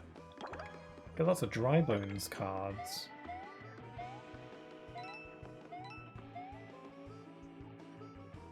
But they come back after the fight. A Joker can stay. I'd like Joker to stay. I think also Sakurai has said in the past that like he really likes Persona 5. That's why he like really pushed to have him in Smash.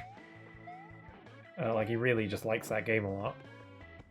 I think that's cool. Ooh, a power block. My cards are a little bit full. Can I get rid of something? I don't need all these mushrooms. I'm not using them. And I'll get rid of a couple of these shell mitts, because I don't really use those much either.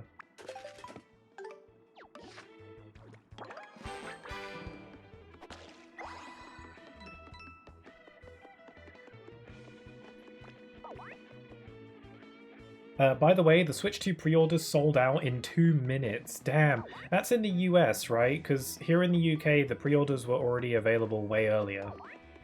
It was mainly like the US that was having like pre-order shenanigans. I actually already pre-ordered mine like a couple weeks ago. But I've heard some horror stories about the US Switch 2 pre-orders. I've been hearing nothing but negatives in that regard. So like, yeah, damn, in 2 minutes, that's nuts. That is nutso. People got scammed on eBay. Yeah, it's like scalpers, isn't it? They ruin it for everyone. Yeah, I made sure to like pre-order mine as soon as I could, just in the event that scalpers swoop in there and take them all. I ended up ordering mine from Argos. Which is like, you know, an official storefront, so I should be good. They've been getting a piece of paper after paying $600, $700. Yeah, ironic. Damn, that's terrible. Yeah, I don't like scalpers very much. Mario, we need your help. This place is a disaster zone after that big earthquake.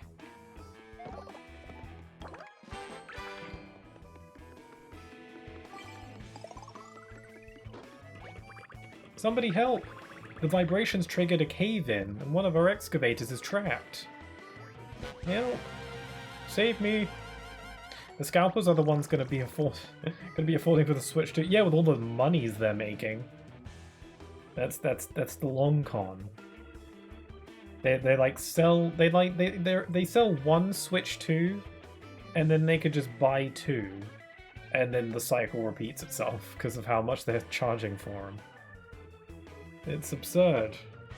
But you know, some Nintendo fans are dedicated enough, or you know, daft enough to get tricked into paying. Isn't this the rescue squad's job? Where are those guys? I guess we'll have to do it ourselves, Mario.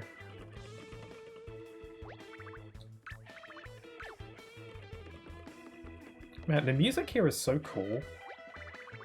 This is a soft hat zone, guys. Make sure you're all wearing a soft, poofy hat at all times. Well, I am, so I should be fine.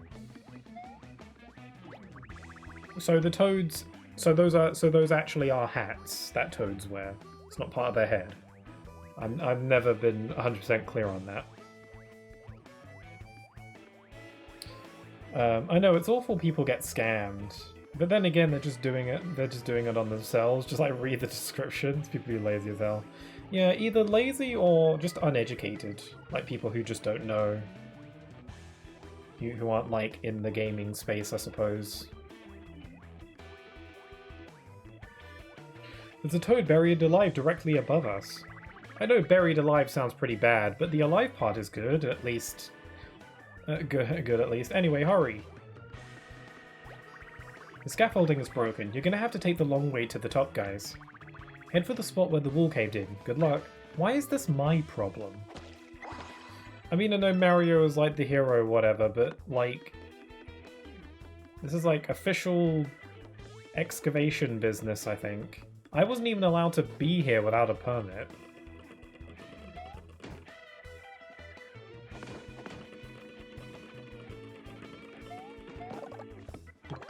Ooh, a hurl hammer. That'll come in handy.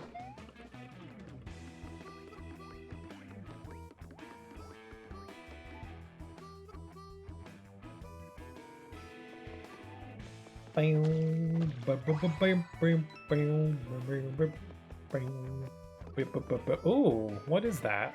What are they called again? Like Goombos or something? Skull Goombas. Skelly Goombas. Goombros. Bone Goomba, that's what they're called. Got there in the end. Let's just do a bunch of, like, hammer stuff.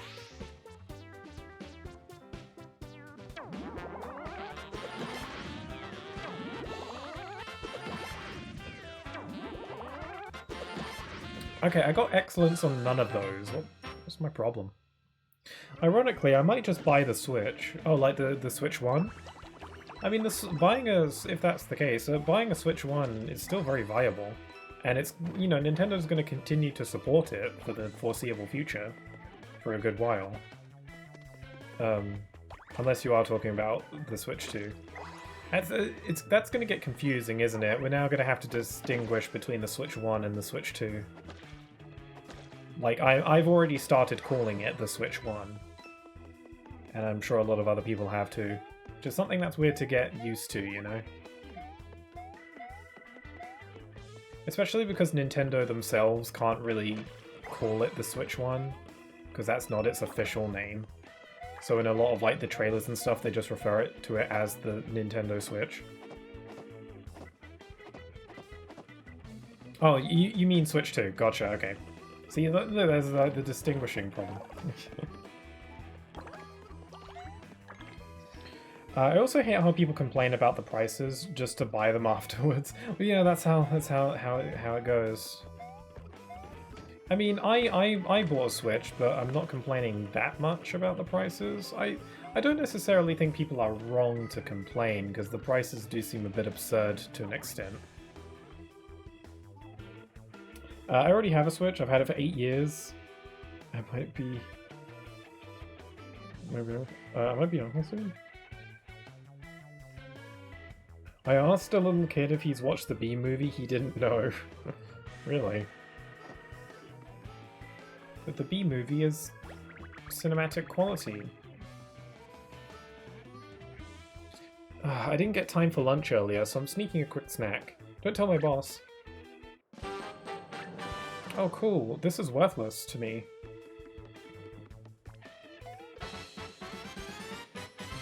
But yeah, I am getting a Switch too. I'm not exactly happy about the prices, but I can kind of deal with it. I mean, my problem isn't exactly the price of the system, it's the price of the games that I don't like. I think the system itself is a bit more than I expected, but on the other hand, the Switch 2 as a system is a bit more powerful than I expected. So, as far as the system goes, I think that's fine. It's just the games. The price of the games are just a bit frightening.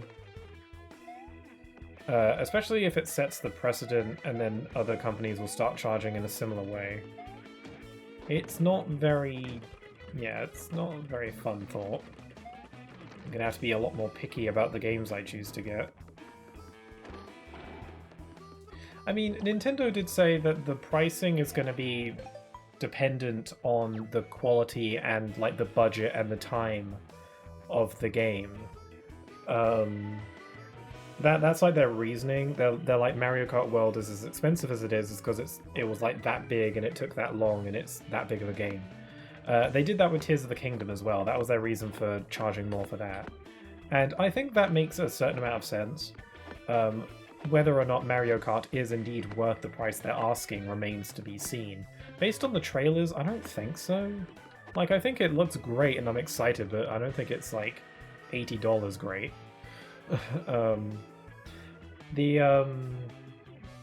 But again, we'll have to wait and see on that. But the thing is, if Nintendo's saying that they're going to be charging their games based on the, you know, the scope and the budget and the time and all that stuff, if they say that's what they're going to do, then they actually have to do that. Because not too long ago, they sold Luigi's Mansion 2 HD, a 3DS remaster, and Donkey Kong Country Returns HD, a Wii remaster, and they sold those at full price as if they were brand new games. If they're gonna actually be charging their games based on, you know, what the games are, they actually have to do that. By which I mean they need to reel it back for some of those, you know, smaller games like those remasters. They can't be selling those for, you know, full price. If that's their reasoning for the prices, they got to actually, you know, follow through on it. The upgrades are frightening me. I think the upgrades aren't as bad as they could be, I think it would be absurd if there were no upgrades and you just had to buy the new version outright. Like, that would be incredibly crazy. Because, like, for the upgrades, it kind of makes sense. Like, the price range seems to be like, it's like £10 if to upgrade if it's just a new version with new visuals or like new resolutions and frame rates and stuff like that, like the Breath of the Wild and Tears of the Kingdom. And then it's like £20 if that new version also includes new content. I think that's understandable because at that point you're paying for DLC essentially, on top of like better performance and resolutions. And you know, I've played some PlayStation 4 and PlayStation 5 upgrades that charge about a tenner. Like Spider-Man, the original Marvel Spider-Man. To get the PS5 remastered version of Spider-Man, if you have the original, you can pay $10 to just get the upgraded version. Although in that game's case, it is called Marvel Spider-Man Remastered, so it is essentially a remaster. So a bit more than just like a new version. But I don't know, the Breath of the Wild on Switch 2 looks really good, so... It is hard to say, I don't know. The Donkey Kong game looks amazing, and it's $70, so it is cheaper. Yeah. I hate how the physical copies are going to be more expensive. That means that buying physically is just not as viable anymore. Which is a shame, because I like owning games physically. But yeah, Donkey Kong looked great. I don't know if I'll get Donkey Kong right away or if I'll wait a while. I think I need to see more of the game first. Are you on your way to help the toad who got caved in? Good luck. I think I'm gonna buy the Switch 2 bundle because Mario Kart is $50 in it. Yeah, I think that's a good idea. If you wanted Mario Kart anyway, I think the bundle is a no-brainer. If it's someone who's like not that into Mario Kart or isn't that crazy about it, or doesn't need to play it right away, then not getting the bundle is also a valid choice. But like for someone like me, it's like I otherwise probably wouldn't get Mario Kart World right away, but considering that I am excited for it and I do still want to play it, getting the bundle I think is just a good choice because it does come out cheaper overall than getting separately. It's just kind of it makes the high price of Mario Kart World sting a little bit less because you can get the bundle. But the bundle is a limited time thing. I think it goes away after August, I think. So, it sucks for people who maybe don't get a Switch 2 right away. They have to pay more for Mario Kart at that point. Yeah, if it wasn't for the bundle, I probably wouldn't get Mario Kart World. At least not right away until there's a sale or price drop. And since it's Nintendo, there's no guarantee of when that might happen, if ever. So... Donkey Kong doesn't release with the Switch, it releases in July, I think. Yeah, it's just a month later, which isn't that much of a wait. And I don't really mind because there's so many release games. There's a lot of options. I, for one, would like to get Bravely Default remastered, because I've always wanted to play that. Hey Mario, hold on a second. Oh, I remember this bit now. It just hit me. I just thought of what part we're up to now. This is one of those few things in this game that I actually do remember. This whole dig site seems a bit... Oh, that's a word. Seismologic... Are you even saying a real word? Seismologically unstable, wouldn't you say? And I just felt a little vibration in the air. So this seems as good an opportunity as any to say something important. I just want you to know that should something catastrophic happen, I will protect you. I would literally throw my... Oh! See ya, sucker! Is every man for himself? Abandoned ship. Why, you must be Princess. Oh hey, I found a safe spot over here for you. I was just keeping it warm. Anyway, what was that thing? It's probably been causing all the problems around here. Let's head back to the main site before it comes back. Yes, that must be Princess. She's got her father's eyes. First try is a little tricky, lock in. Maybe I was ass as a kid. I anticipated it. I knew it was gonna happen. That was like that again. That's like one of the few like bits of this game that stuck out in my memory. It's kind of a difficult part to forget.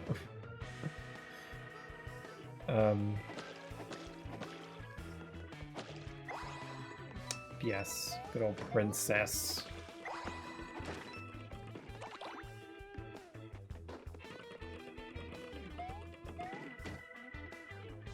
Wow, we wouldn't have had to take that detour if that big crate wasn't in the way.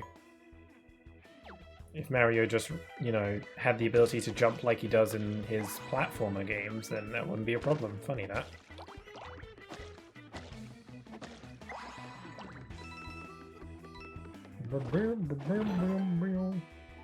Secret door. Secret tunnel. Oh, it's one of these mini-game doors. Well, I did yellow last time, so... This time I'll do whatever color shows up first. Red. Okay, what minigame is this one? The yellow one was the pipe one. Oh crap, not frickin' roulette spinning blocks. Hit the spinning blocks to stop them. Match 3 of the same to get a fancy prize. Yeah, I don't know. I'm interested about what the rainbow question block is. This one isn't that fast, actually.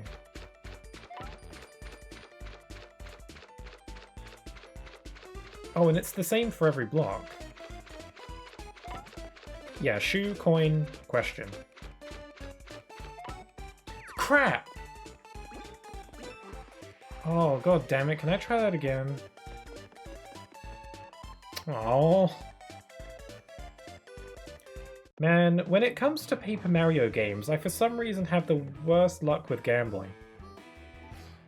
I mean, that wasn't really gambling at that point, that was just I hit the block a little bit too soon. Man, I was curious about what that would give me. Oh, thank goodness you're here. There's a toad trapped in there. He's still alive, but he's running dangerously low on snacks. There's no tries in the casino, yeah. There was in Paper Mario 64, but I had to spend all my coins on it. Whoa, it's bright out here. Huh? Mario? Thanks for rescuing me. I was getting so hungry and bored in there. 5 more minutes and I would have been gnawing on this thing. It is a bone. It's not just a bone, it's a bone thing. Well, I'm not sure how it'll help us, but let's give that bone a squeeze. You know, for science. Oh, I think I know where to use this, actually.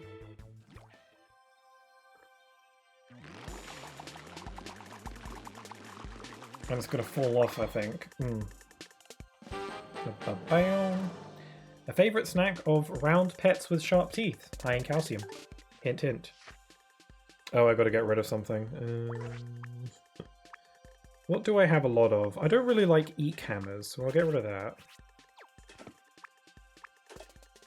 Eek hammers are kind of lame. Oh, maybe that was not a good idea. Oh! Run, run, run, run, run, run, run, run! Why are you trying to kill me?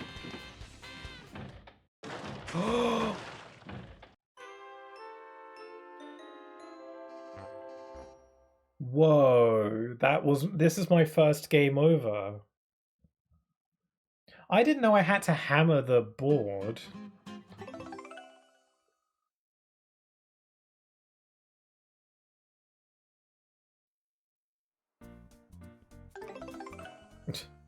This was the part that was hard, I remember now. How far is this sending me? Oh, thank God. Okay. So wait, is this seriously a send you back to your last save kind of game? It's a bit... Okay, good thing there was a save block there. Jeez. I was kind of worried about that. Well, at least now I get to try the door again. Silver lining. Thank God, yeah. Yeah, I didn't I was like trying to get through it, but I didn't realize that I had to hammer the plank I was standing on to get under it. I didn't know. Oh, well, I don't care now. Gambling again, and I failed. Yeah, I don't want these cards. Let me out.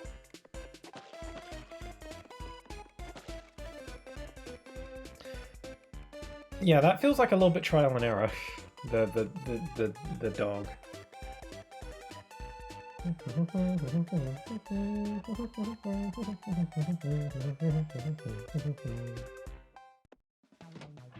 It's a nice little remix. I wonder how many remixes of the Mario Brothers theme exist. Like, you know, the World 1-1 classic Mario theme. I wonder how many remixes of that exist. Because it's gonna be like a lot. Like a lot. It feels like a lot of the time, almost every Mario game has its own rendition of it. Such a malleable theme.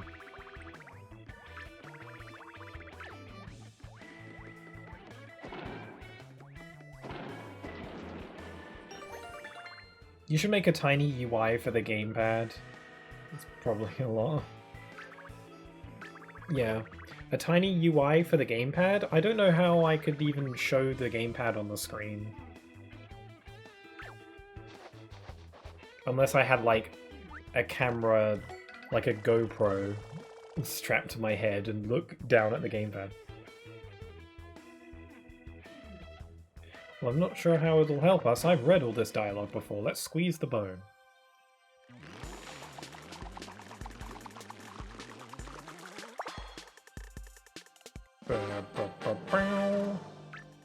High in calcium. Yummy. Okay. Why ain't none of these toads helping me?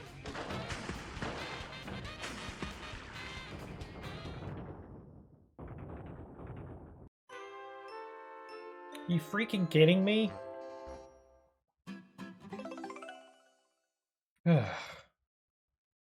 For reals.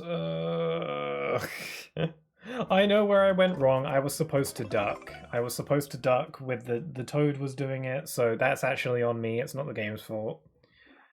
Didn't give me a ton of time to like react to it, but you know, the toad was ducking under the plank, so that was my hint.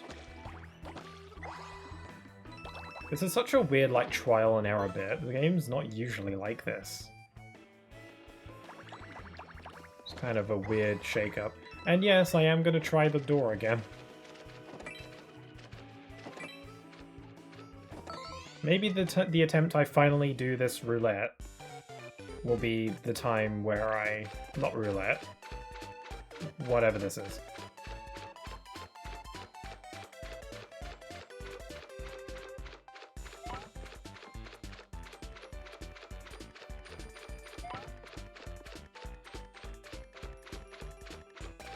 Yay! Oh, I got a lot of XP. Okay, that actually wasn't that much at all. Now I know why he didn't help you. Please get it right. I was like, yeah, let's go. I got it finally. Maybe this is a sign. Maybe this will be the time I don't die. Also, it's silly that my only game overs in this game so far have been from like the silly trial and error running away from the chain chomp bit. That feels like it's designed to trick you. Or like the game expects you to lose. Is it slightly trial and error?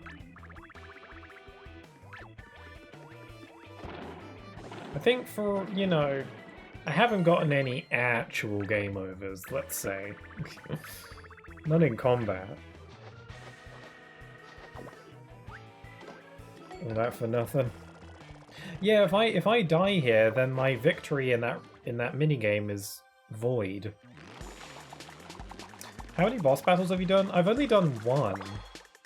Against Morton. I've only gotten one of the big paint stars.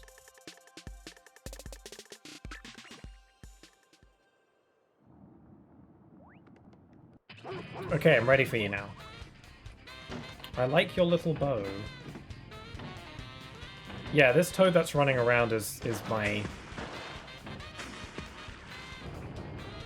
Yay! I live.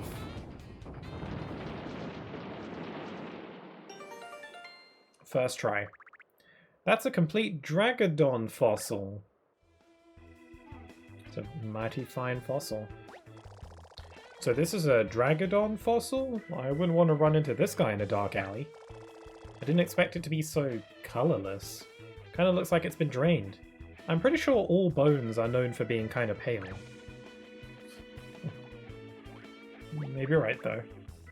So I haven't made it to the military base yet. No, I have not, no. I'm still relatively early in the game. What kind of monster was that? It seemed like it was mad at us. Did we steal something from it? Do we owe it money? I've got coins. I can't believe it just blasted through the wall like that. But on the bright side, it did all of our work for us. The fossil is completely exposed. Hey Mario, it smells like there's a paint star on the other side of that hole. Let's check it out. It's BS how the chain jumps. I knew it falls down. Looks like that monster rolled through here and off into the sunset. Oh, it's been real, but let's grab the paint star and get out of here. I think I can go back to the professor's house and maybe use the bone to summon Princess there. That's what I'm thinking. That's what I'm thinking in my mind.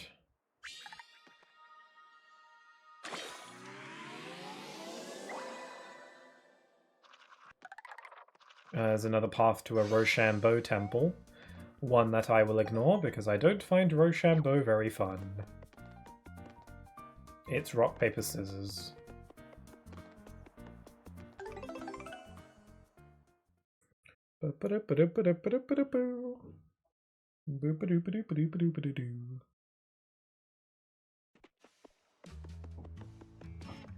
So I'm thinking if I use the bone here next to the kennel, it will do a thing.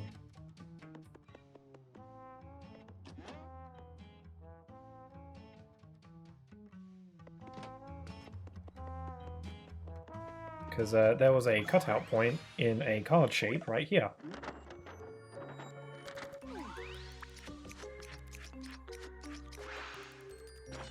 Just gotta use your imagination on what it looks like. Plop the bone in there. I summon you with mighty bone. Hey, it works!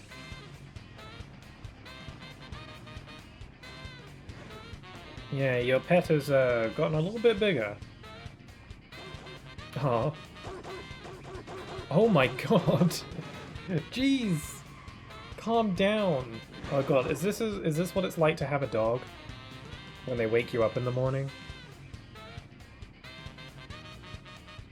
If you have a big dog? Oh no, the professor was crushed by this giant thing! Now he's going to be in an even worse mood. Whatever you're talking about, that was my beloved princess! Mario, thank you for reuniting me with my sweet little girl. Little?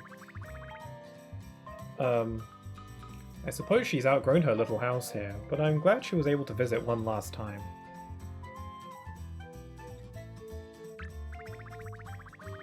If you come across any more bones, please share with her. She deserves a treat every now and then.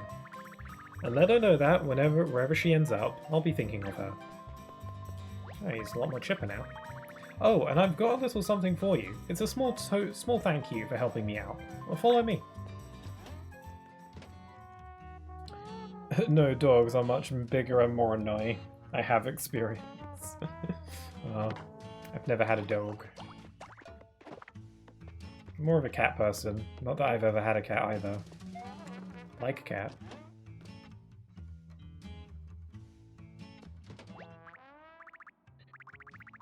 Ah, yes. Now, where were we? Of course, I was about to give you a small reward. A fellow at the dig site was about to throw this out, but I thought it might be of interest to you. Be careful now, it's as sharp as, something very, very sharp. You'll have to pardon the analogy. I'm a paleoarchaeologist, not one of those, good-talking guys. Ah, I've got it. It's as sharp as the spine on a spiny. Yes, that'll do. I found a thing. I have no idea what that's for. But it's probably a key item of some kind. So, good that I just have it.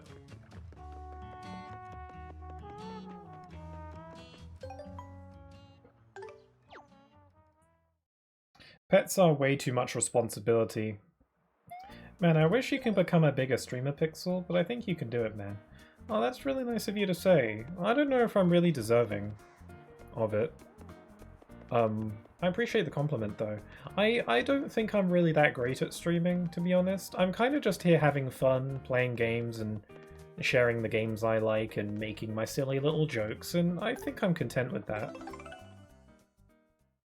As a streamer, I don't think I'm that great. But also I have like tech limitations that prevent me from doing more outlandish streamer things. But hopefully that's not always the case. But even so, I'm kind of just happy to play games and have fun.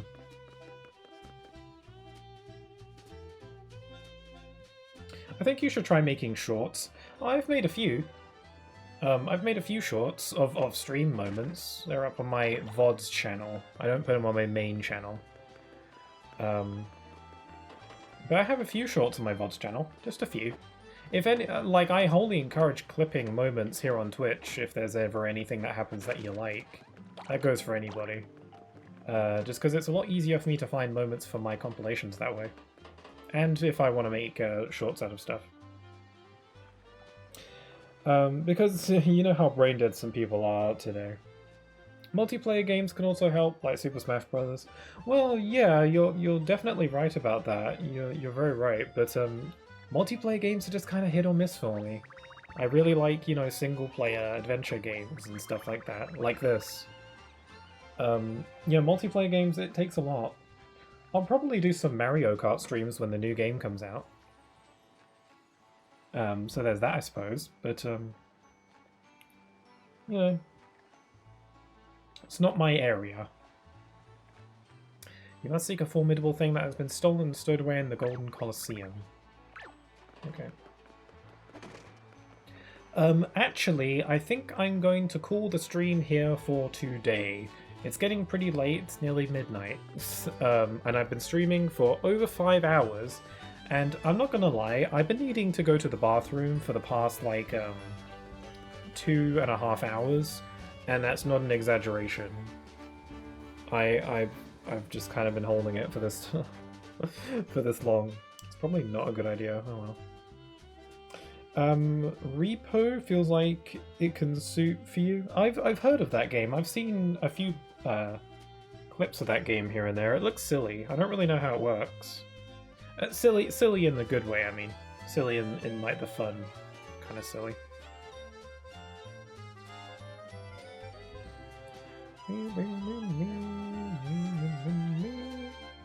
Alright, Pixel, I'll see you in the next one, man.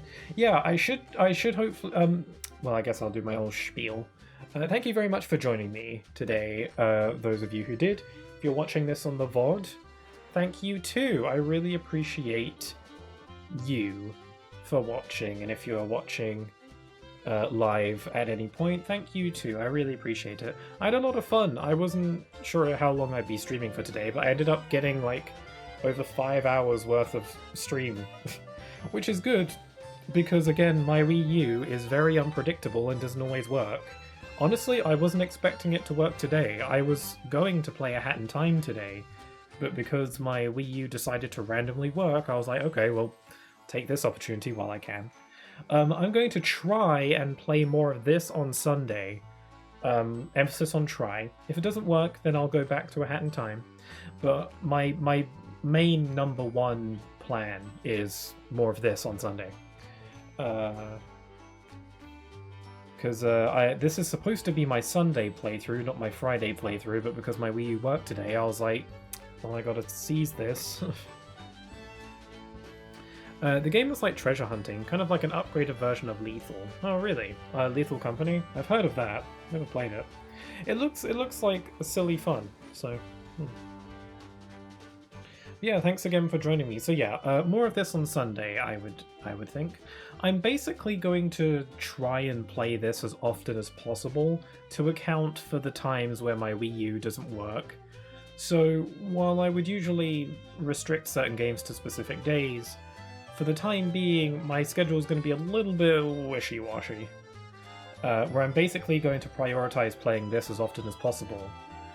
And then if the Wii U just doesn't work on one of those days, then I'll go to Hat in Time as a backup. That's my basic plan. Um, so more of this on Sunday, hopefully more of it on Wednesday, Friday, all that good stuff. So join me for that if you'd like. Alright, bet I'll see you in the next. Sure thing, Mango. It's always nice chatting with you. And I think I'm about ready to call it there for today. So with all that being said, I hope you all have a wonderful rest of your day. Stay safe, and I hope to see you all again very soon. Take care. Bye-bye.